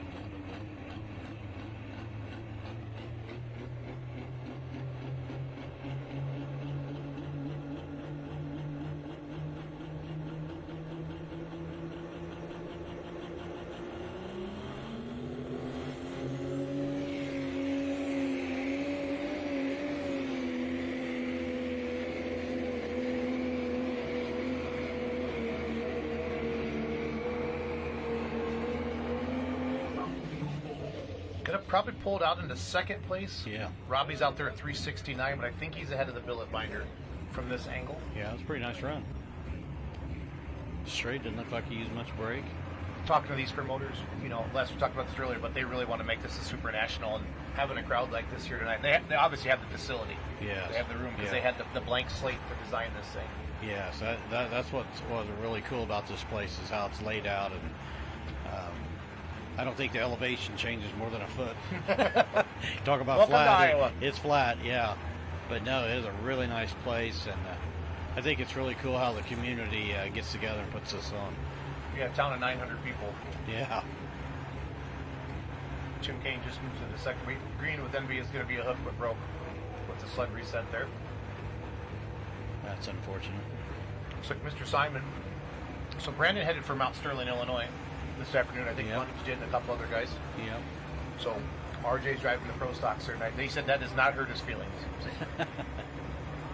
Yeah, it kind of surprised me. We were at Henry a couple weeks ago, and Brandon was there, and I said, "What would you rather drive?" And he goes, "Oh, that mod any day." That's kind of surprised me a little bit, but he drives it so gingerly too. Yeah. So gentle. He's nice to it. Says pretty things. If you want to experience, just stand back behind the sled when Brandon's leaving, because he'll shower you. Yeah. Ken Venny, I don't even know if I even need to announce who this is. Yeah. Legendary Wadsworth, Ohio, the funny little farm mall. Swept Fort Recovery last weekend. Good start.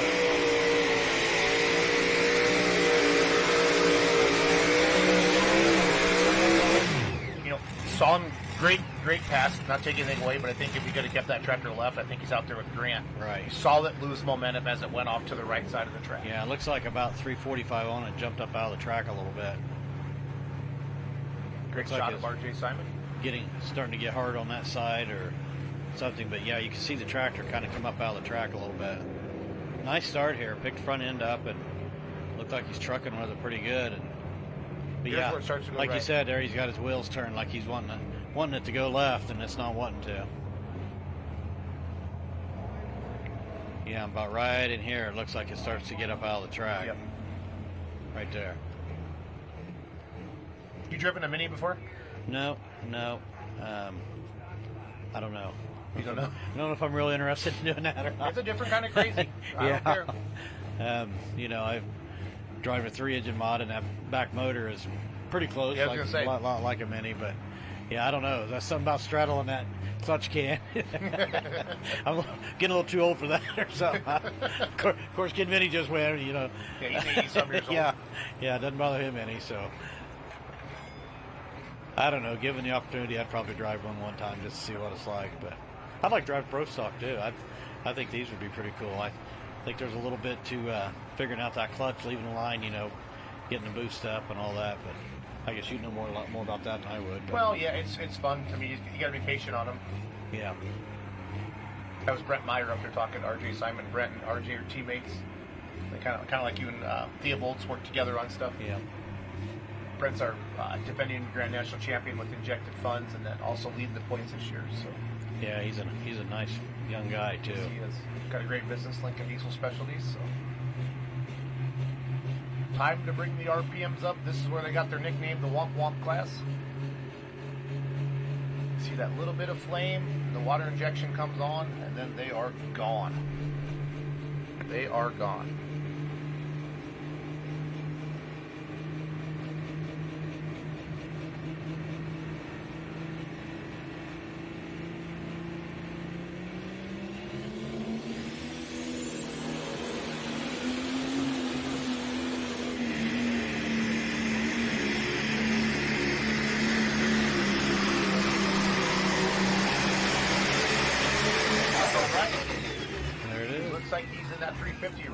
RJ did a good job right away of kind of straightening that tractor out. It wanted to jump on him. I noticed it happened to Tim Kane's too when I was watching RJ's feet.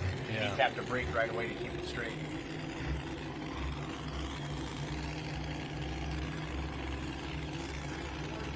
Troy Arndt and the slingshot from the Bauer camp coming up next. Here's RJ's replay. Right there, he straightened it back out, just going to the right on him. Good pass. Good pass. I think the sled's set good now. I think they got it now. Yeah, I think they're good. 348.4. So Rob Russell's going to continue to lead. Here goes Troy Arndt and the slingshot.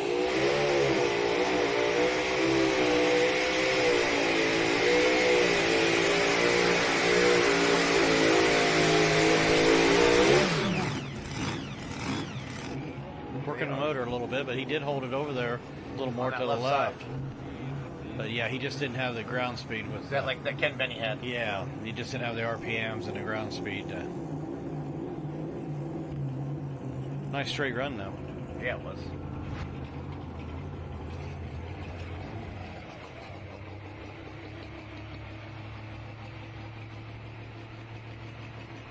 .332.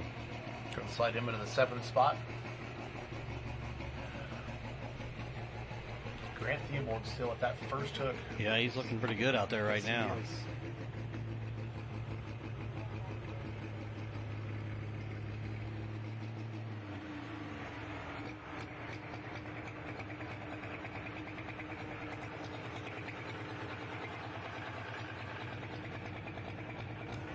All right, ladies and gentlemen, we're down here with Mr. Benny here, and you had a great run. Tell us a little bit about the run, and tell us what happened at the end of the track there with that front wheel. Well, that front wheel just, the thing that holds it on came loose, and the dang wheel came off. Well, at least it happened at the end of the track. How'd the run go for you?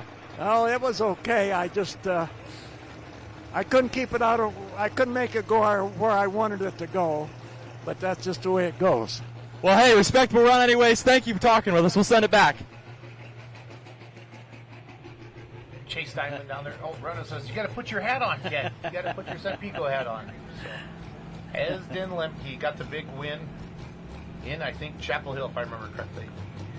Got a big picture of him set up there on the stage. And he had a really good pass early, and then they reset the sled at Chapel Hill after Tim Kane went. He came back and won it at the end of the class. So, pretty cool. Yeah, this is a stacked class of pro stocks tonight. Man. Boy, they're all good. And Rob Russell laid one way out there at 369.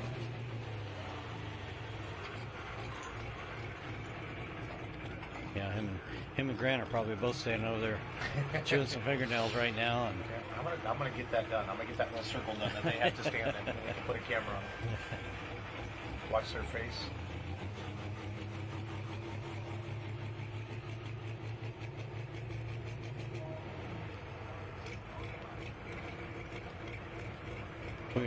Shots are awesome.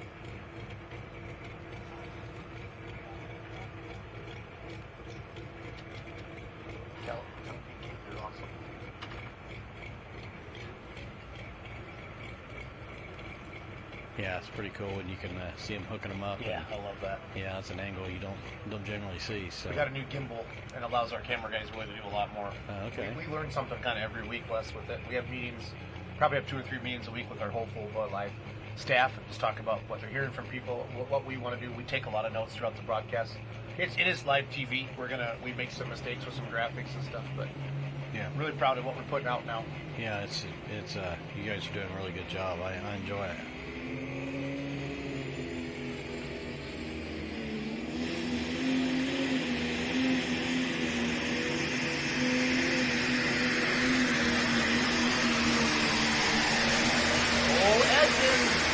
right out there. Eston! He's out right there. there. WrestleLand. Oh. Yeah, and the crowd goes crazy. They do. And this place is full tonight. This is awesome, Les. This Yeah. is what it's all about. Yeah. You know, as somebody, this is your industry. Yep. Got to make you feel good.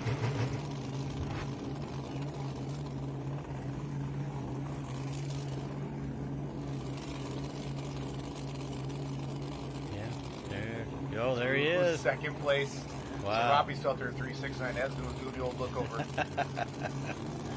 Workhorse 369. Here we go. Jacob Johnson, the gravy train.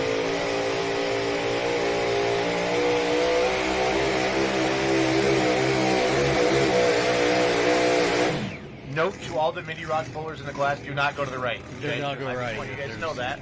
There's nothing over there. No. Now this is a newer mini rod out this year. Good looking machine. But yeah, that right side is just jail. Look at that crowd. That makes me so happy. Yeah, and this is Friday night, so tomorrow night will probably be standing room only. That's what we're great hoping crowd. for. Yeah, I thought we started on Thursday night, and I thought even the Thursday crowd was much better this year than what it was. Yeah, they said that's their best Thursday night crowd they've ever had. Yeah. And a nice little crowd today. The day session on Friday. It's always tougher for people to get off of work. You typically have your campers. As we watched Jacob go 299, just 0.23, but you just see that distance. You see the ground speed just go down. Yeah. He got snuck over there by that sideline, and it took all the speed right out of it.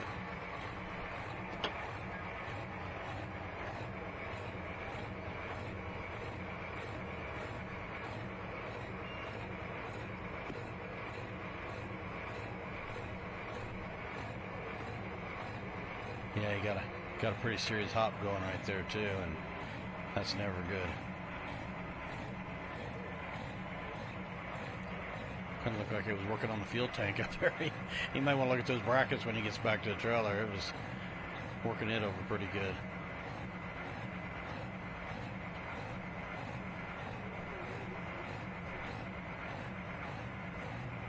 There is your leaderboard there. So how many young guys are leading the class and don't have to worry about mom coming along and beating up on them? So that's where Grant's at right now. I guess if you're going to let one person beat you, it would be your mom, right? Yeah, you got to let mom win every once in a while. So that's good for everything at home.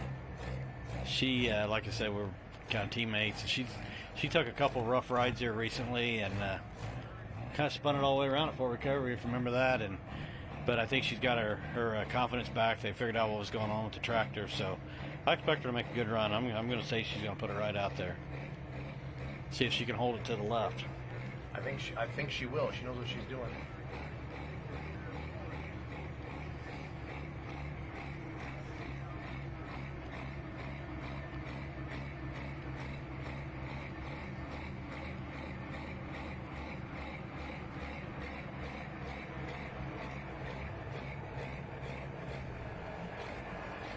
RJ Simon. So we watched James Ray go out there 376 earlier with Mac Daddy. This is Mac Nasty.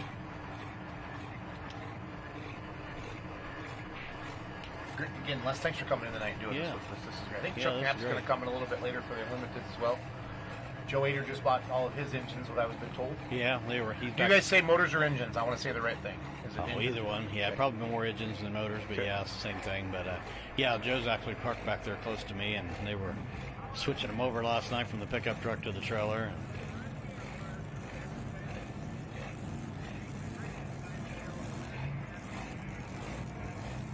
Oh, we got a fly in here. It's irritating. It needs to die. It needs to die. About to get my hat out, see if I can swat that dude.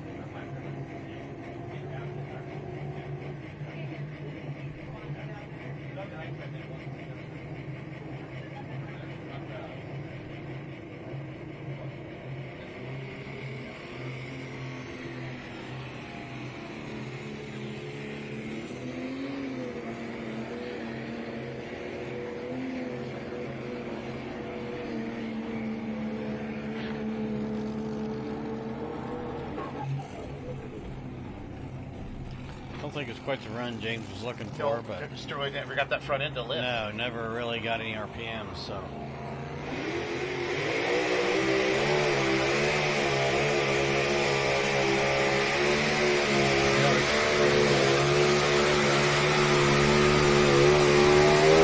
Maybe Renee can go right and still be okay.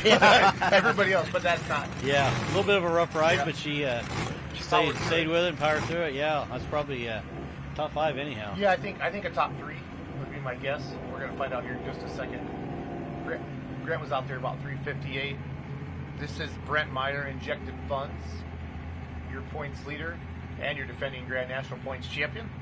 Yeah, she got a little rough there at the starting line, kind of worked her over to the right, but yeah, like I say, she stayed with it, and yeah, made a pretty good run out of it. Magnus, yeah, 3:39. 6th place, just there, picked up the front end a little bit, but just... Yeah, it just never seemed like he got the head of steam the other guys did. Yeah, you got to have all that ground speed and momentum. Just kind of tugged it down there. So James, he'll be coming back with Mac Daddy here. So, man, Robbie Russell, that 369, that's looking pretty good, isn't it? Yes, it is. Chris Renee's. Yeah, bounced around on her there, and then you could kind of tell it aimed her to the right there. She was immediately fighting it back. 352. So Grant's out there at 358. We got, 6 feet between the top 4 right now. That's solid. That's pretty good. Did you kill that fly yet, Corporal? No, not yet. I think you would think somebody who could drive a modified could kill a fly. He's one to die. I know that. He's eating to die. I hope nobody from Pete is listening. We got some fly. I'm going to get it. I'm going to get it.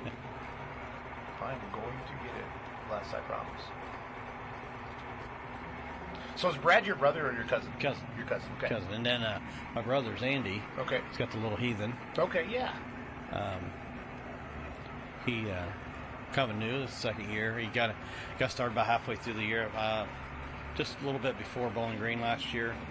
And he's getting a handle on it. It takes a little while. He had a couple rough rides there at the beginning, and yeah, I'm proud of him. He's keeping the front end down this year, and he's been making nice laps, and learning how to do it, I guess, the best way to say it. And but yeah, he's coming on. So Brett Meyer, Injected Funds. He owns LincolnDieselSpecialties.com. They do a ton for the diesel truck market. Okay. Sell a bunch of stuff all over. You see RJ Simon getting backed up there. So he started out pulling diesel trucks, 3.0s, 3.6s, and then one day he just showed up with the Pro Stock. And I was like, what are you doing, Meyer? Hey, and did pretty good with it right off the bat. He did. Yeah, he did. Yes, he did. It was awesome.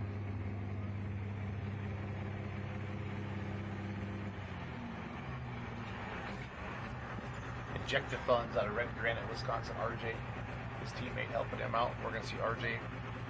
Or it looks like Brent's going to drive Loud and Heavy as well. We saw RJ drive Loud and Heavy X earlier. Crazy story about my brother. He was a Toma, and he had bought a diesel pusher RV, an older one.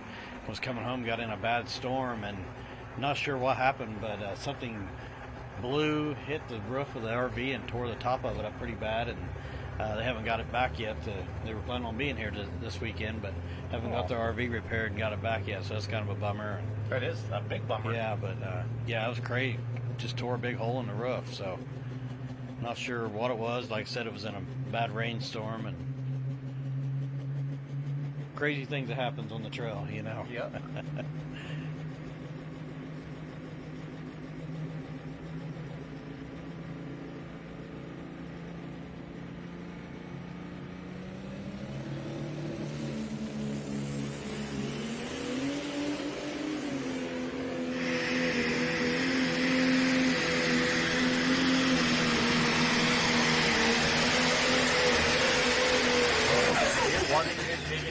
Not getting out to Robbie, but I think Esden Lemke was about 316. I think that's right where he is. That fly hasn't died yet, Les, so I think we should call in the experts here. So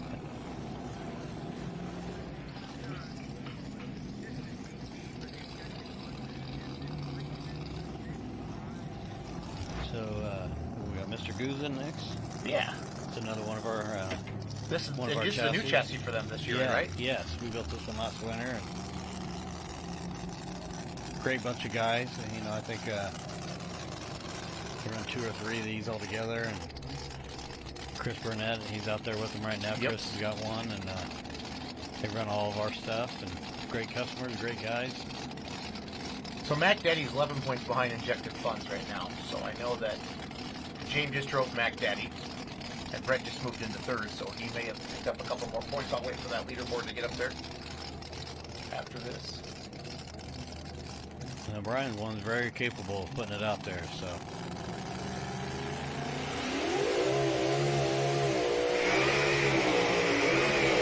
Not a good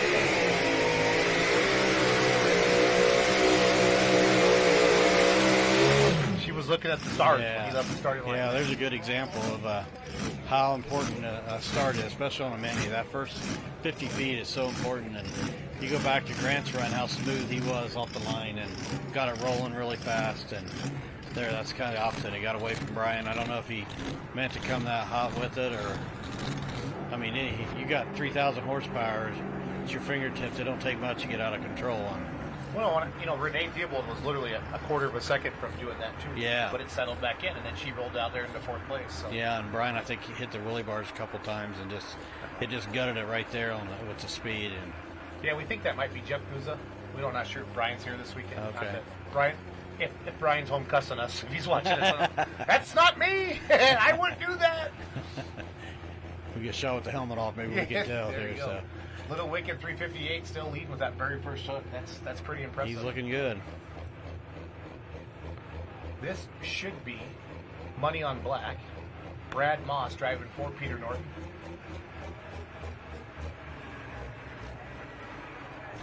What a Friday night. If that sun is down, those people across the way we can see in the stands, they're not baking anymore. They They got lobsters. got their sunglasses off and put their suntan lotion away. And yep. My wife's sitting over there on that side, but she took an umbrella with her, so she's got experience. She knows. She knows the drill. She knows how it works. Again, Les Corporal in the booth with me here tonight. I had Wesley Foster for the first couple of classes. I think Chuck Knapp's going to come a little bit later for the Olympics as well. Les and I are fighting. I think there's 2 flies in here now. Yeah, so they need to die. We got a tag team thing going on here. So, I'm going to nickname mine Macho Man Randy Savage because every time I get close, he has me. So. I'm going to call mine DOA here in just a minute. Dead on arrival. I'm going to get my hat and I'm going to take care of this guy. Over there on the side.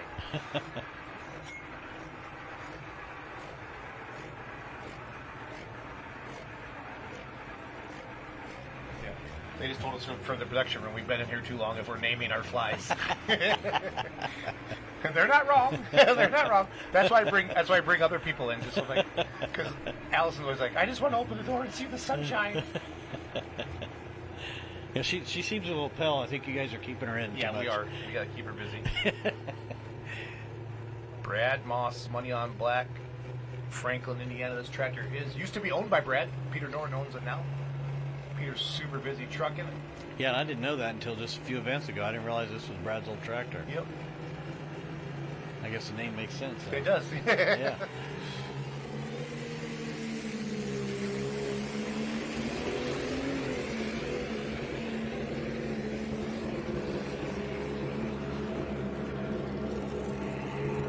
Gonna get her down in there. Yeah, he is. Nice pass. Nice pass for Brad Moss.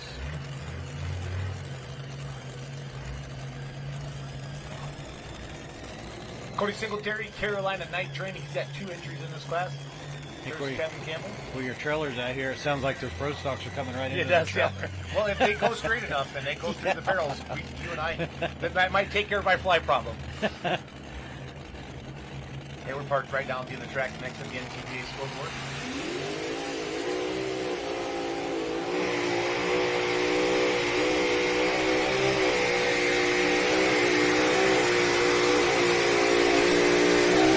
Kept it left.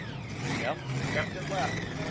I believe this has been 10 or 12 years ago. We had a single engine mod, and we'd went out and pulled, and they'd gotten a lot of rain there, so they had us just parked out all over the place. And we were parked, about 30 feet to the right, but about 450 feet from the starting line. And we're in there eating a tenderloin, and we hear this tractor coming, and it's getting louder and louder and louder, and then all of a sudden there was a big crashing sound, and we're like, well, what was that? So we come out of the trailer, walked around, and he had sled come out of gear, and he literally whipped it and laid the tractor over on its side and slid right up to the trailer. And it was close enough we couldn't walk between the roll cage and the trailer. we're entering the trailer and didn't know what was going on, so it's like, wow. Brad Moss just moved into second, just behind Robbie Russell. But Moss and Russell are kind of their teammates on that. Okay. I know Brad does a lot of work on Robbie's tractor, so they got their thing figured out. Brent Meyer now driving loud and heavy, the Simon's other tractor. Boy, you about need a program to keep track of who's driving what on that class. You sure do. Shout out to everybody watching at home tonight. We're glad to have you on FullPole.live. Session 3, Rockwell, Iowa, the North Iowa Nationals. Take a look at the computer screen up there. Those are all cylinder temperatures up there across the top.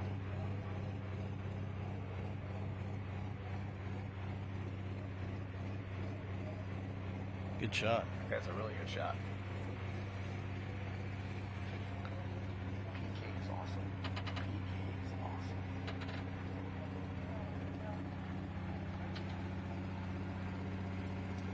So we got Holtz Strickland next on the mini side. Yeah, Cody Singletary just went 332. There is our leaderboard. 358, 353, funny little farm all, pretty wicked. So last night Theobalds went 1 and 2. Right now they're 1 and 4. You know, if that finishes like that, that won't be a bad weekend. Yeah. So, but kind of stay tuned here. Sun's starting to go down. Yeah, we could have. We've got several here left. We got a lot of strong runners back there, so it's not over till it's over. Brent Meyer driving loud and heavy. Brandon went to Mount Sterling, Illinois with the mod. There is, and this is a request that we just added down the left side, the entire leaderboard. Yeah, I know it's kind of small, but yeah, that's neat though. I like for people to do that. We were watching some racing, and we talked to some people like NASCAR and stuff like that. They have each car has a thing, and it ranks them. I don't know how to explain it, but I do understand it, and it ranks it. So we kind of grab that idea and run that down the side there. So we flash that up there. Yeah, I like that. Instead of just a top 10, show the entire thing. And it is a graphic we can leave up too. So.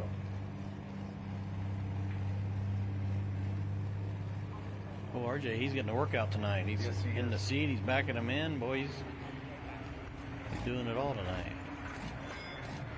This is seriously my favorite part, when the teammate or the dad or the son or the wife or the whatever jumps up there and talks to him. I love this. That makes me happy. They talk about where I want you to go, what I see, what year are you thinking. It's good stuff. A little fist bump here. Jim Miller always does that too. I guarantee. Yeah. I guarantee he says, try to break it. Let's win this thing. I tell you, Jim, I started pulling region in 21, and Jim was at a lot of the region events, and he kind of took me under his wing. He's a great guy. I really like Jim Miller. We're spotted the track left to center. Kind of pointed to the right a little bit. Yeah, it looked like he was telling him to kind of go that way. Kind of a cross track. Yeah. Kind of wondering if they're not wearing it out over there where the cameraman's standing. They've kind of been over there, and maybe they've gotten that wore out a little bit. We'll soon find out.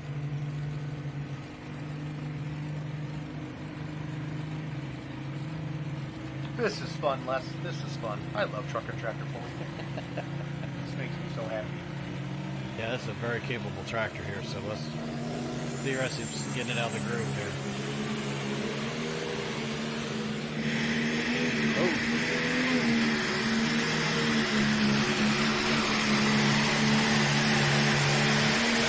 Went too far right, too fast. I don't think he had that. I don't think that's what he wanted to do. Strickland just asked.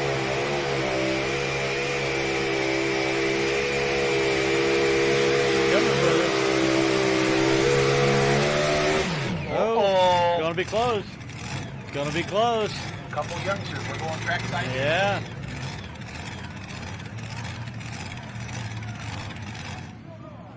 All right, ladies and gentlemen, here with Chris Jeffries. Chris is going to be competing a little bit later on in our semi division. Now, Chris, you're going to be competing with 3 semis, so tell us how that works. It's a lot of work. It's a lot of running back and forth, and hopefully we can put on a good pass for test hook, and then immediately back with the second truck, and then later on with our third. So currently sitting 3rd, 4th, and 5th in points. So a lot of pressure coming into this event, right? It is. It's hard to. There's a lot of good hitters back there that can change it up real quick. But I'm excited. Looking forward to this. So coming all the way out of New York, and we don't see a lot of semis out of New York. So how long did it take you to get here? Just a short 14 and a half, 15 hours. Well, hey, we appreciate you coming. Thank you.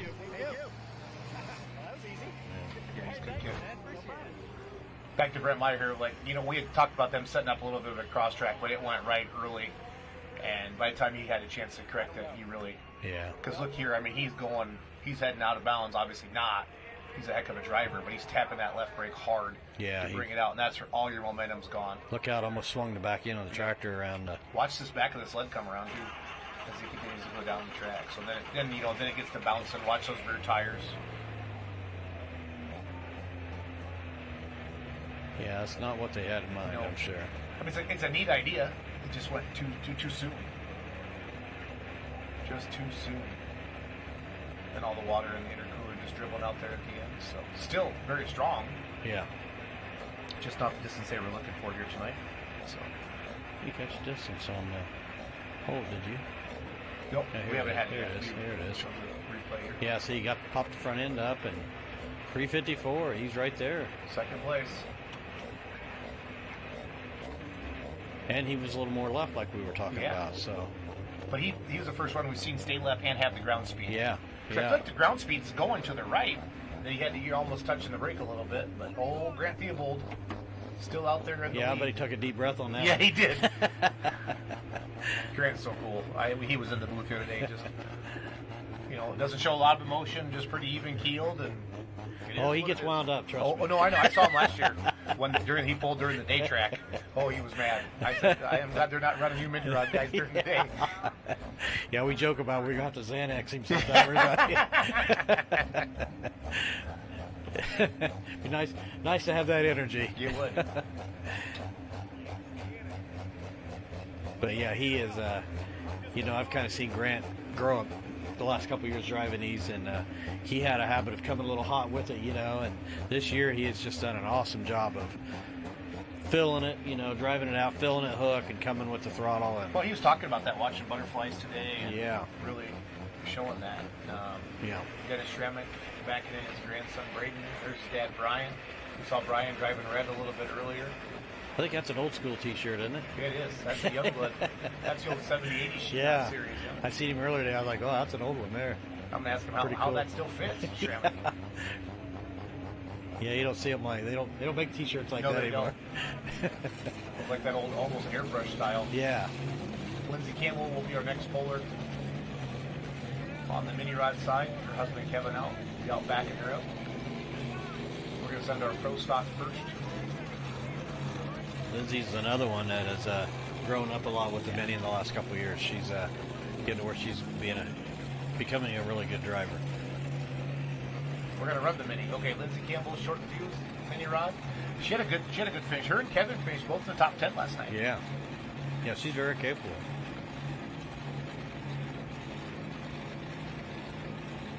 She loves truck and tractor pulling. Loves it. Yeah. Short fuse, Lindsay Campbell. All right, here we go.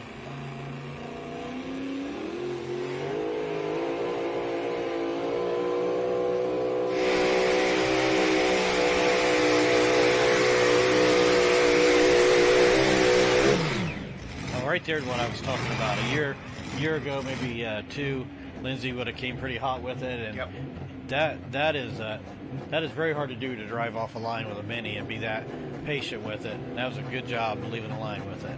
Ryan Guzentek said yes. That was my dad driving. Okay.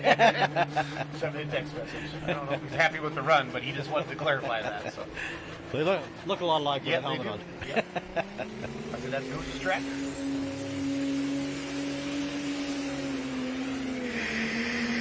Oh, he's another one getting over there. Yeah. Dang it. Run out of suds. Yep. So we got Chase coming up on the pile driver next, and very capable. Let's see what Lindsay did here. 338. Okay, top 10.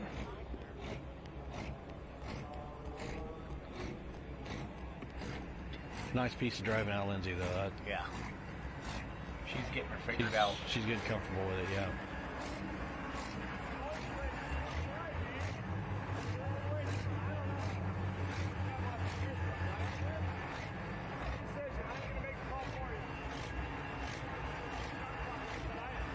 Youngblood kind of got slid off to that right side there.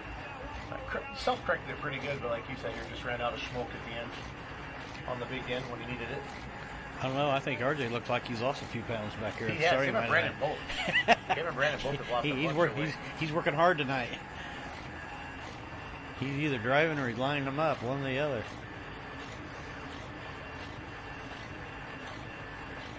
He's doing a lot of work here with a fire suit on, so.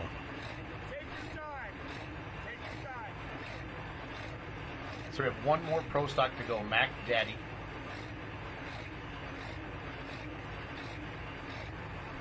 James Ray doing the driving. I think he was Ortessa. He was. Reset slip. Yep. Yeah. Okay, then he went 376. Yeah. After one of the resets. Yeah. They said no. Yeah, it looks like they're going to turn out and have a nice set on the sled. You know, back to the, we talked earlier about the distances. I think a lot of that has to do with the tracks, too. I think Rockwell is one of those tracks, the type of dirt it is and stuff, you need a little more distance here to put on a good show. Like I said earlier today, I thought it kind of hurt the mod class a little bit. But yeah, this Pro Stock Class 9 370, that's out there, but it made for a good show. Yeah, for the fans, they love it. There's that red guy. Yep. The pilot driver. 15th in the Grand National points right now. No top fives this year. Yeah, just so everybody knows, he's not Coolio with the straw hat on there. That's what happens when you're semi-balding. You don't want to burn your head. So he's had some bad experiences. So he's learned to. Is that why Donnie Sullivan got one of those hats too? Yeah, bring the straw hat. Bring the straw hat. Yeah, Brad, he's the guru of this stuff. If you're interested in building something, he's the guy to talk to. He knows the ins and outs.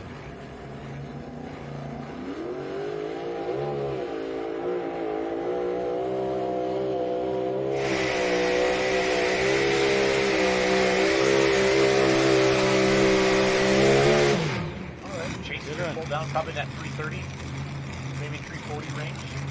Sounded like he tried to catch it a little bit at the starting line. Yeah. Not let it get hot, and then it hooked. I thought maybe he was on something there, but still good run. Fans, you still have a chance to head over to fullpullpicks.com. Get your picks in for diesel supers, unlimited, and super semis here in Rockwell. Also, there's a few other games up as well. Watch Chase's replay. Hey, you got PK running with a camera now, boy. Yeah, he's doing it all. He's an animal. Trying to show you some cool camera angles, fans. 332. Going to put Chase, the plow driver, in 11th. Here's your top 10. They're stacked right in there. Allie, can you give me the full leaderboard for the Pro Stocks on the side here? So Workhorse 369, Money on Black 369, about an inch apart there. Wow. Then Lemke's at 360. Injected Funds, our points leader, in fourth, 356. So Injected Funds is in fourth. This tractor's in second. So it could be, James could pick up some, but he's got to get out over that 356 mark. It looks like. Brandon Gedler sitting in fifth. Is he going to do it? I don't know. I think the heat in these motors. Yeah. I think it's going to be hard on the clutches and all the internals. Yeah. And that first run, kind of lay down. So. Yeah, he worked the clutch pretty good in this the first time too. You seen the dust come out of it. Yeah. He slid her good the first time, so that clutch is probably still pretty unhappy in there. Yeah. It's not the color of that tractor. Yeah. You know what I'm saying. Probably got some purple floaters on the other side. Looks like more like the Iron Boy over there. But you never know. Very, very capable. I feel like these Connie tractors any night can win. I mean, they all can. Yeah. But just for consistency. Well, the last two had a little trouble going right there, so let's see if James can hold her over there. He put the sled more back in the middle. The two tractors that did that were more left of center, I feel like, Wes. Yeah, he's back over there where everybody was earlier. Super semis are next. Here comes the other Pisek tractor. Ball out. Here we go. Last one in the class, Pro Stock fans.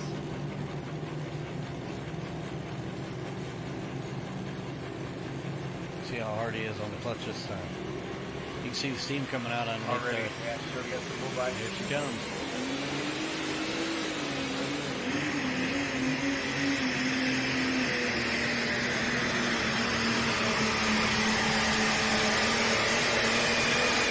Not a lot of giving up on that tractor. No. But I think you're right. I think the heat after the first run did affect it some. And I would be okay with pull-offs if we did them at the end of the night. Like if everybody kind of went up qualified, then he threw some extra money into a pull-off. I think that'd be fun, but bringing it right back after that is hard. Especially on the diesels.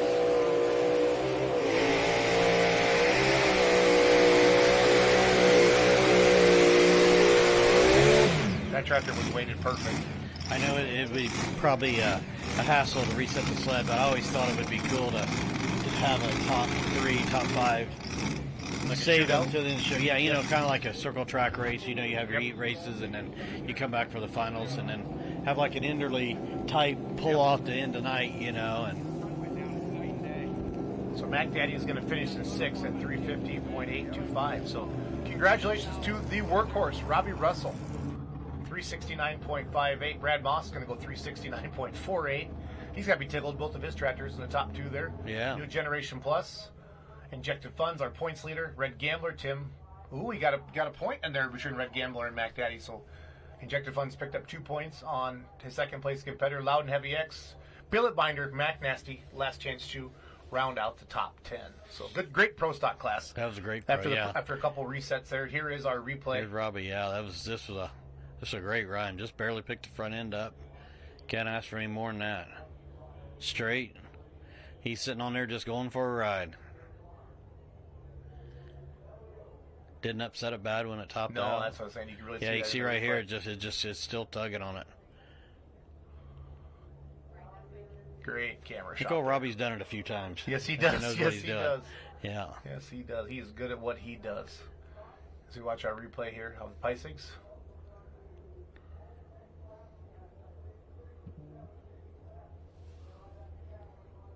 Going to move into the top 10 with that pass. Yeah, once again, front end come up a little. You can almost see it take the momentum out of it when the front end gets up very high. And what, the hitch is 18 inches on a Mini, right? 13. 13, okay. And another thing I think a lot of people don't understand about a Mini is they run all the weight they got on the front.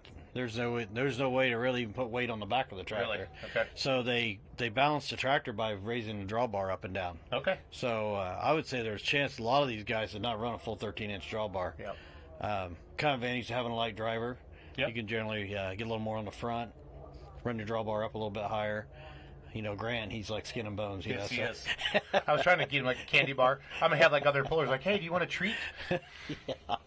No, that's good, though. I mean, that's what it's all about. Yeah, and I doubt there was many 13-inch drawbars tonight. Probably a lot of 12s and 12 and a halves. Yeah. Well, I'm glad to have like a puller like you and explain that to the fans, because that's something that you don't hear normally over a loudspeaker. Yeah. Yeah, and if anything, if you get on a track where you think you're not going to pick the front end up with a full drawbar, they'll just throw the weight off on the ground. You know, because there's nothing on the back to hang the weight on, really. Yeah. Good stuff. We got super semis coming up next. There's still time to run over to full pull picks quick, and then after the minis, we're going to go to over here. What do we got? Some super stock diesel tractors. Yeah, you don't like that class, do I love you? that class. My tractor will be here tomorrow night, as long as everything goes good tonight out in Gibbon, Nebraska. I got the other live stream up on my computer here, waiting for our class. I've been looking down, checking on it. Limited pros are pulling right now, so. Dirt looks a lot like Rockwell. Yeah, it's out in Gibbon, Nebraska. Yeah, they're going to load up right away tonight, start heading this way. My dad and Doug Meisinger. Okay. Doug and I bought a trailer together. He's got Scrappy, the Minneapolis Moline Diesel Super, but built a new motor, and he's been kind of cranking on mine this year and hasn't had time to put his back together yet. So there's the Guza clan up there. That's kind of like an observation tower at the starting line here. Did you see that new VIP tower they built here? Yeah, that's neat. cool. Yeah.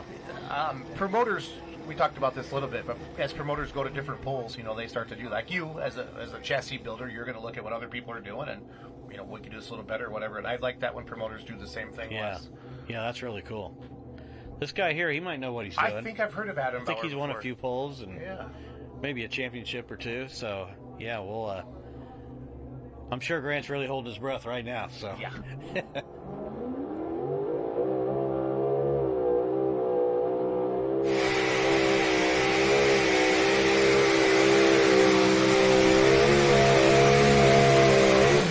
That's your new leader. I don't know. I think it's going to be close. It's going to be really close. I'm going to say 360. You think so? You Yeah, I think So remember, Grant was 358. Nice run, though, boy. You come hot with it. Nice and See smooth. his eyes up there looking for watching the board.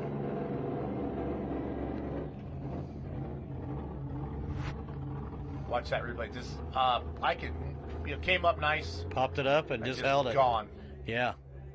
No rocking, no setting it down, just there it is. You were right. There's your 3.6.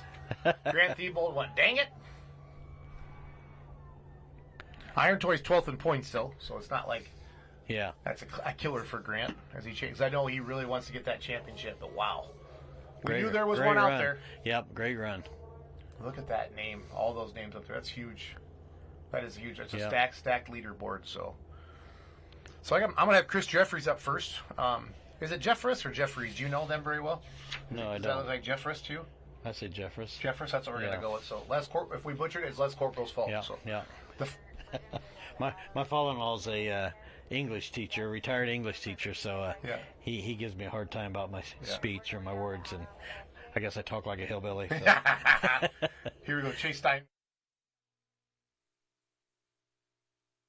Ladies and gentlemen, down here with Iron Toy Driver, and man, you just had an incredible run out here, and how'd it feel? Oh man, we've been waiting all year for to have a pass like that. Felt awesome, and just been struggling a little bit with that tractor, so come out here and take the lead is pretty awesome. But there's still some tough running tractors back there, so we'll see what happens. So what was that driving style coming out here? I mean, I saw you drift off to the right there, a little bit of a dip. Did that help you any? We're getting a pretty good hole there on the start line, so we just wanted to get out of there. So the sled rolled out of there a lot smoother and ended up working out. So, well, hey, that's what we like to see. Congratulations, man. Thank you very much. Yeah, it was a great run. Adam did everything we were just talking about. He kept it to the left. He got off the line pretty hot with it, picked the front end up. It was a beautiful run. Wyoming, New York, Chris Jeffress at the Temperamental. So I think he's got 3 trucks in this class, at least 2. Yeah, I think at least 2. But he just kind of came onto the Grand National scene here. Great to have here. We have 8 awesome Super Semis tonight. This is always a crowd favorite. Yeah. I think anybody in their life has had a grandpa or a friend or somebody who drove truck, and you really get that. Kenworth, Freightliner, Peterbilt, whatever, Mack, whatever they're looking for, that brand, like a John Deere versus a International or a Chevy versus a Ford or a Dodge. Yeah. You really get that fan The Pro Stocks, they sound like a freight train. These things, yes, these are a freight train. These things are a freight train. They're like a huge motor in there, 20,000 pound Super Semis, fans, ripping it up in Rockwell. Gonna drive her right out.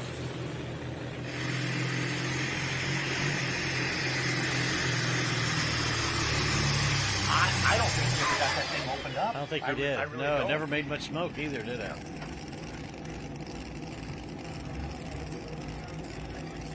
Well, we're getting to sundown now. It'll be interesting to see what the track does over on the mini side. Starts pulling some moisture up. It looks like it's starting to get a little shine to it. See what Ron can do here.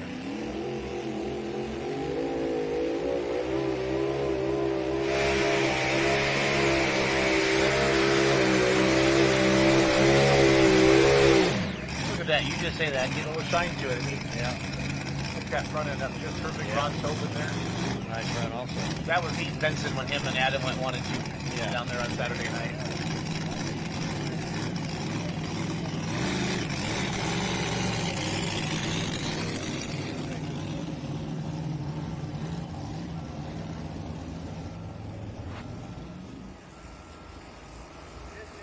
5.2.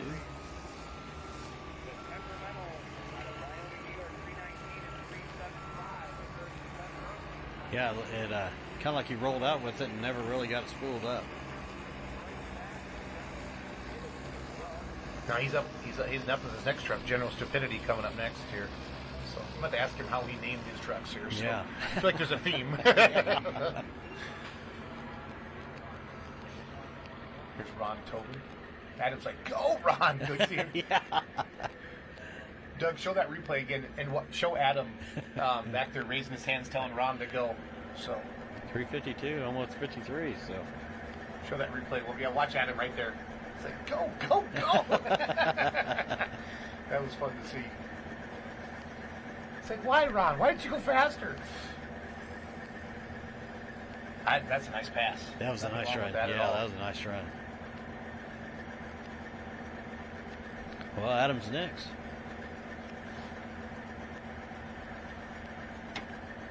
Beast of Burden.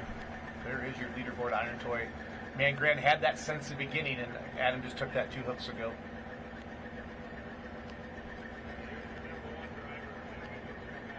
Semi did accept their pass. Just good to see Tolt Strickland. He's just been slowly getting more comfortable in the seat of that thing over the year. Yeah. They got good stuff on there. Strickland's don't mess around. Nobody messes around, but nice to see him get some confidence going. Yeah. The old V-Blade out there doing work here at Rockwell. It's crazy the difference between a day track and a night track. Oh, yeah.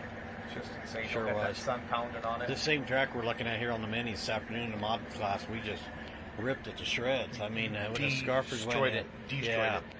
And fortunately, it did go back together. They were sprinkling it, every lap, and it went back together. And Lusheners come down and made a nice run right there at the end of the class. So I'm kind of in that situation tomorrow. I believe I'm the last hook on the light mods, and it's going to be an afternoon during the day session. So I need to go talk to Bill and see what the secret was.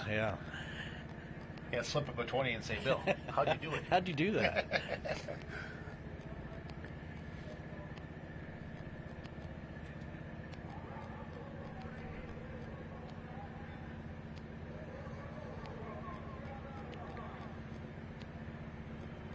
Mod class is going to be there. The Unlimiteds are going to be really awesome here after bet. They're going to shake it. Yeah. They are going to shake it. Yeah, and then, like we said, they'll probably destroy that track again, That's why they run them last, typically. Yeah. That's why they run them last, typically. Yeah, so we have semis, unlimiteds, and super stock diesels up to go yet tonight after the mini rods here.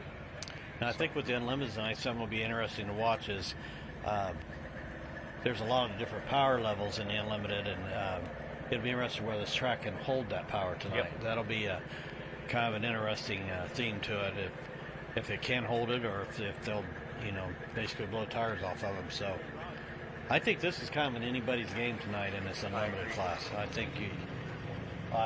And I think an early hook will be useful too. Yeah. Because I think track will take a beating tonight.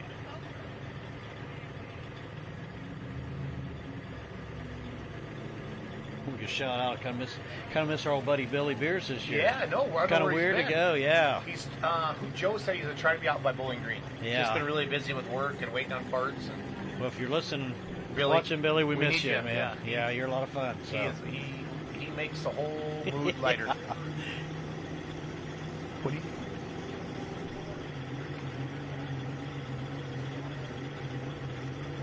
All right, Ron, give him some pointers here, and we'll see what Adam can do. Let's see if Ron sits back there and yells at him the way Adam yelled. Yeah, good going down the track.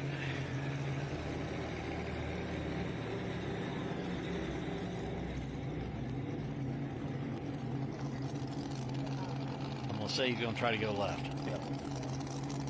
Little sign of the cross, and I'm dropping the hammer. We're going to do a winner interview right after this.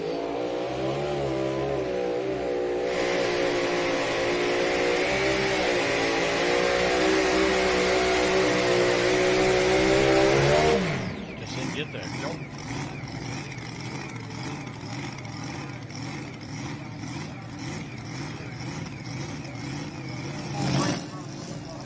All right, ladies and gentlemen, we're here with Mr. Rob Russell, the driver of the Workhorse Pro Stock. You took the win out here tonight. And, boy, what'd you think of that class? Real close, 369 and 5.8 was your distance. 369 and 4.8 was your second place. Yeah, I held on.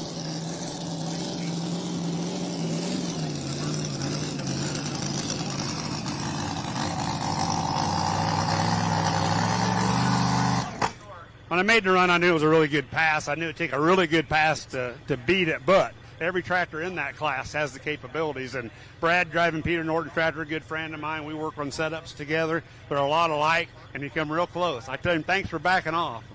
Absolutely. I mean, a local tractor here, too, right down the road. What is it, a couple hours away? Yeah, it's close to 1 year for me. We're about 3 hours from home, but, yeah, I mean, just phenomenal crowd here tonight. Great place to pull. Very lucky to win here. Before, but it's good. I got C&M Tires, Chad Mayhill, Kevin Masterson been helping me all year on that deal, and Weimer Fuel in there, Riverside Engines, and my family back home, my wife, just keeps it going so I can have a little fun. Well, hey, thanks, man. I think we're going to send it back to you guys with the semi.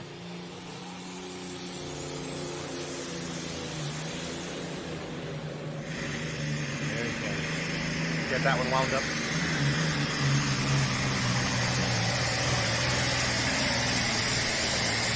Yeah, he's way out there. I'm going to tell you right now, and you can write this down, Corporal. Somebody's going to park one in the grass. Yeah. I guarantee it. Somebody's going to park one in the grass. No, he's doing great. Leave it. Yeah. Yeah, he's way down there.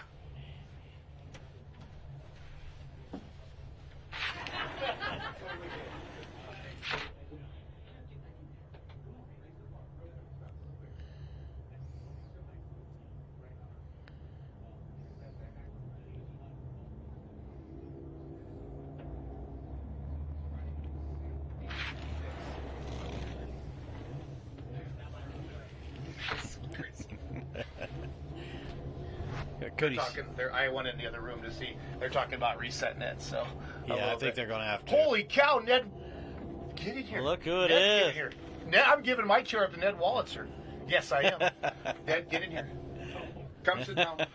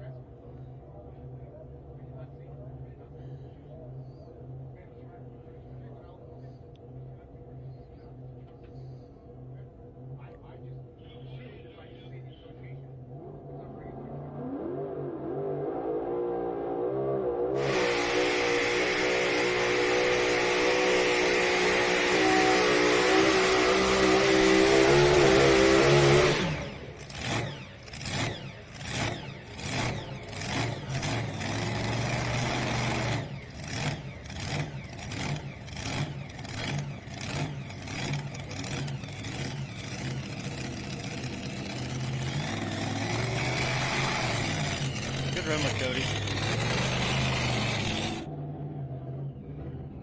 Looks like he got in a little deep on the left side there.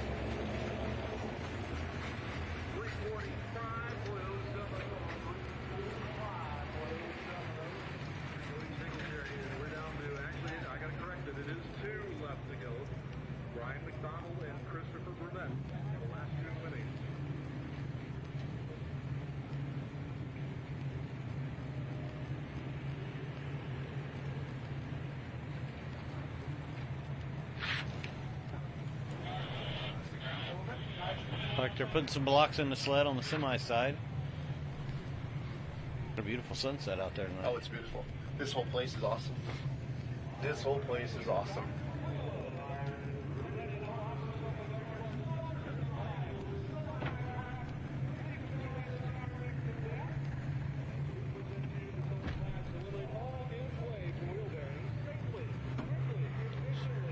So I don't know, our girl in here might know this next guy coming up. You think so? Yeah. Allie, you familiar with this next competitor? She's like, I don't know.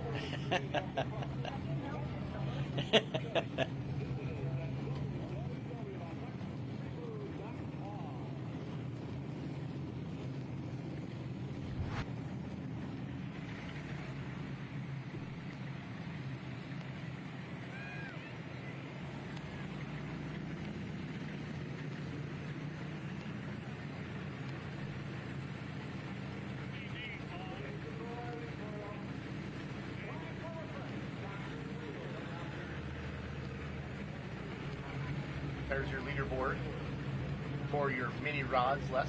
Iron toy out there. That was a monster pass to take over Grant. It had to. Awesome. It had to be perfect, Les. Yeah, and it was. It had to be so perfect. Brian McDonald here, I think he's real He's close. second in points. Close to being in the lead. He left Chapel Hill with it. Yeah. And then maybe, or was it the fourth? Let me check real quick. Yeah, Barry Lissandy is 2 points back.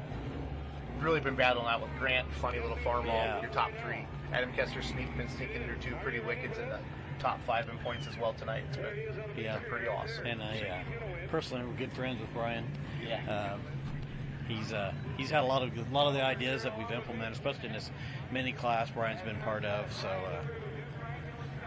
good friends with Brian. I've been friends with him for a long time, actually. So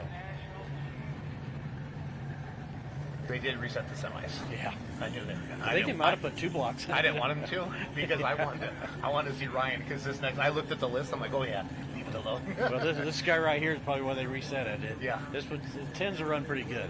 Yeah, and Brian Islandthorpe's back there yet. RJ Simon. Yeah, this is your defending Grand National champion.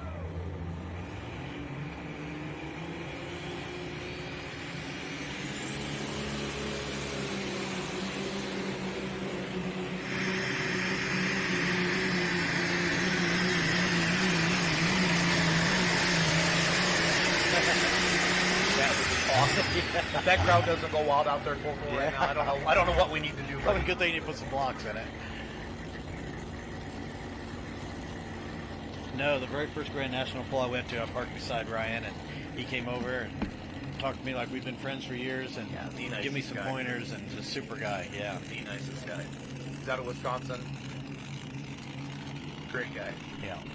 So here we go. See if Brian can get out there with Grant.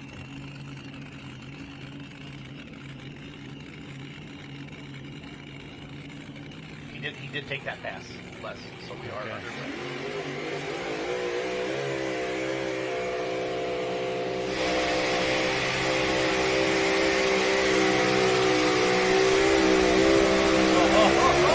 He's close.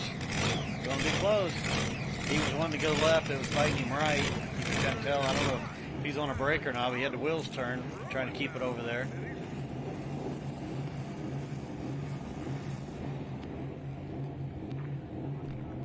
Freight train coming down through here. That's awesome. Man. That's what it's all about. Gotta love this. Gotta love this.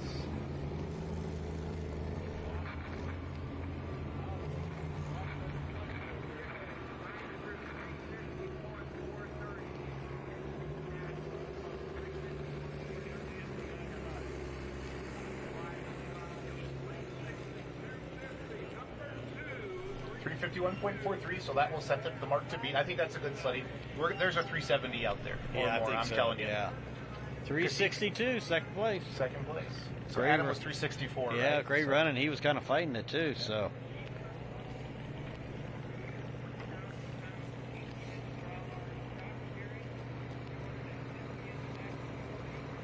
Boy, we got a points race, don't we? Man, this is fun. Fans, this is what it's all about.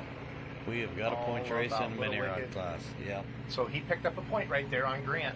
Came in tonight 2 points behind. So that's how tight it could be. If somebody would get in between there, he would like that very much. Yeah, that's what he's wanting. Yeah.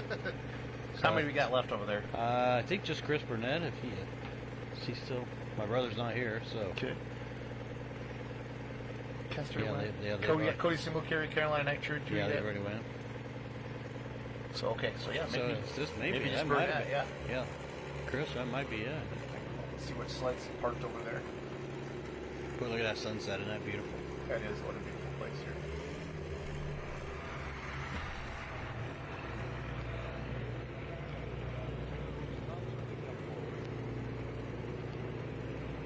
I think. Oh, there's a mini rod sled backing up. So this is Jack Kilmeyer's truck. He called it all jacked up. This truck's very famous for dumping its engine out. I was actually standing right there when it did. Really? Yeah. What did you think? Wow. Wow. What in the world? The whole thing come out of there. We've done a lot of work with Jack. He's a great guy. I mean, it's a mountain of a man. He's a big guy and a great guy. But yeah, that was one of those things that You just don't see Brad. No. Hope you don't ever see it again, No, actually. But not at all. I think they went through a period, it seemed like, with semis where they were just having that problem splitting the block, and I think they figured out a big deck plate or something holding it together, and you don't see that quite as much. Yeah, we must have one more on the mini side. Yeah, I think it's Burnett.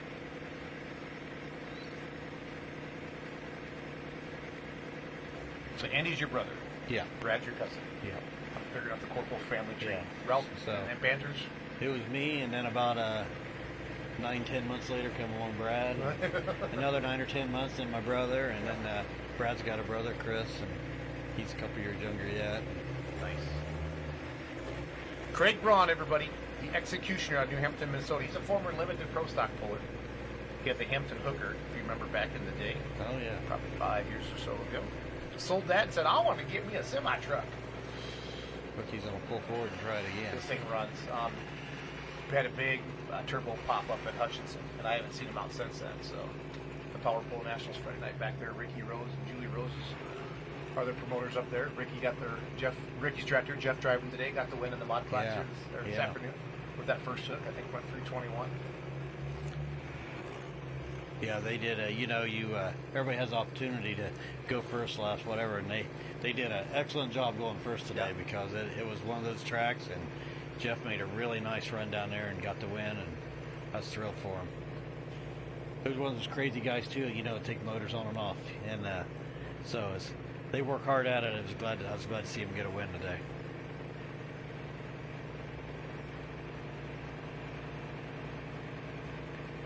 I'm back to congratulate them, and they're back there in the 87-degree heat putting the motors on to pull unlimited tonight, so they're tough.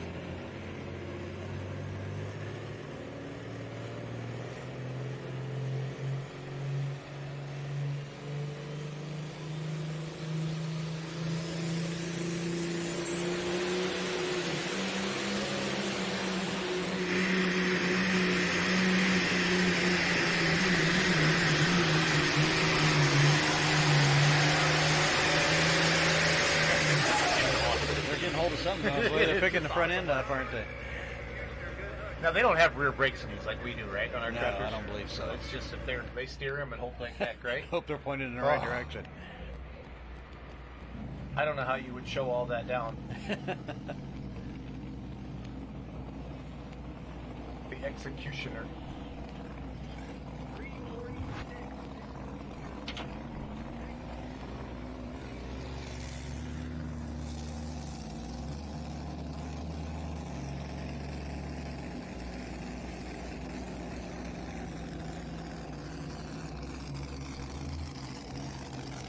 Somebody's texting me and asked us wants to know what brand engine they run in these big trucks. I don't know.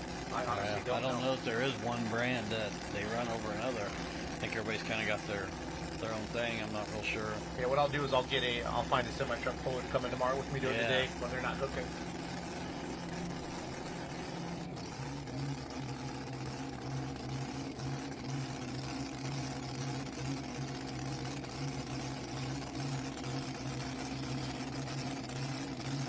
See Chris, he's very capable also. I think. See if he can hammer it down in there.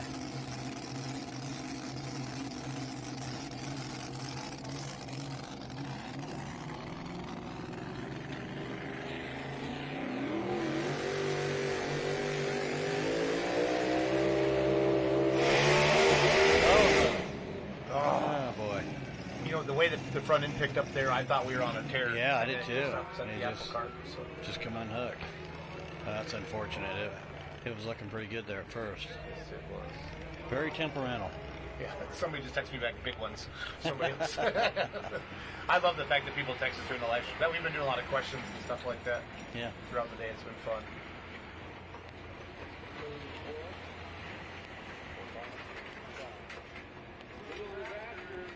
I think they put up Andy as a driver. It was Chris Burnett. Yeah, it was Chris Burnett.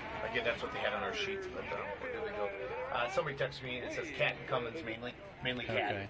and the big trucks. Yeah.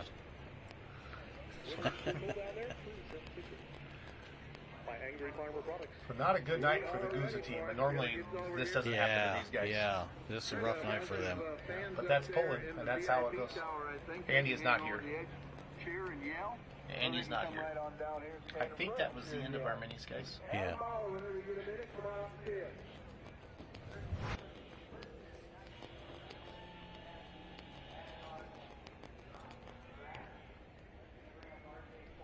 See, right there, I'm thinking we're going for a ride. Yeah, it was right? looking good, and then the front end set down, and yeah, right here it just banged down and then upset it, and things went south quick. You just got to let out at that point. Yeah. Otherwise, you're going to be fixing more than your pride. Yeah, you're going to be on the side. Yep. Well, unfortunate for Chris. Fans, you still have time to get your unlimited picks in and your diesel super picks in at fullpullpicks.com.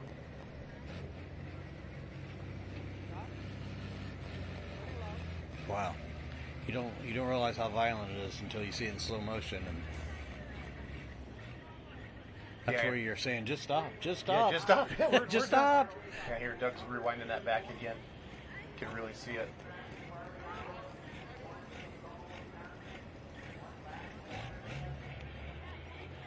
Yeah, look at that. Wow. Yeah, you guys go for rides in those machines. Yeah, and another thing will happen, a lot of times it'll get crossed up and the back tire will get into the buckboard on the sled, and that'll cause it to flip it up on its side, you know. So, fortunately, we've not had that happen here recently. Yeah, you mind reading that off, Les? Your top 10 mini Okay, rods? we got Adam Bauer and Iron Toy won it. Brian McDonald, number 2. Grant Theobald, number 3, Little Wicked. And then Just Ask, 4th. Bobcat Jr., 5th. Funny Little Farmall, Ken Vinny, was 6th. Walk the Line, 7th.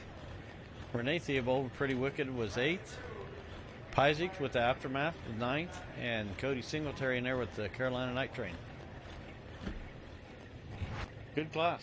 Great class of But yeah, you got to give the old veteran Adam here. I think we were joking about that when he hooked on, but he showed why he's got championships and multiple wins, and yeah, this was that's a beauty. Carry a front end like that, and just barely set down there, and all right, drove her right out. RJ Simon's up next. Drivers wanted out of Farley, Iowa. 351 the distance to beat. I'm going to call 375. Okay. I'm going to go 365. 365. 365.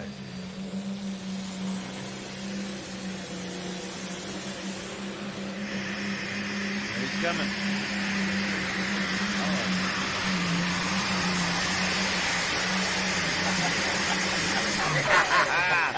All right. Is it closer to 365 or is it closer to 375? Dumped his guts too. It was Yes, still he going. did. It was still trucking. Oh, man. Look at the water come out of it. I think he melted a little ice on that one. Yes, he did. Yes, he did. RJ wants this championship bad in this. Yeah. And him and Nikki's Nightmare are fighting for it. It took him left where it took the previous one to the right. So. Yep.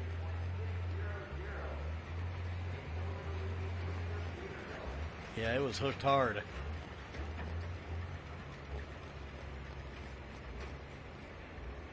He wants to see that distance. He stopped. He's like, show me that distance. Here's your replay. He was rolling. Yeah, I think it had another 5-10 feet in it. Oh, you're right there. 373. I said 375. Not bad. Pretty good. Not bad. I think we had to run out of juice there. It would have been 375. He wanted to go right. Look at those tires. Yeah, look at that thing fighting. Over there, because that's where DeBrew went. New class leader. I think it's a good thing they put some blocks in it. Yes, I agree. No, I'm telling you. He might have been in the trailer here with us. Yeah, you'd have said, wow, what is that noise? It's getting louder. I've been down this road before. Drivers won. Well, Lisa Peterson's going to come in now and join me. All righty. Thank you very much. If we Thanks could go, for hold on, having let's go back to host cam. Can I have a host cam shot to sign off with Les? Les, thank you, buddy. It's been great to have you on here. Anytime, you're welcome. Yeah, you can jump in during Bowling Green or anything like that. Yeah, and any fans out there, if you guys got questions, always come to the trailer and ask. And I'm always more than willing to answer questions. Go see that Corporal Punishment guy. All right. Les Corporal, everybody. All right. Bringing in Lisa Peterson next. Mrs. Profab. Thanks, Les. Don't let the flies in, okay? One machine shop to another. Yeah. Lisa Peterson coming in right now. We're in our semi-class. We got a limited jet tonight. And we're also going to do diesel super stock tractors tonight as well. Lisa, welcome to the booth. Lisa, I need you to talk right into that microphone. Okay. And don't be shy. Well, not that afraid of you being shy, but don't be afraid to talk loud. So, what do you think? How's life? Life's good. Life's good. Yep. Happy with the truck today? Yeah, I am. You should be. Yeah. You It should was a be. pretty good run. I don't know. Wrong time of the track. It was. Wrong, You guys were towards the end of the class there, but it was fun watching you get out there again. When's your truck going to be out? We haven't even started it You yet, haven't? so Okay. no. This winter we'll work on it, so next year. Profab's kind of busy? Yeah, Oh, very supposed to busy. get closer to you. Oh, sorry. Get you in here. There we go. I got her. So, thank you. Yeah, I'm sorry. Got to get that on there. So, just happy to have you come here. Thank you to you and Allison for doing the countdown to pull time last night. So, Thanks for having us. We had a good time. there's been a lot. I mean, I've had a lot of requests to have you guys back on again. So we got to get the third blind mouse or whatever you guys call each other. We'll have to get together with Jamie when she's around. Yep. So the semis are having fun. Besides the four-wheel drive mod class, obviously that's what you and Larry have. What classes do you really enjoy? What are your favorites? What else would you want to drive at, Lisa? Oh God, I always thought I wanted a semi. I don't know Yeah. if I had another class to pick from. Semi or pro stock, probably. Fair enough. Hey, Allie. Let's do Ask Lisa a question. Put my phone number up there for the fans. No, you do it right now, Allie, because I said so. No, I tried to boss them around, Lisa, but it doesn't work. It doesn't work. Chris Milsna, everybody. Crazy KW, RJ Simon out there at 376. What a great night. A huge crowd out there tonight, Lisa. Yeah. That's what makes It it was a fun for a beautiful night. promoter. The sun's finally down. It was warmer earlier, I'm not It going to was. lie. The wind quit. That kind of made it miserable, but Kind of, I like how you put it. It made it kind of miserable. a lot. A lot miserable. Here we go. Another good runner out of Wisconsin, Cashin, Wisconsin. The Crazy KW.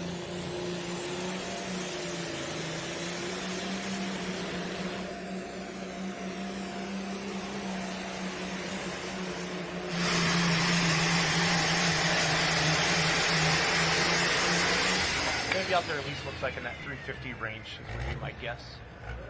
RJ parked one out there about 376. We just finished up the mini rod class. Adam Bauer picked off the win there.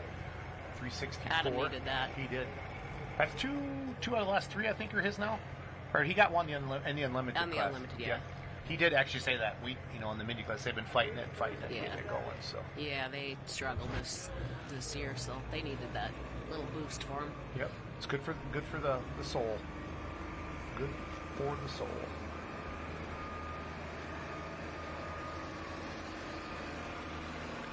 Crazy KW is going to go 337.01. Going to slide him into the fourth spot. Again, Lisa Peterson in the booth with me here right now. Happy to. Mrs. Profab. Is it okay if I call you Mrs. Profab? Yeah. Kind of figured that. There's my cell phone number.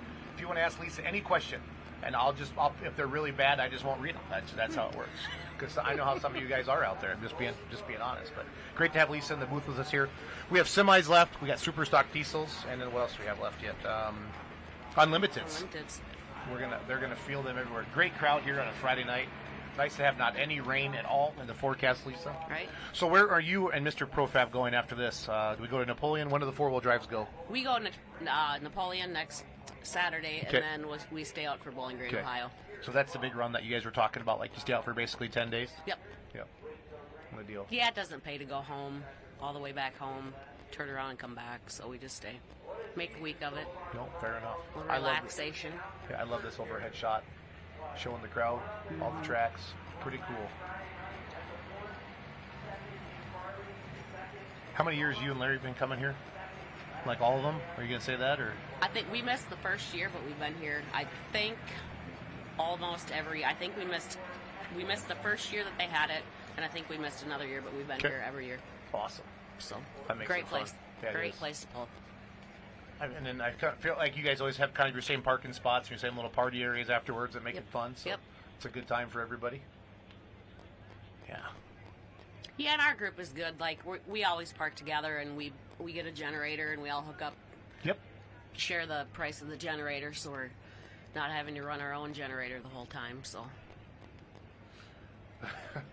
What's the latest you stayed up partying with Allison and Jamie Lynn? You don't have to say anything. or earliest in the morning. Yeah, well, no, we know that already. Have you seen the sun come up before? I have, not this year. Not this year. Very close. You're but growing up and mature now? I am. Oh, yeah, way Yeah, to go. yeah. Me too. I'm 48 now. I'm working Good, on that. Good. Yeah. Time to adult. I keep telling my wife I'm getting old and boring. She says, you're old and boring, still not anything near what I want to do. Yeah, we don't quite stay out as late as we used to. Last night, I guess, was longer than usual. Longer than it should have been? Yeah. Okay. Nikki's Nightmare currently leading the points. Brian Allithorpe. Drivers wanted R.J. Simon 2 points behind, but in the lead out there at 376. This is the only multi-turbo truck in the class. The rest of them are big singles. I think Brian's got 3 big Weimers under the hood of this truck. He told me in one of our interviews once. He won me money at Hutchinson on the bet. Nice. Full pull picks. Making money for Lisa. Yep. Mrs. Profab. You still got, for you fans that want to jump in, you can still get into the Unlimited and the Diesel Supers. The games are still up. The games are still up. Cheers, Lisa. Great run. Randall and Amber. There you go. Thank you.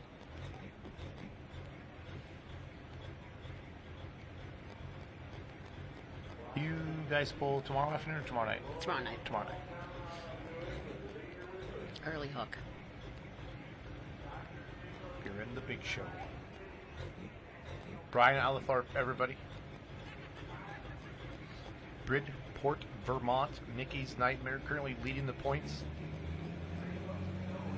R.J. Simon parked one out there at 376 and come and get me.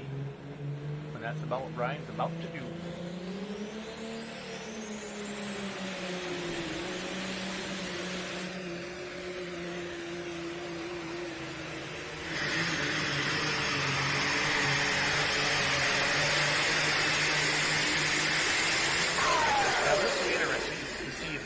Somebody gets in between him and RJ tonight, because RJ's out there at 376. That's probably right around 350 is what it looks like from here. We'll find out in just a second, Lisa. But a couple of spots can pick it up. Right. So are you and Larry just taking turns driving the truck this year then? We are. Are you? Yeah. I wasn't going to, because it's his truck. I Right. thought I'll just take the year off, but You missed it? he wants me to. I do miss it. I bet you I do. do. Yeah. 358.925. So all right. So about 16, 17 feet behind RJ. So now he's just Is hoping he nobody second gets. now? Yeah, he's second, and RJ's out there first. So approximate horsepower on the 4-wheel drive mod class. We're 1600 plus. Yeah. Good deal. Lisa Peterson, everybody. Mrs. Profab in the booth with us here on Full Pull Live. We got super stock diesels left, unlimiteds. Got a few semis left as well. Lisa and Allison did the countdown to pull time with us last night. It was great to have you out there. They're Thanks gonna for be having us. That was We had a great. good time. It's fun to shake it up a little bit. Show everybody. I love what we're doing with Full Pull Live, putting a lot of faces out there, getting some interviews, behind the scenes type stuff, trying to get some new camera angles. We're learning something new every week, Lisa. We get smarter and smarter every day. It's fun. I'm like we sit at home and watch the replays all the time, and the way it's evolved from we've gotten, last year to even the beginning of this year. We've gotten you a guys lot are better. making great strides with it. It's turning out good. Yeah. I love it. This is a lot of fun. It's fun because a lot of your friends and family and fellow pullers are home watching it, and that makes it fun. So I really enjoy that.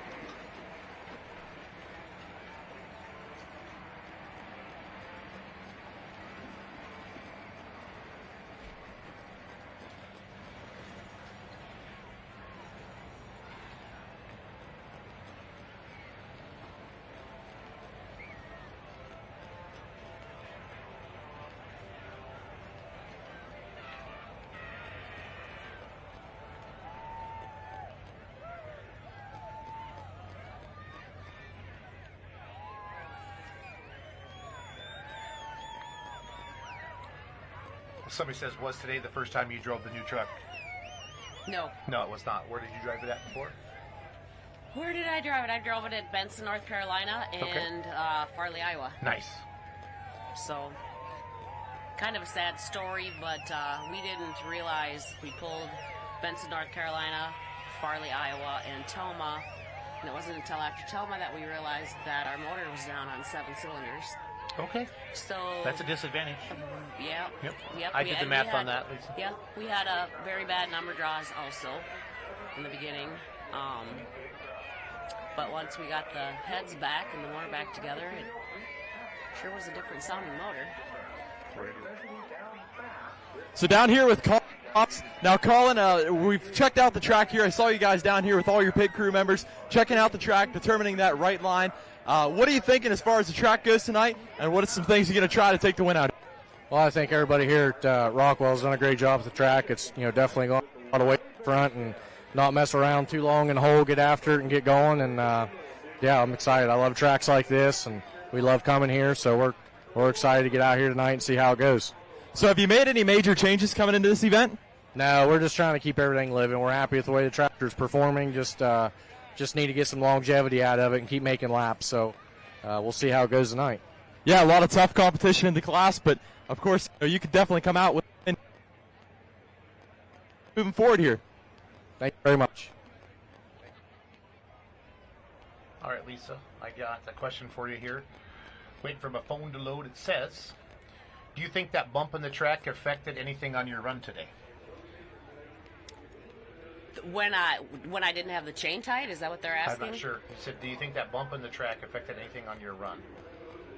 I started out and the chain had a little slack in it. Okay. And I once I gave it throttle, it kind of banged me, and then I did take off a little bit slower after that, but rolled into it fine. It might have had a little disadvantage, but I don't think not enough to hurt that bad. Good deal. Great crowd here tonight in Rockwell. This is so good to see. Yep. So good to see.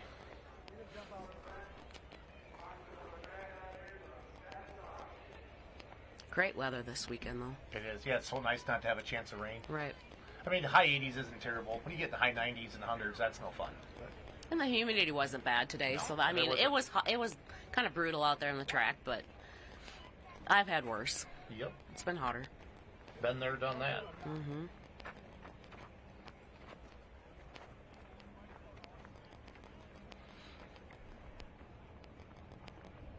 There's RJ Simon out there.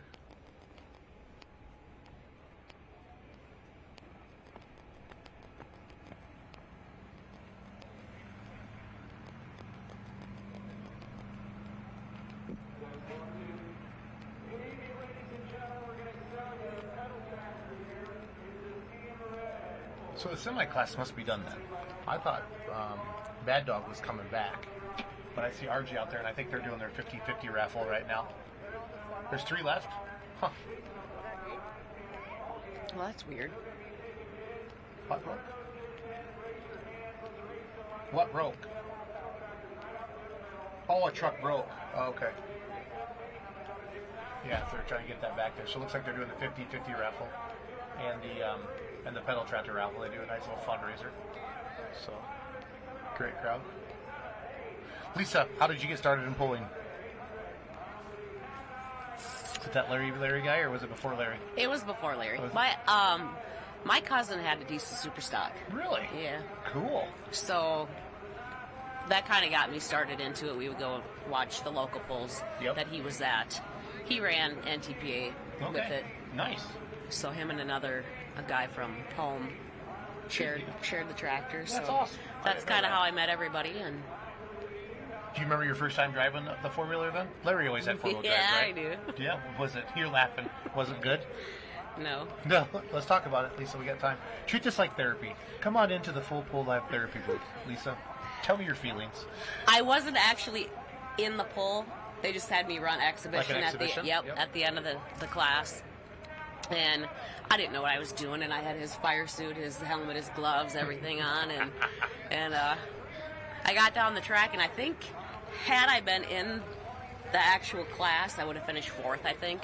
But the truck killed at the end of the track, and I jumped out and walked away, and Larry's like, you can't leave the truck on the track, you have to get it off of the track. Yeah. Go back and get the truck. So it was That's one of them. awesome. Well, you learn from it. Every day's a learning experience. It was nerves, a lot of nerves. I like to think. Yeah, no, I totally get it. Nerves can happen to anybody like that. So I got all the classes wrote down here. So tomorrow we're going to be back at noon. We still got super stock diesels yet. We got 3 semis left, and we got the unlimiteds left. So we're not even close to being done yet. But tomorrow at noon we got light mods, 2-wheel drives, super farms, super stock diesel trucks. And tomorrow night we got light supers, pro stock, semi, super stock diesel tractors, 4-1s, 4x4s, and unlimited. So it's going to be great. So a lot of good classes.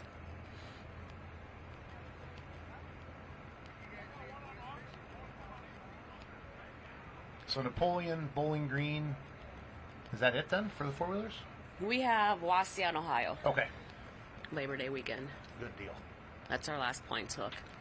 And then we always go to Sandwich, Illinois. Okay. For the region hook they have there for us. And Is then that Thursday night? Thursday night. Yep. That's all trucks. And then Saturday at noon and night is all the tractor Grand National. Yep.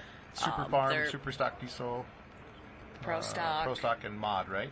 Yes. I feel like. And that's their last point. Yeah. And then we go to the Underly, right? Yep. So we go down on Thursday, run our class, and then we have a fun day Friday with a friend of ours from Sandwich. He Okay. takes us around. And then, Sandwich is pretty close to Chicago, isn't it? Yeah. Okay. Very close. And then we stay and watch the tractor shakedown on Saturday. Nice. Yeah, usually your friend Travis usually trying to win a points championship there. So Right. he told me, we had him on a podcast once, and he said, that's where Schultz, he goes, Sandwich is where points championships go to die. Sandwich and Travis do not get along. Right. At all. I've witnessed them all. Yep, I bet you have. Mm-hmm. Like, where is he driving?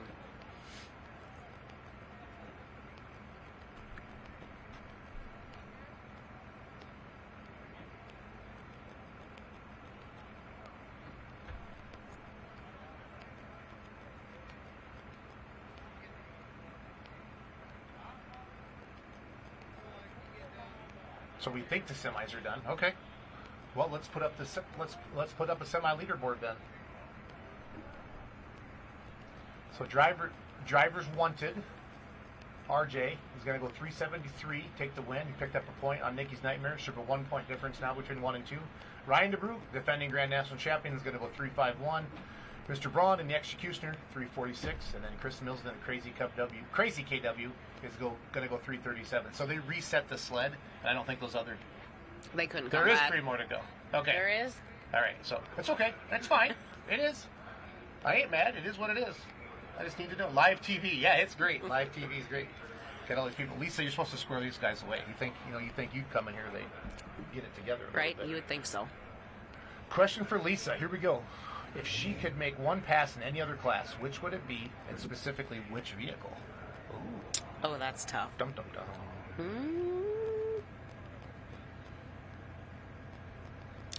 I still think I would go with the semi.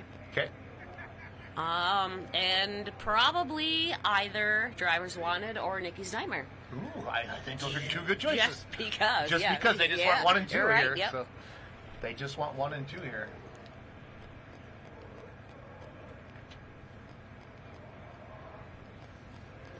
So we are. I'm just surprised they had this big a break, in between trucks. So because they reset the sled earlier, so we'll have to find out. We'll get somebody smart and we'll ask them what's going on there. So, PK, what are you looking at? You want us to look at the camera? We're looking at you. It's kind of fun. We're like, hi, PK. Lisa, we're back in the booth. Great to have you in here tonight. Thanks on for having me. Live. No, it's great. What place did you end up in today? I was 14th. Okay, there was like 92 of you today. There so was. That's not bad. Yeah, That's it was not brutal. bad at It was all. hot, and it was 8 minutes between trucks. So It was. it drug out. It's like when you play golf sometimes, and the group in front of you is really slow, but then you can't play through because there's a slow front. It's like league. Yeah. Like, come on, yeah. guys, let's go. Yep, Let's get yep. this party started. All right, we're going to go back to semi-truck pulling. What's the biggest win you've ever had for you, for just Lisa? Chapel Hill, Tennessee, twice. Oh, so the rumor is that those Peterson trucks like Chapel Hill. Yeah, for some reason they do. Larry got his 9th win this year. I've had 2 there. I don't know what it is about that place, but we like it. That's one thing I've been trying to ask. Are there just certain tracks that you guys just feel like really confident at? There's some places, no matter what you do, Lisa, Yeah. you should just Oh, stay yeah. home. Yeah. What Yeah. are those places? The stay home, where would that be? Well, actually, the way our schedule is, there really isn't we don't have a bad Good. So your truck likes them all? Yeah. It's yeah. as if the truck likes you at that particular time. Exactly. Or the track, right? If we can get along with the truck. If we can get along with the we got to become one with the truck. We do. We have to do our job. I respect that. I respect that. The bad dog coming up next. Like four-wheel drive trucks are so much different than tractors. We like a hard, firm track, where tractors like it a little wetter, a little softer. So, I mean, it's hard when you're pulling and you're trying to make a track good for both classes. Right.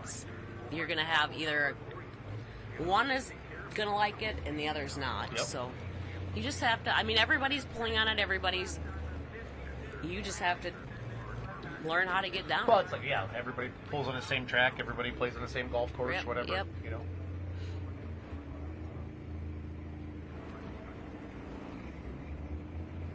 That's quite the cat on the back of that. Oh, wow. Mac Tuck with cat stuff. Not a cat from a commercial or a movie or something? I think so. It's not Garfield, I know that much, Lisa. No, because Garfield's yellow. Orange. Oh, I love it. This is so fun. I love having all you pullers come in here and do this. It's just a hoot. Absolutely. It's good for you guys to see this as well, kind of behind the scenes, what we got going on here. Yeah. Some of our it's craziness. Neat watching these guys over here and all that they do. Yeah, PK. You got to keep an eye on that one. I know. Got to keep an eye on that one. The bad dog, Chris Jeffress, out of Wyoming, New York. He needs to park it out there in RJ Simon land, 3.7 miles away, or 376 feet.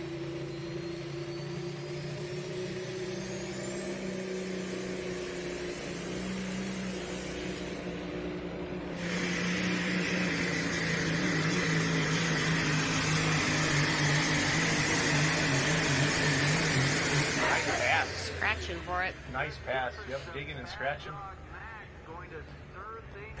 The crowd loves the semis. They're so fun. They are. They're just a pure horsepower. We had Donnie Bauer on our show today at the Countdown to Full Time, and he said the Unlimited still are the toughest to stop, just because of the amount of horsepower. Oh, yeah. He said sometimes they're putting a couple more bricks in. We got them tonight on a good track. It's going to be fun. Mm-hmm. So we have, let's see, 10 Diesel Supers tonight.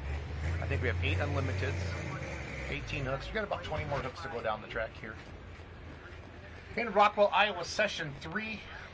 Hope you can come out here tomorrow, noon and 6 o'clock. If not, if you can't be here, you can join us on fullpull.live. We will be in Napoleon next week as well. I think we're doing Wellington. I don't know. Doug has all that stuff figured out. Or 358.6, solid hook. Good for him. Not too far. Once you see that leaderboard, you realize not too far from getting in between RJ and Brian. Mm-hmm. I think is what we're going to see here in a second. Yeah, look at that. Just 3 inches, right? I'm not good at math. He says that 3 inches. And I'm not good at math either. You're not good at math either? Yeah. No. And I'm glad for Chris Jeffries. I mean, we met him through John Raymond. Oh, okay. Smoke and Mirrors. Yep. And I'm glad to see him out running the NTPA circuit. He brought 3 trucks. 3 of the 8 of them are his. So right. That's pretty neat. Yep. So, gotta like that. So that's going to be Temperamental coming up next, and then General Stupidity as well. So he's going to round out the class. We got to get him out, run him back down, and get him out, run him back down. But that's just how the pulling order shakes out sometimes, Lisa. Yeah. So.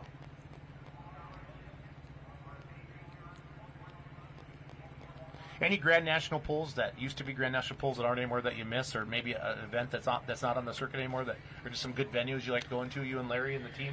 Mm-hmm. Pretty much. I mean, all the places that we hook now, I mean, we love them all. Good. Do you kind of go to do like the 4-wheel drive trucks kind of follow the same schedule year after year? Do you see that? Okay. Yep. You know, because promoters get their first choice to come back. Yep. And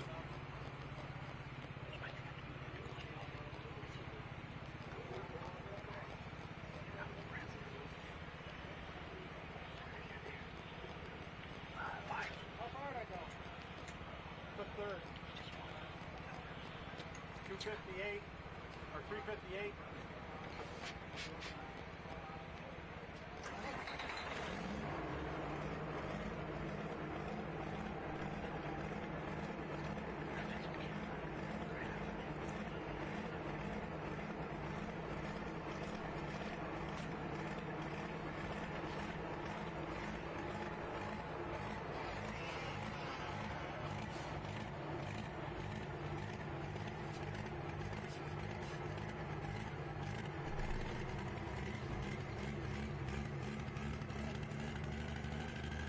They're still on. Yep, that's good. Trust me, I've been watching.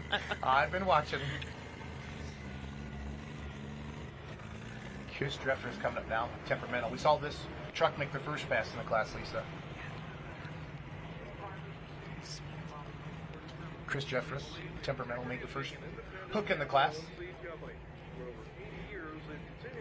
Didn't have an awesome pass with it. Les was in here with me, Lisa, at that time. Just didn't really feel like he got on top of it all the way. Really had it wound open. So we'll see what he We did were back over at the here. trailer when he ran. We didn't see him, so. Again, fans, you still have a time to get in and make your picks, your cash picks for Diesel Superstocks here in Rockwell, Iowa, as well as the Unlimited class.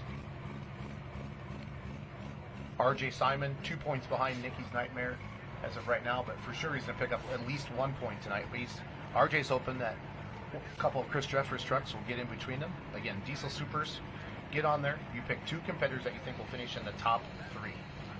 And the odds on money favorite right now is Triple Bypass. Super Rooster is 1.2 to 1. And Bone Twister Travis is 1.9 to 1. And Redline Fever is 2 to 1. But kind of what I expect to see there.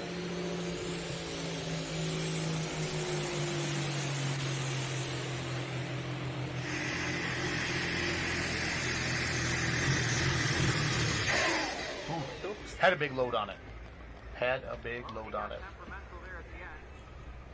Yeah, she was good for 1, but not 2. Sounded like he got under the turbo. Ask Lisa, is Capone gaining as big of a fan club that Hank had? That's your dog. No, I don't think Capone will ever have a fan base like Hank Hank had his did. own T-shirts, didn't he? He did. That's Well, like he had his beer money. Yeah, that's right. I remember Beer that. money T-shirt. I remember that. Capone is young and he's just high energy and just wants to jump and play. And Hank was just chill. He was chill.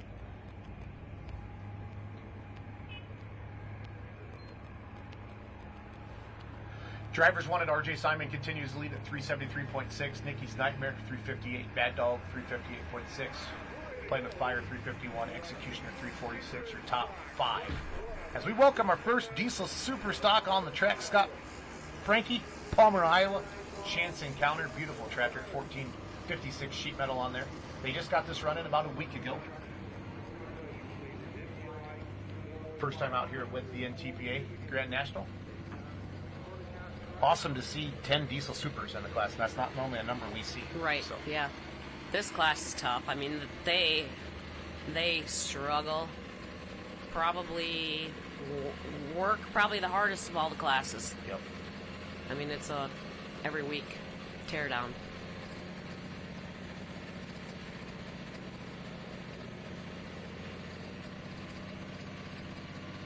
$540 cubic inch. They're up to 4 turbos, fans. I know the big ones are making over 5,000 horsepower. Your Colin Rosses, New Travs, and the Roosters, and those guys like that. Big 30.5s on the back. We're going to have some three charger setups in the class. We're going to have some 4 charger setups in the class. So, but when a Diesel Super lights, Lisa, it's one of the coolest things in the world. It is. I'm a big fan. And you hold your breath the whole Yep, the way whole down way the down. track, hoping the hood stay on. I love that you said that. And the hoods are still on it. So.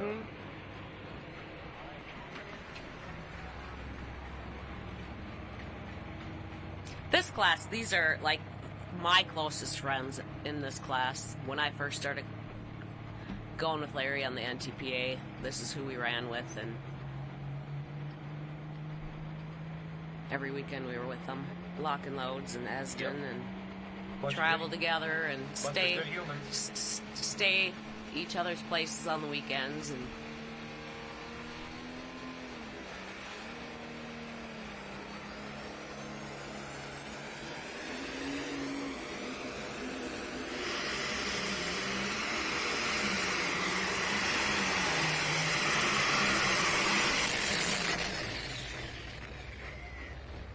Scott Frankie, Chance Encounter out of Palmer, Iowa. Going to get his distance here for you.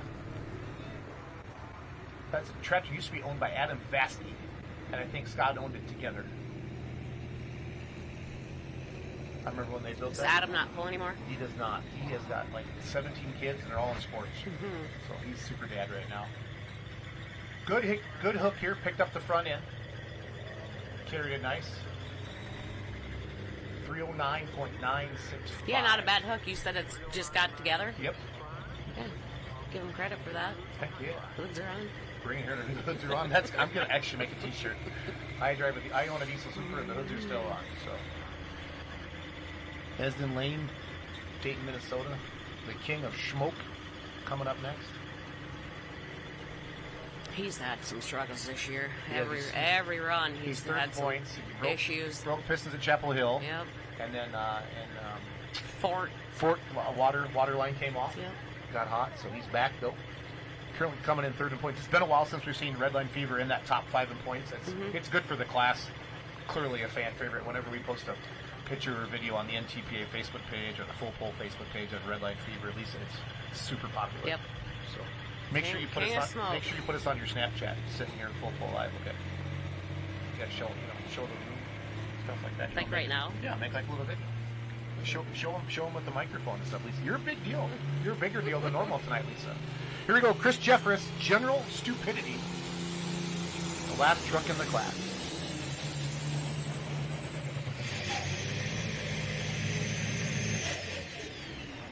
Yeah, these trucks are still warm from before. That's going to happen when they reset the sled like that. RJ Simon, congratulations, sir.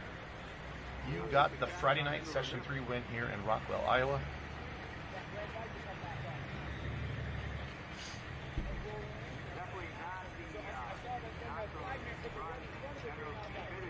Unlimiteds are next. Diesel Superstocks have started.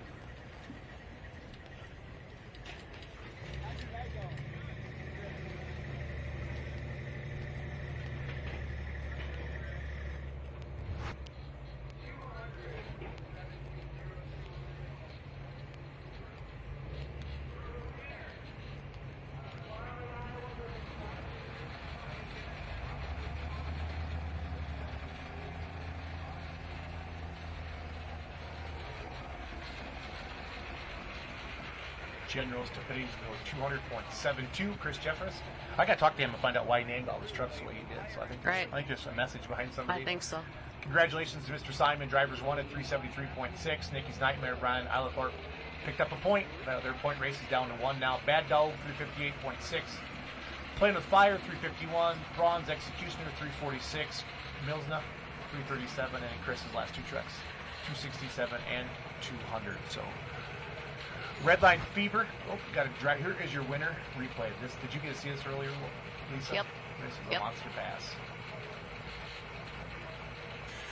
The old mother trucker. I just love this truck. It sits so low, such a cool stance to it. Let them wheels just crank. He did. It's like, get back to the right. Because you know that's where he wanted to go, but it did not seem to hurt him. As he laid it out there. 376. Big win here tonight. Speaking of the King of Smoke, Esden Lane right there. Love to see him put it down the track, not have anything bad happen. How about that? Right, yeah. For simplicity.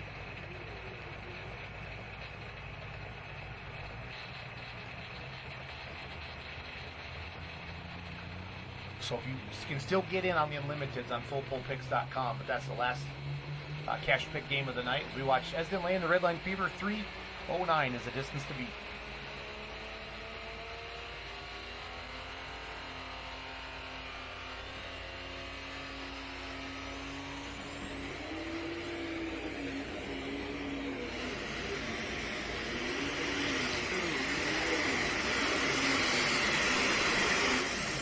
Big bounce. Yeah. You see that front tire got bent right away. Not what he wanted. This track is taking power. It is. At least it really is. And it's just jerking that front end high into the air. High into the air.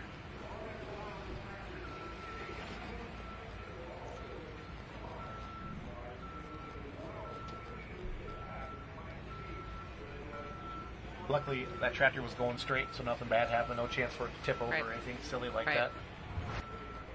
And still, I mean, it's sad to watch these guys. They struggle so much in this class, and just to see everything go wrong for them makes me sick. all the work they put into it. Yeah, that's a big hop. Mm-hmm. That old front spindle said no moss. Lisa said it does not want to play ball anymore. Done. No more. She done. Esden Lane, 296.315, going to go second place right now. Joe Degenhardt will be coming up next out of Norwalk with Degenhardt. They had put a brand new tractor together this year. And Hutchinson, Minnesota was very bad to them. They broke in multiple sections, and that stinks for them. Mm-hmm. Brad Benedict will be our first outlaw. First puller in our unlimited class here. Out of Marion, Ohio with the nonsense, Brad Benedict. As they're probably putting all the weight they can into the sled. Low note Ironman up there. You see the replay of Esden Lane. He kept going though. He did. So I'm not scared. Right. That's fixable too. Yeah, they'll have that done. We see it happen quite a bit. Yeah. Especially in the mini rod class too. Right.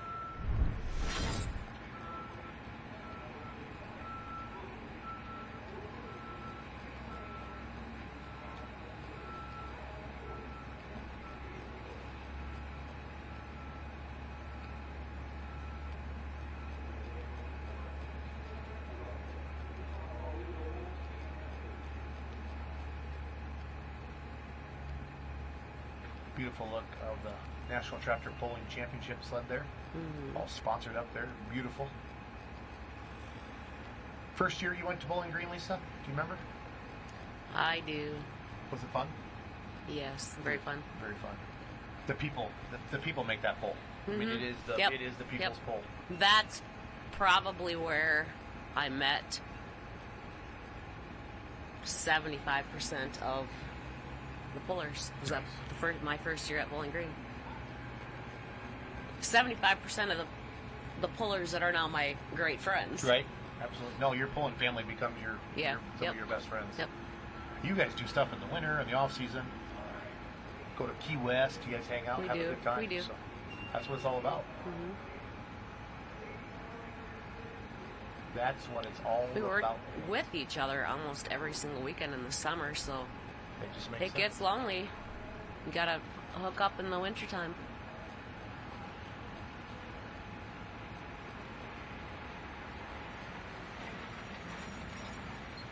Getting the sleds ready for the big unlimiteds here. Got super stock diesel tractors going on the other track. Joe Degenhardt coming up next out of Norwalk, and then Brad Benedict out of Marion, Ohio with Nonsense will be our first puller in the unlimited class. Cross-threaded comes in tonight, leading the points. Joe Ader was in here last night. He said it's going to be a dogfight till the end. You know, the way they go back and forth every night. Yeah.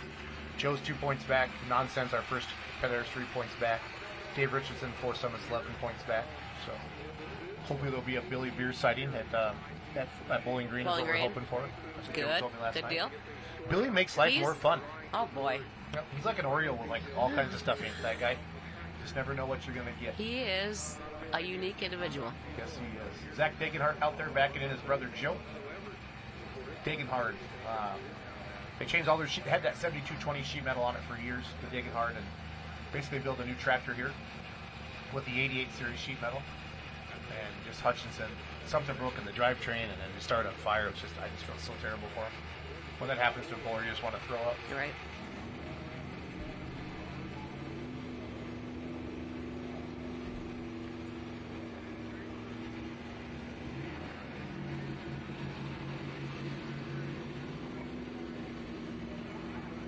Hear our first unlimited getting started up back there. They can hear that 17 counties away, they said. Joe Degenhardt, Norwalk, Wisconsin. Gotta get that chain tight.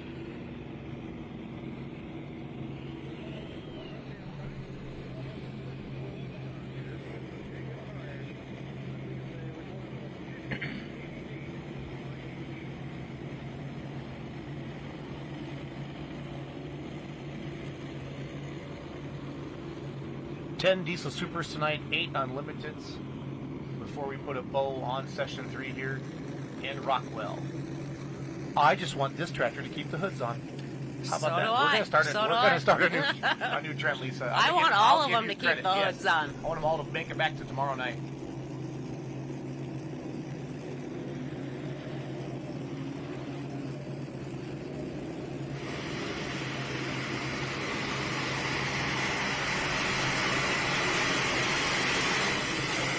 that tape that's coming? Is that header tape coming out the stack? I'm not sure Doug, what is that that header is. tape coming out the stack? I think that's header tape. Yeah, that's crazy. In the replay, you can see that in the smoke. That's funny when they play that. That was That pretty tractor funny. is still not happy. I was trying to get the hook up. Oh no, it's on fire. Uh-oh. We have a fire, guys, on the Diesel Super.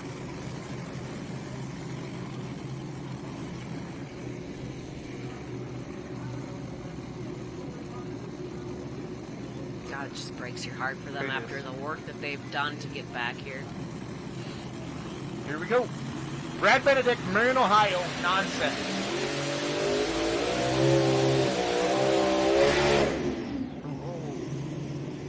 First 100 feet. He is the first puller as well, and he can turn it down. Go back to the Diesel Super.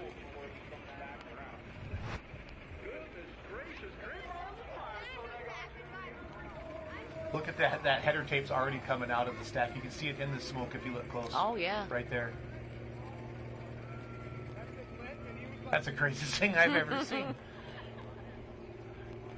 Moved into first place at 328.79.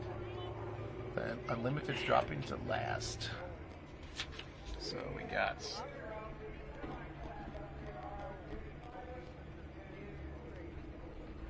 Ken Rackner out of Emerald, Wisconsin, long haul harvester coming up next. We get to see that tractor every year. They make it to usually to Toma and Hutchinson. Look at that header tape. That's crazy, Lisa. It's almost like one of those big blow up things they put in front of the car dealerships Yep. that get to attract attention. The Gumby thing? Yeah, the Gumby thing. That's what I was trying to. Good thing I brought you in here. And they're like, oh, I'm gonna fall on the ground now. That's awesome. Brad Benedict is going to drop to last. David Richardson, Litchfield, Kentucky's own, the foursome coming up next. Is that Marcus Wilson up there talking to Trav? Oh, yeah. He says, boy, put that thing out there about Yep, I was out there 355. earlier. I'm going to tell you what to do. Yep, that's what friends do. The Bone Twister, one of the most recognizable diesel super stocks anywhere. Travis is such a good dude. He'll talk to anybody. He is. Good human. He's a good human. Great, great friends of ours. Searching for that first Grand National win. That's not something I would normally say about Travis. Usually to have one wrapped up by now. Colin has been on a tear. He's got 5 wins this year. Super Rooster's got 1. Living a Dream's got 1. They've had 7 hooks. 5 have gone to Mr. Colin. Super Rooster picked up 1. Living a Dream has 1 as well. Again, Bow Twister 12 points behind in second spot. Red Light Fever at 17. What do you think happened there with Nonsense? I don't know. Did it one wheel? I couldn't really tell. Yeah, I couldn't either. Just going, he just got out of it. Yeah, that's what they're saying in production. The back.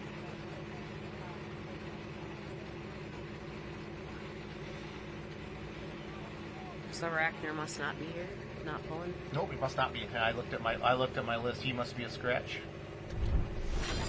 That's why I got a good co-host in here. So. Travy. You know I was born in Marengo, Iowa, right? That's my birthplace. You were? Yeah. Really? Yeah, someday when I can afford it, I'm going to put a monument up the home of Travis and Jason. Oh, that'll be nice. The mayor, I'm going to say the mayor of Marengo on my birthplace. Love Mayor of Marengo. I'm going to have to do a little bit more before they'll let me, say the birthplace of Jason Schultz or something like that. I know, I was just a Travis all the time. You'll have a monument in the park. More like the local bar. Right. Travis Schlaba, everybody, the Bone Twister. His good buddy Jerry helping him out. I love diesel super stocks. They are fun to watch. Travis he's a great puller. Yes, he is. Even from day one when he came out, before he even had paint on the tractor, that tractor was on a tear. And oh man, this that year, one year they won the farm show and all the winter stuff. Yeah, the winter stuff. Yep. That was the this year, NTPA Winter Nationals, I think, back then. Yep. This year just can't get it dialed in correctly. Ever since they heard it at the farm show, it's all been fresh. But maybe tonight's the night. This is their home state pull. The only time the Diesel Supers pull in Iowa on the Grand National.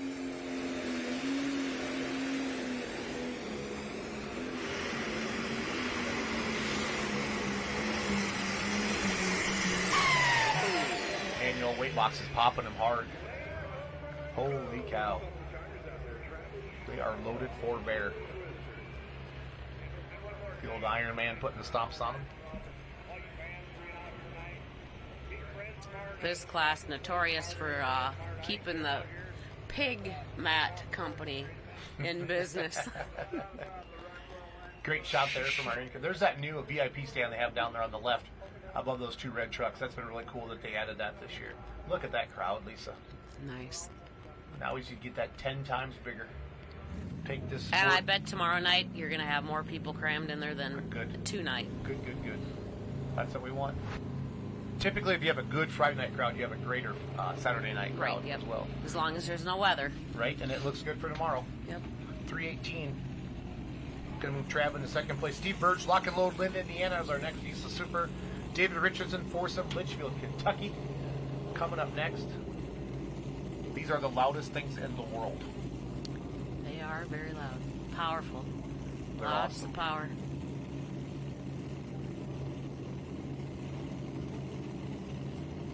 There is your Diesel Super Stock leaderboard. Joe Degenhart in the lead at 328. Travis Schlaubaugh in second at 318. Frankie at 309. And Esden Lane at 296. So Degenhart's got her warm, but they're in the lead. So they got that going for them, right? Right. And they kept the hoods on it.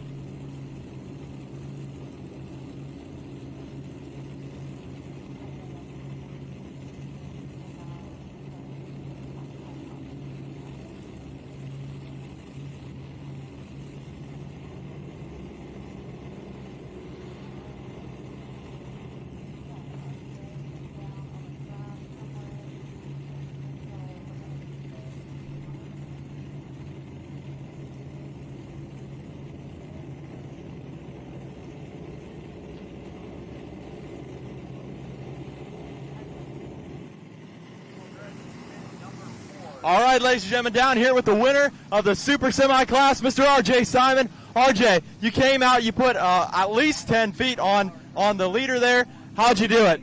I don't know. It just luck had something to do with it, I think, and just great parts, great people. My brother for helping me do this. My brother-in-law's at home that are working. All the guys at the shop, couldn't do without them. Jim and the guys at Weimer Fuel and Air, Phil and Keith at Riverside Engines, they've really helped us a lot with this thing. Just couldn't do without all those guys. It's just great parts. Jason Waters, Steve Olson, Mike Mullins, Brad Walkup. Just an awesome crew. I mean, Lincoln Diesel Specialties, them guys are kicking butt for us. Yeah, better watch Uncle Dave here. Absolutely. Hey, thanks, RJ.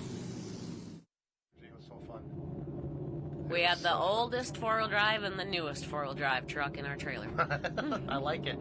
David Richardson, let's let her rip.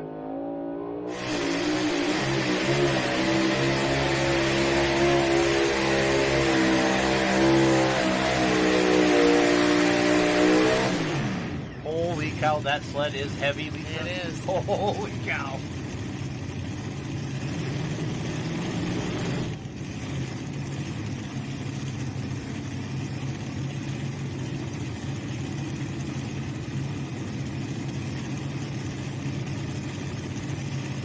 I would expect they'd take some weight out of it,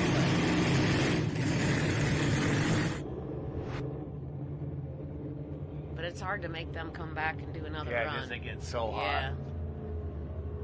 You already had Benedict's go. 286.28. It might just be a heavy boat. We'll Could find be. out here in a little bit. Doug Theobald will be next with the full-blown wicket. He can't turn it down. We'll find out when it's official. Steve Burge. They reset the sled and they're keeping it on the unlimited side. So, Steve Burge, Lynn, Indiana, Lock and Load. Some more of our very best friends. Like the inner circle type? Yep. Like they the are. bestest of the bestest? Yep, they're the best of that. Yep. The best of the best.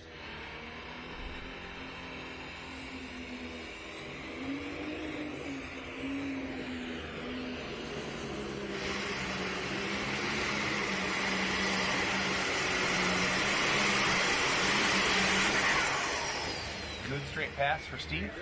Hoods are still on it. Hoods are still on it. That just came. I'm going to make that famous. That is so just funny. came from a rebuild after Fort last weekend. They had put a new crankshaft in it. Oh, jeez.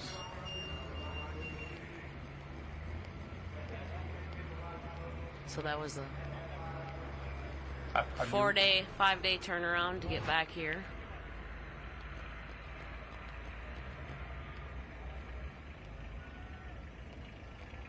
.311.2.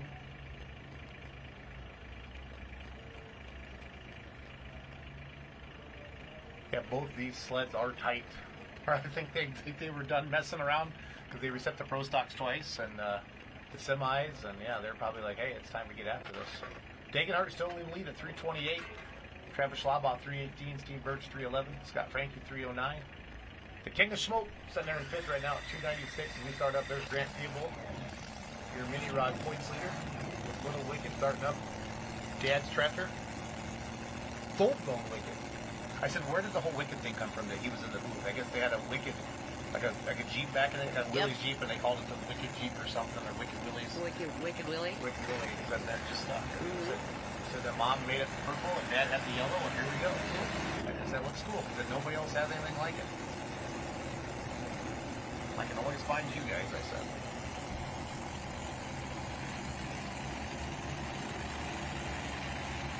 They put a lot of hard work into their pulling, yeah.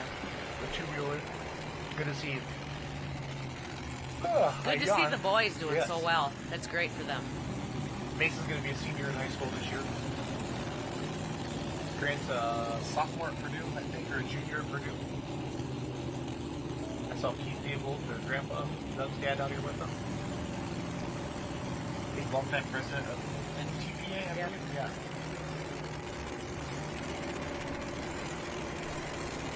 Very nice people. A lot of good humans in this sport, Lisa. There is. A lot of good humans in this sport.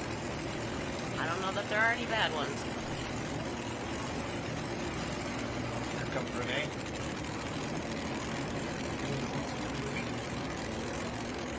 Grant's down there, found in the de-icer. 286 is going to be the distance to beat Dave Richardson and Lucas Forsum.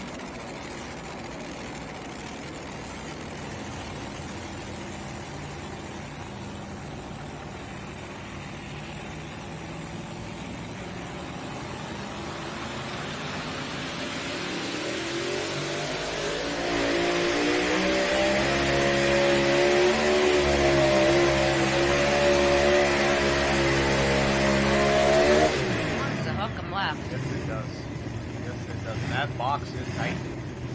286 is the distance to beat.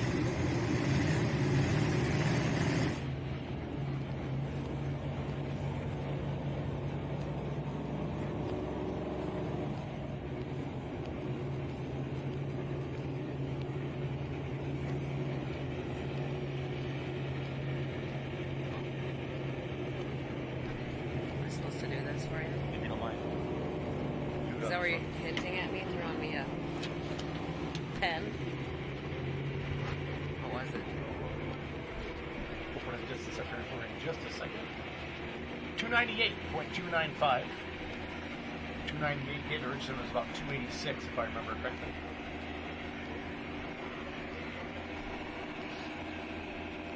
Yeah, they always say unlimiteds destroy pulling tracks. That's why they run them last. Those big 30.5s.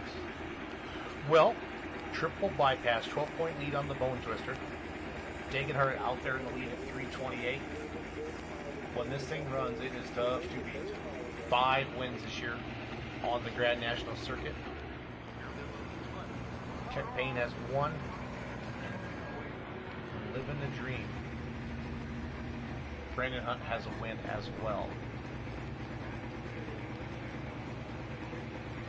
I asked Colin earlier, like, what's one track that kind of gets you? And he says, yeah, Rockwell hasn't been real good to me. He says, it was really good to his dad in the past, but it hasn't real been good to me. I said, well, I hope it doesn't. I hope we didn't jinx you, I said. So, kind of got that sled spotted left to center. 328 is the distance to beat. This is a tough running track. Oh, it is. It is one of the best. They do put the work in it, too. They do.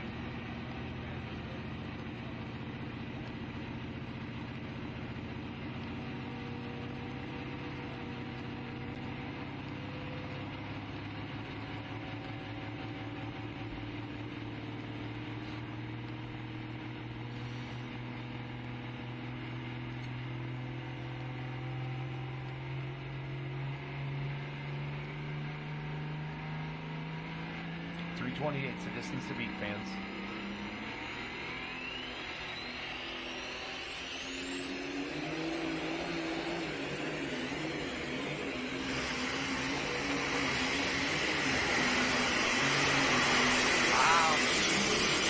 Holy cow. What a monster. What a monster. Trying to run that left side. He tried to keep it over. At least it got to kind of rocking a little bit, but the horsepower that thing makes is just stupid. Unreal. It's just awesome. Stupid awesome. Good ride there for the triple bypass, Colin Ross. Definitely have ourselves a new leader. We'll get his distance here for you. Joe Degenhardt was in the lead at 3:28. We'll see what Colin did here in just a second.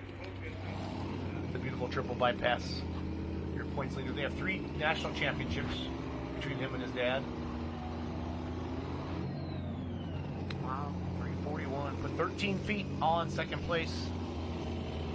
Right here. Kind of got upset a little bit, but he just powered it out.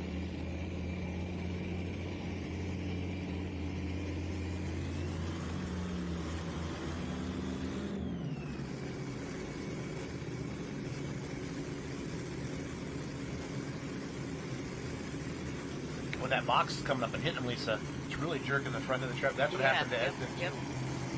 There you go, Colin Ross, your new leader, 3:41. Joe Degenhardt, 3:28. Bone Twister, Lock and Load, Chance Encounter, Red Line Fever. Kevin Criswell, Blown Scentless, Marion, Ohio, coming up next.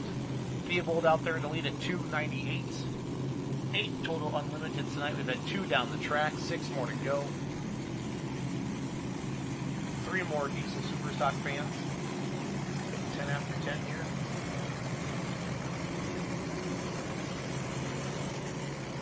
I remember this tractor at Bowling Green when it had that violent. I don't even know if it was called a wreck, but yeah, when all the that's a train engines wreck, just what you call that. They came off. And tumbled off the ground. Yep. That was wild. Into the concrete barrier still running. That was wild.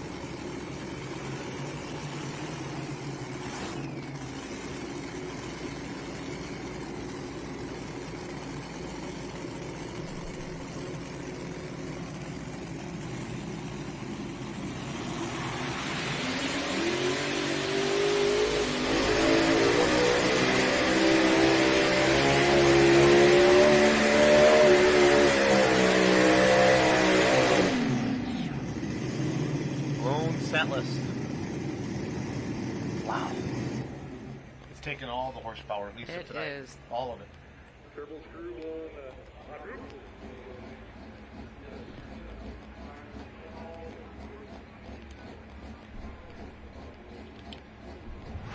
Here comes the replay. They're just not able to get that sled really moving, Lisa. To right, get the momentum that they need. It's so heavy. And it wants to suck all of them left. Yep. They're fighting the brake to get it back over. 273.845. We drop him in a third spot. So Doug Theobald still out there in the lead at 298.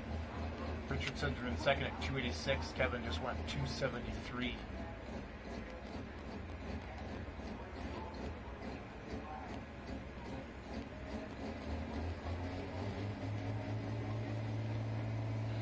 Awesome class here. Kent Payne Super Roosters should be coming up next. Your defending Grand National Champion out of Petersburg, Indiana. Ricky Rose, they won the modified class this afternoon with Jeff driving. They go back, put the 4th engine on it. But the Giddy Up will be next on our limited side. Here comes the Super Rooster. Always easy to spot it. You've got the big split between the stacks coming out the hood. Cool shots of the turbos.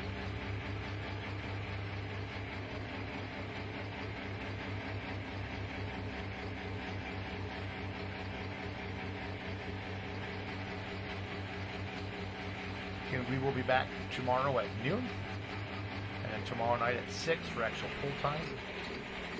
We'll have our countdown to full time as well.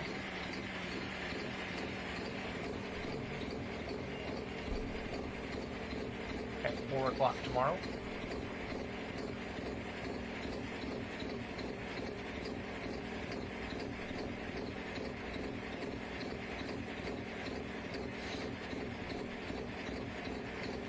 Put that neck brace on. Man, all the safety stuff in these has come such a long ways. Oh, yeah. Yep. And it needed to happen. It did.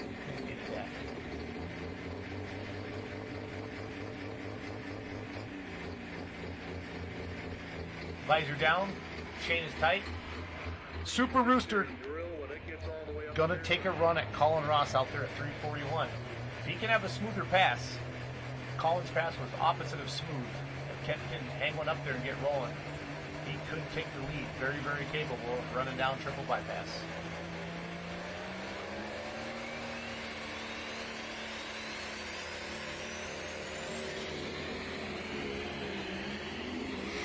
Oh no,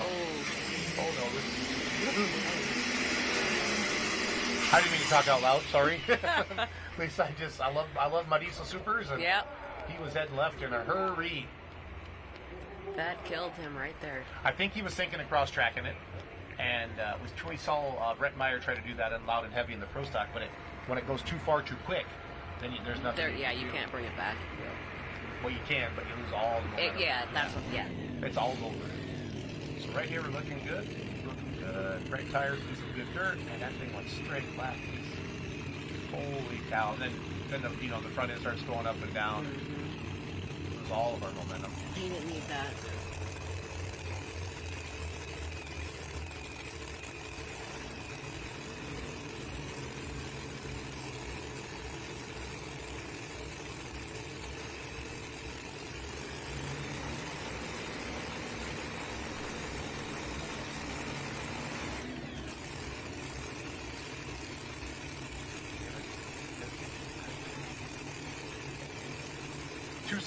.9, 272.9. Gonna move him into 7th right now. Roger Peterson, Guy Bleckinger. Roger Peterson, just another one. And Guy Bleckinger, Sleepless Nights. The last two in the class. Roger Peterson. I heard today they call that the melting pot. Yes. He runs her once. That thing. He made a monster pass at Toma, but it melted the whole thing down. It's been the Peterson? Nope. They make some monster passes with that, but it's usually a one and done. It's a one-hit wonder usually. Ricky Rose, Glencoe, Minnesota, the Giddy Up. I love Ricky. I have so much fun with him every time I see him. I always do the Three Amigos thing with him, like, hello, Ricky, and he just laughs. I told him I'm gonna get him like a big sombrero. I'm gonna put Giddy Up on it for him. There you go. Like Brad Corporal straw hat. Les was making fun of him because he goes, that's not meant to be cool, that's meant because he's getting bald. It was so funny. It's so fun bringing you guys into the booth like this, talking, sharing stories, having fun. Because if we couldn't have fun, this wouldn't be fun. Right, exactly. This is sometimes pretty stressful. If this sport wasn't fun, I don't think I would be here. No. If it wasn't for the people and the fun. Well said, because it takes a lot of time. It's a lot of work. A lot of work to do it. Especially when you have a job. Yep. At home. At home. You mean you're not a professional tractor puller? No. I wish. Someday. Work comes first.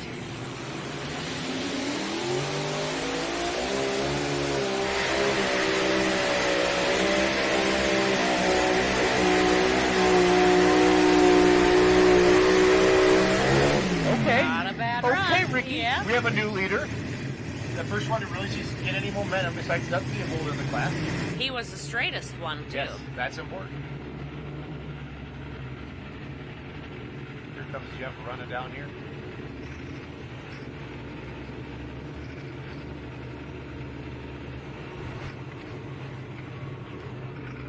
They're just violent machines. That's what they are, Lisa.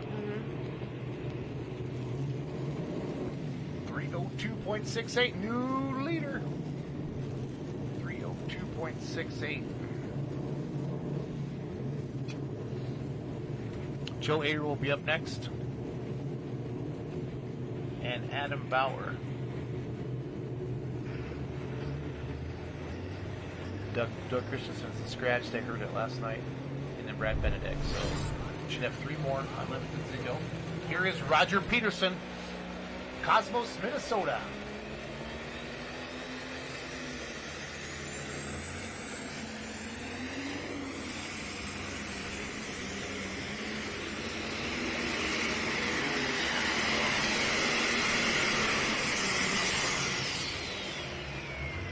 never really got that ground speed like some of the No. other guys, Lisa. I don't know that they heard anything, but I don't think it was right before they took off. Yeah, I didn't hear that diesel super, you know, like we do with all those turbos getting lit up.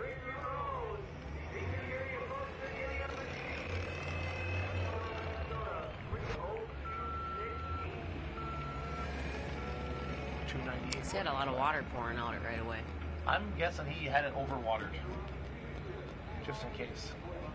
Because I want to see that tractor again tomorrow night.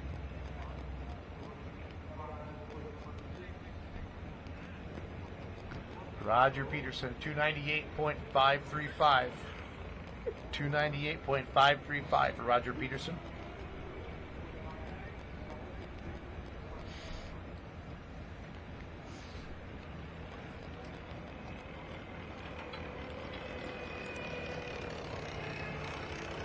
There is Guy Bleckinger sitting back there. Sleepless Nights out of Ham Lake, Minnesota. Lisa, thanks for coming in tonight. Thanks for having me. It's great to have you. Probably regret every minute of it. Why? The fans? They haven't fired us yet. Nobody's unsubscribed from FullPull.live. Well, good. because of That's you. good. Yeah. I mean, that's what it's all about. In fact, the pretty factor came up a lot when you rolled into the joint. So. No, sure. I have a face for radio. So. But my wife's beautiful, so I did well in that department. So. Good.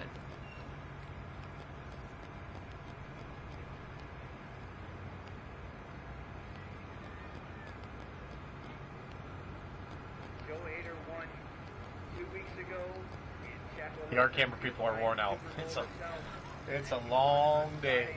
I was watching them today during art class. I'm like, man, stand out there. Yeah, no, absolutely. Well, I guess we did too. Yeah, but they actually, you know, they're working, they're moving around. Well, Scott does all the Roman stuff at the starting line. That's a lot. That's a lot of movement. I sit on my butt in here in the studio, talking. In the air. In the air. It is not uncomfortable in here at all. It is not uncomfortable in here at all. So I'm not mad.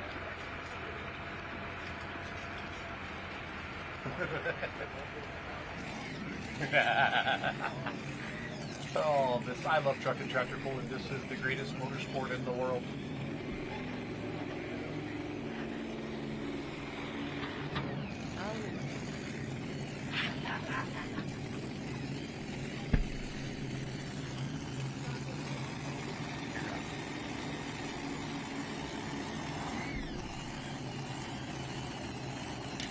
Joe Hader picked up his 100th national win.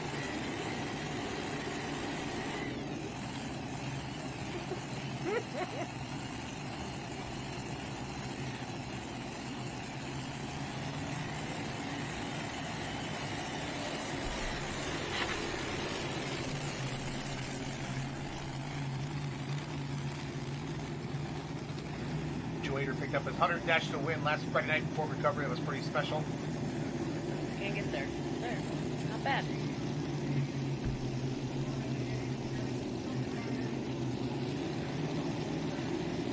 They're tugging a heavy boat tonight. Lisa, 302 is the They difference to are. me. Ricky Rose just tuned into the lead.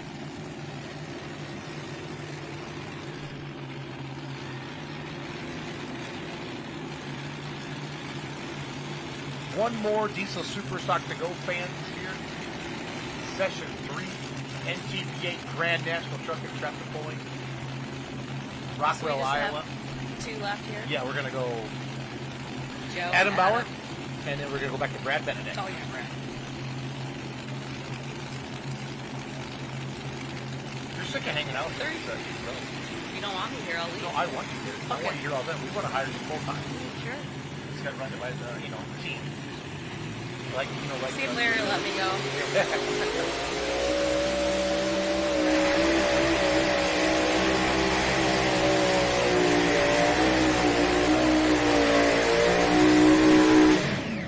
I think he's really close to Ricky. Tough track. So you think you got him?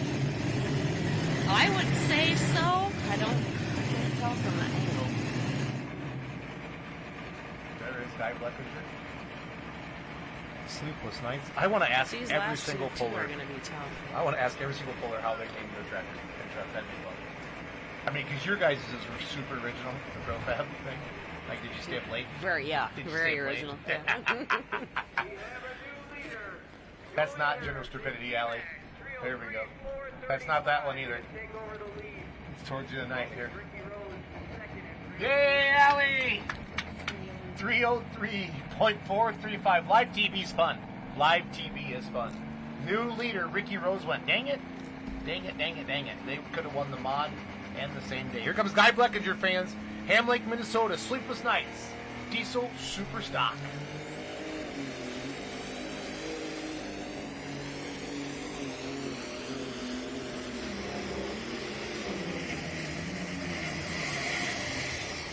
Was he the puller years ago that used to have a mannequin head on his fender? I don't know. Do you remember that? I don't know. Somebody will know, though. When you say something and you ask a question to the live stream, somebody will know. Somebody will know. A mannequin head on their fender. There was a puller from Minnesota, international case, that had a long-haired mannequin head. Like a legit, like a wig and everything on it? It was the whole head. Face and hair. On the fender? On the fender. Why? I don't know You don't why. know? You don't know? 262.635.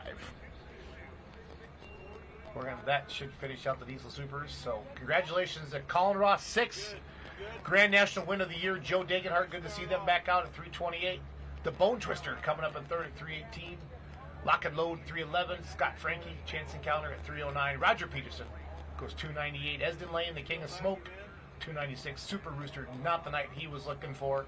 And the Sleepless Nights coming in ninth. They're at 262. I think we have 2 more Unlimiteds to go. Joe Ader just took the lead. Next up should be the Adam Bauer from Peyton, Iowa, as we watch the replay here of our winner, Colin Ross. Got to walking. Okay.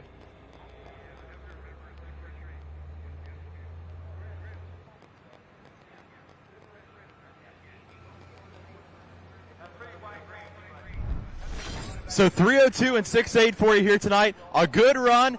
You're just short by 1 foot here so far of our leader. So what do you think with that run there? It was a really good run. I mean, we were worried about hooking up at the beginning of there. It was kind of rough going, and my tractor really does pretty well in them situations, and very pleased to where we got to. So if you had to do it over again, is there anything you change? Probably drive it a little harder than I did. Absolutely. Well, hey, good run here tonight. Appreciate you coming out.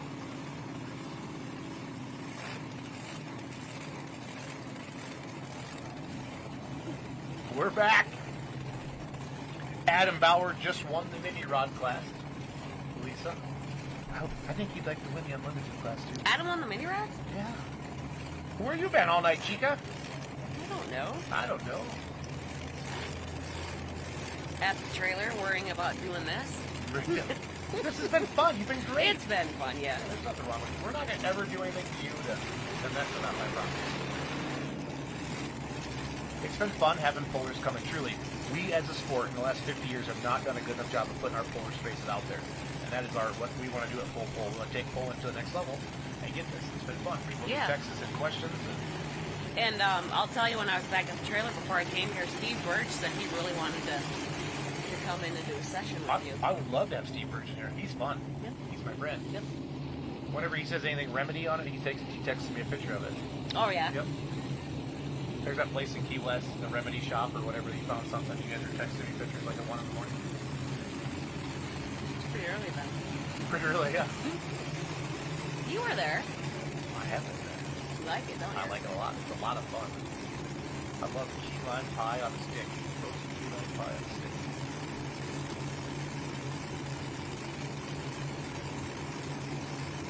Five big engines on the crosser. Joe Ader said, after if you could drive one vehicle, he goes, I want to drive the crosser.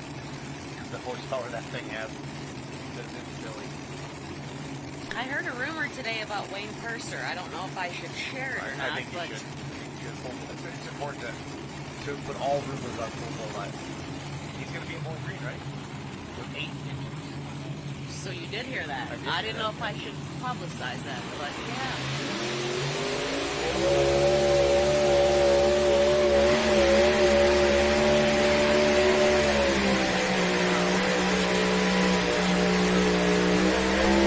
It no longer has 5 inches.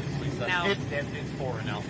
is it Holy cow, 3 that or boat. 4? You think it lost 2? That It whole looked left like bank? 2. It did. Maybe it was just the front one. Fans, you are seeing an amazing truck and tractor bull night. What can beat NTPA Grand National Truck and Tractor Bull? Nothing is better than this. Nothing is better than NTPA Grand National Truck and Tractor Bull.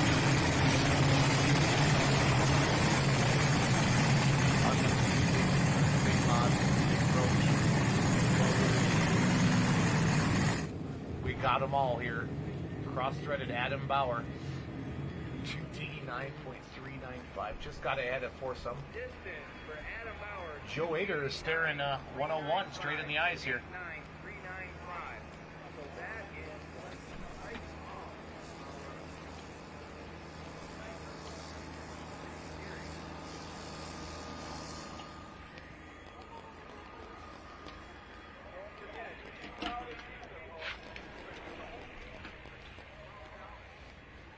One more to go, fans. Friday. North Iowa Nationals. We're having fun. Truck and tractor pulling is great. I see that. Brad Benedict, Marion, Ohio nonsense was our first puller. We thought one hopped the wheel a little bit and just got out of it. So That's what I thought. I couldn't really see the left side, but out of all the guests we've had in here to the full pull trailer, the only time I've ever had flies in here is when Les Corporal's in here. Should I read into that at all? it's probably me. No. I'm still stinky from The this flies are afternoon's gone. poll. The flies are gone. Whenever Les was in here, we had 2 flies in here busting. We named them. His was dead on arrival. As you named, I called mine like Frankie or something like that. Frankie. I don't remember exactly what we called it. I have the hot afternoon pulling fire suit stench. Yum yum. So I can't believe they didn't follow me in here. It's like, they're just waiting for you outside the trailer. They got you tagged, Lisa.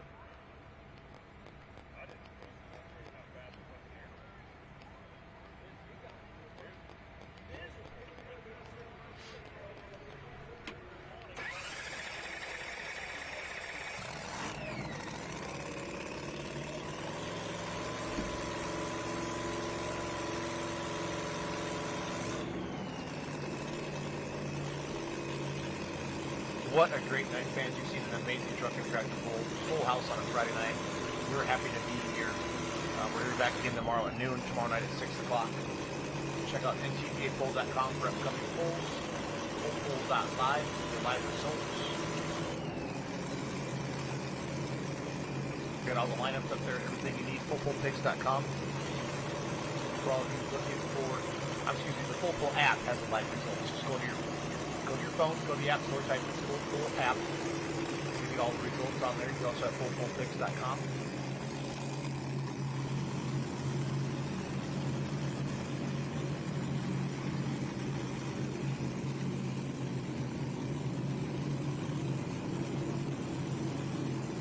Brad Benedict nonsense, the last puller of the night, last puller of the session. Again, tomorrow we're going to be back at noon.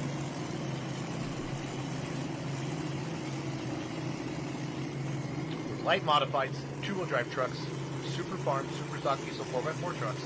And tomorrow night, 6 p.m. Light Super E Pro Stocks semis, Super Stock Diesel tractors, 4-1s, 4x4s, and Unlimiteds. Staring down the barrel of 12,000 horsepower, fans. That's what it looks like. That's the camera shots we want to bring you at FullPull.live. Something you've never seen before. Lisa Peterson in the house with you tonight. This is ProFab. Life is good.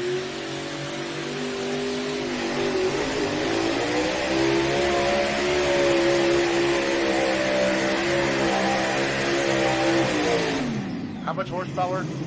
All of it. All of it. All of it, Lisa. Man, they had that sled tight. They did. Holy cow. They run tomorrow night, too? Yes, they do. I hope they lighten that sled up a little bit for them. They can stretch their legs out. We like to see them run. Mm-hmm. Safely run, right? Safely right, run. right. Well, Joe Ader, number 101, is yours, my man. They just could never get the momentum really to get it tugging. Right. You know what I mean? I get it. You got to get after them and you got to whack them, but just never got the momentum come out of the hole that they needed to get going.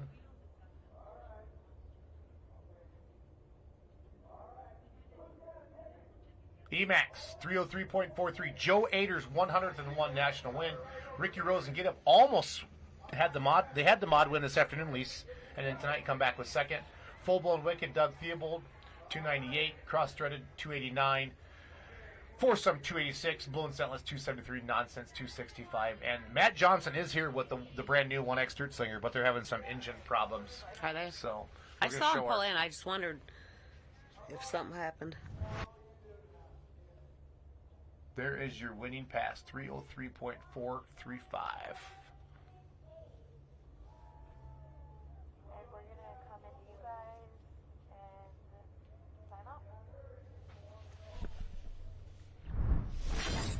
Lisa Peterson, it's been awesome. Love you, girl. Appreciate you. Love you too. Thanks for having me. I love ProFab. I love all of your friends. They're good people. I love what you mean to pulling, what you and Larry do.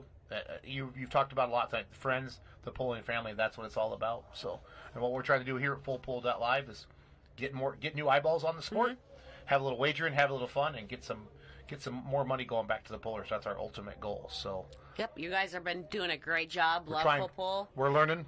We got a long ways to go yet. We got an amazing team. You're making great improvements every week after week. It's improving. Thank you. We appreciate all of you watching. We love your feedback. We love the text messages. We love the fact that you're engaged and you're involved in NTPA Grand National Truck and Tractor Pulling. It is the best. There's nothing better than that. There is nothing better. You can see Unlimited. I love it. So we'll see you all tomorrow at noon. So Lisa Peterson, Jason Schultz, have a good night.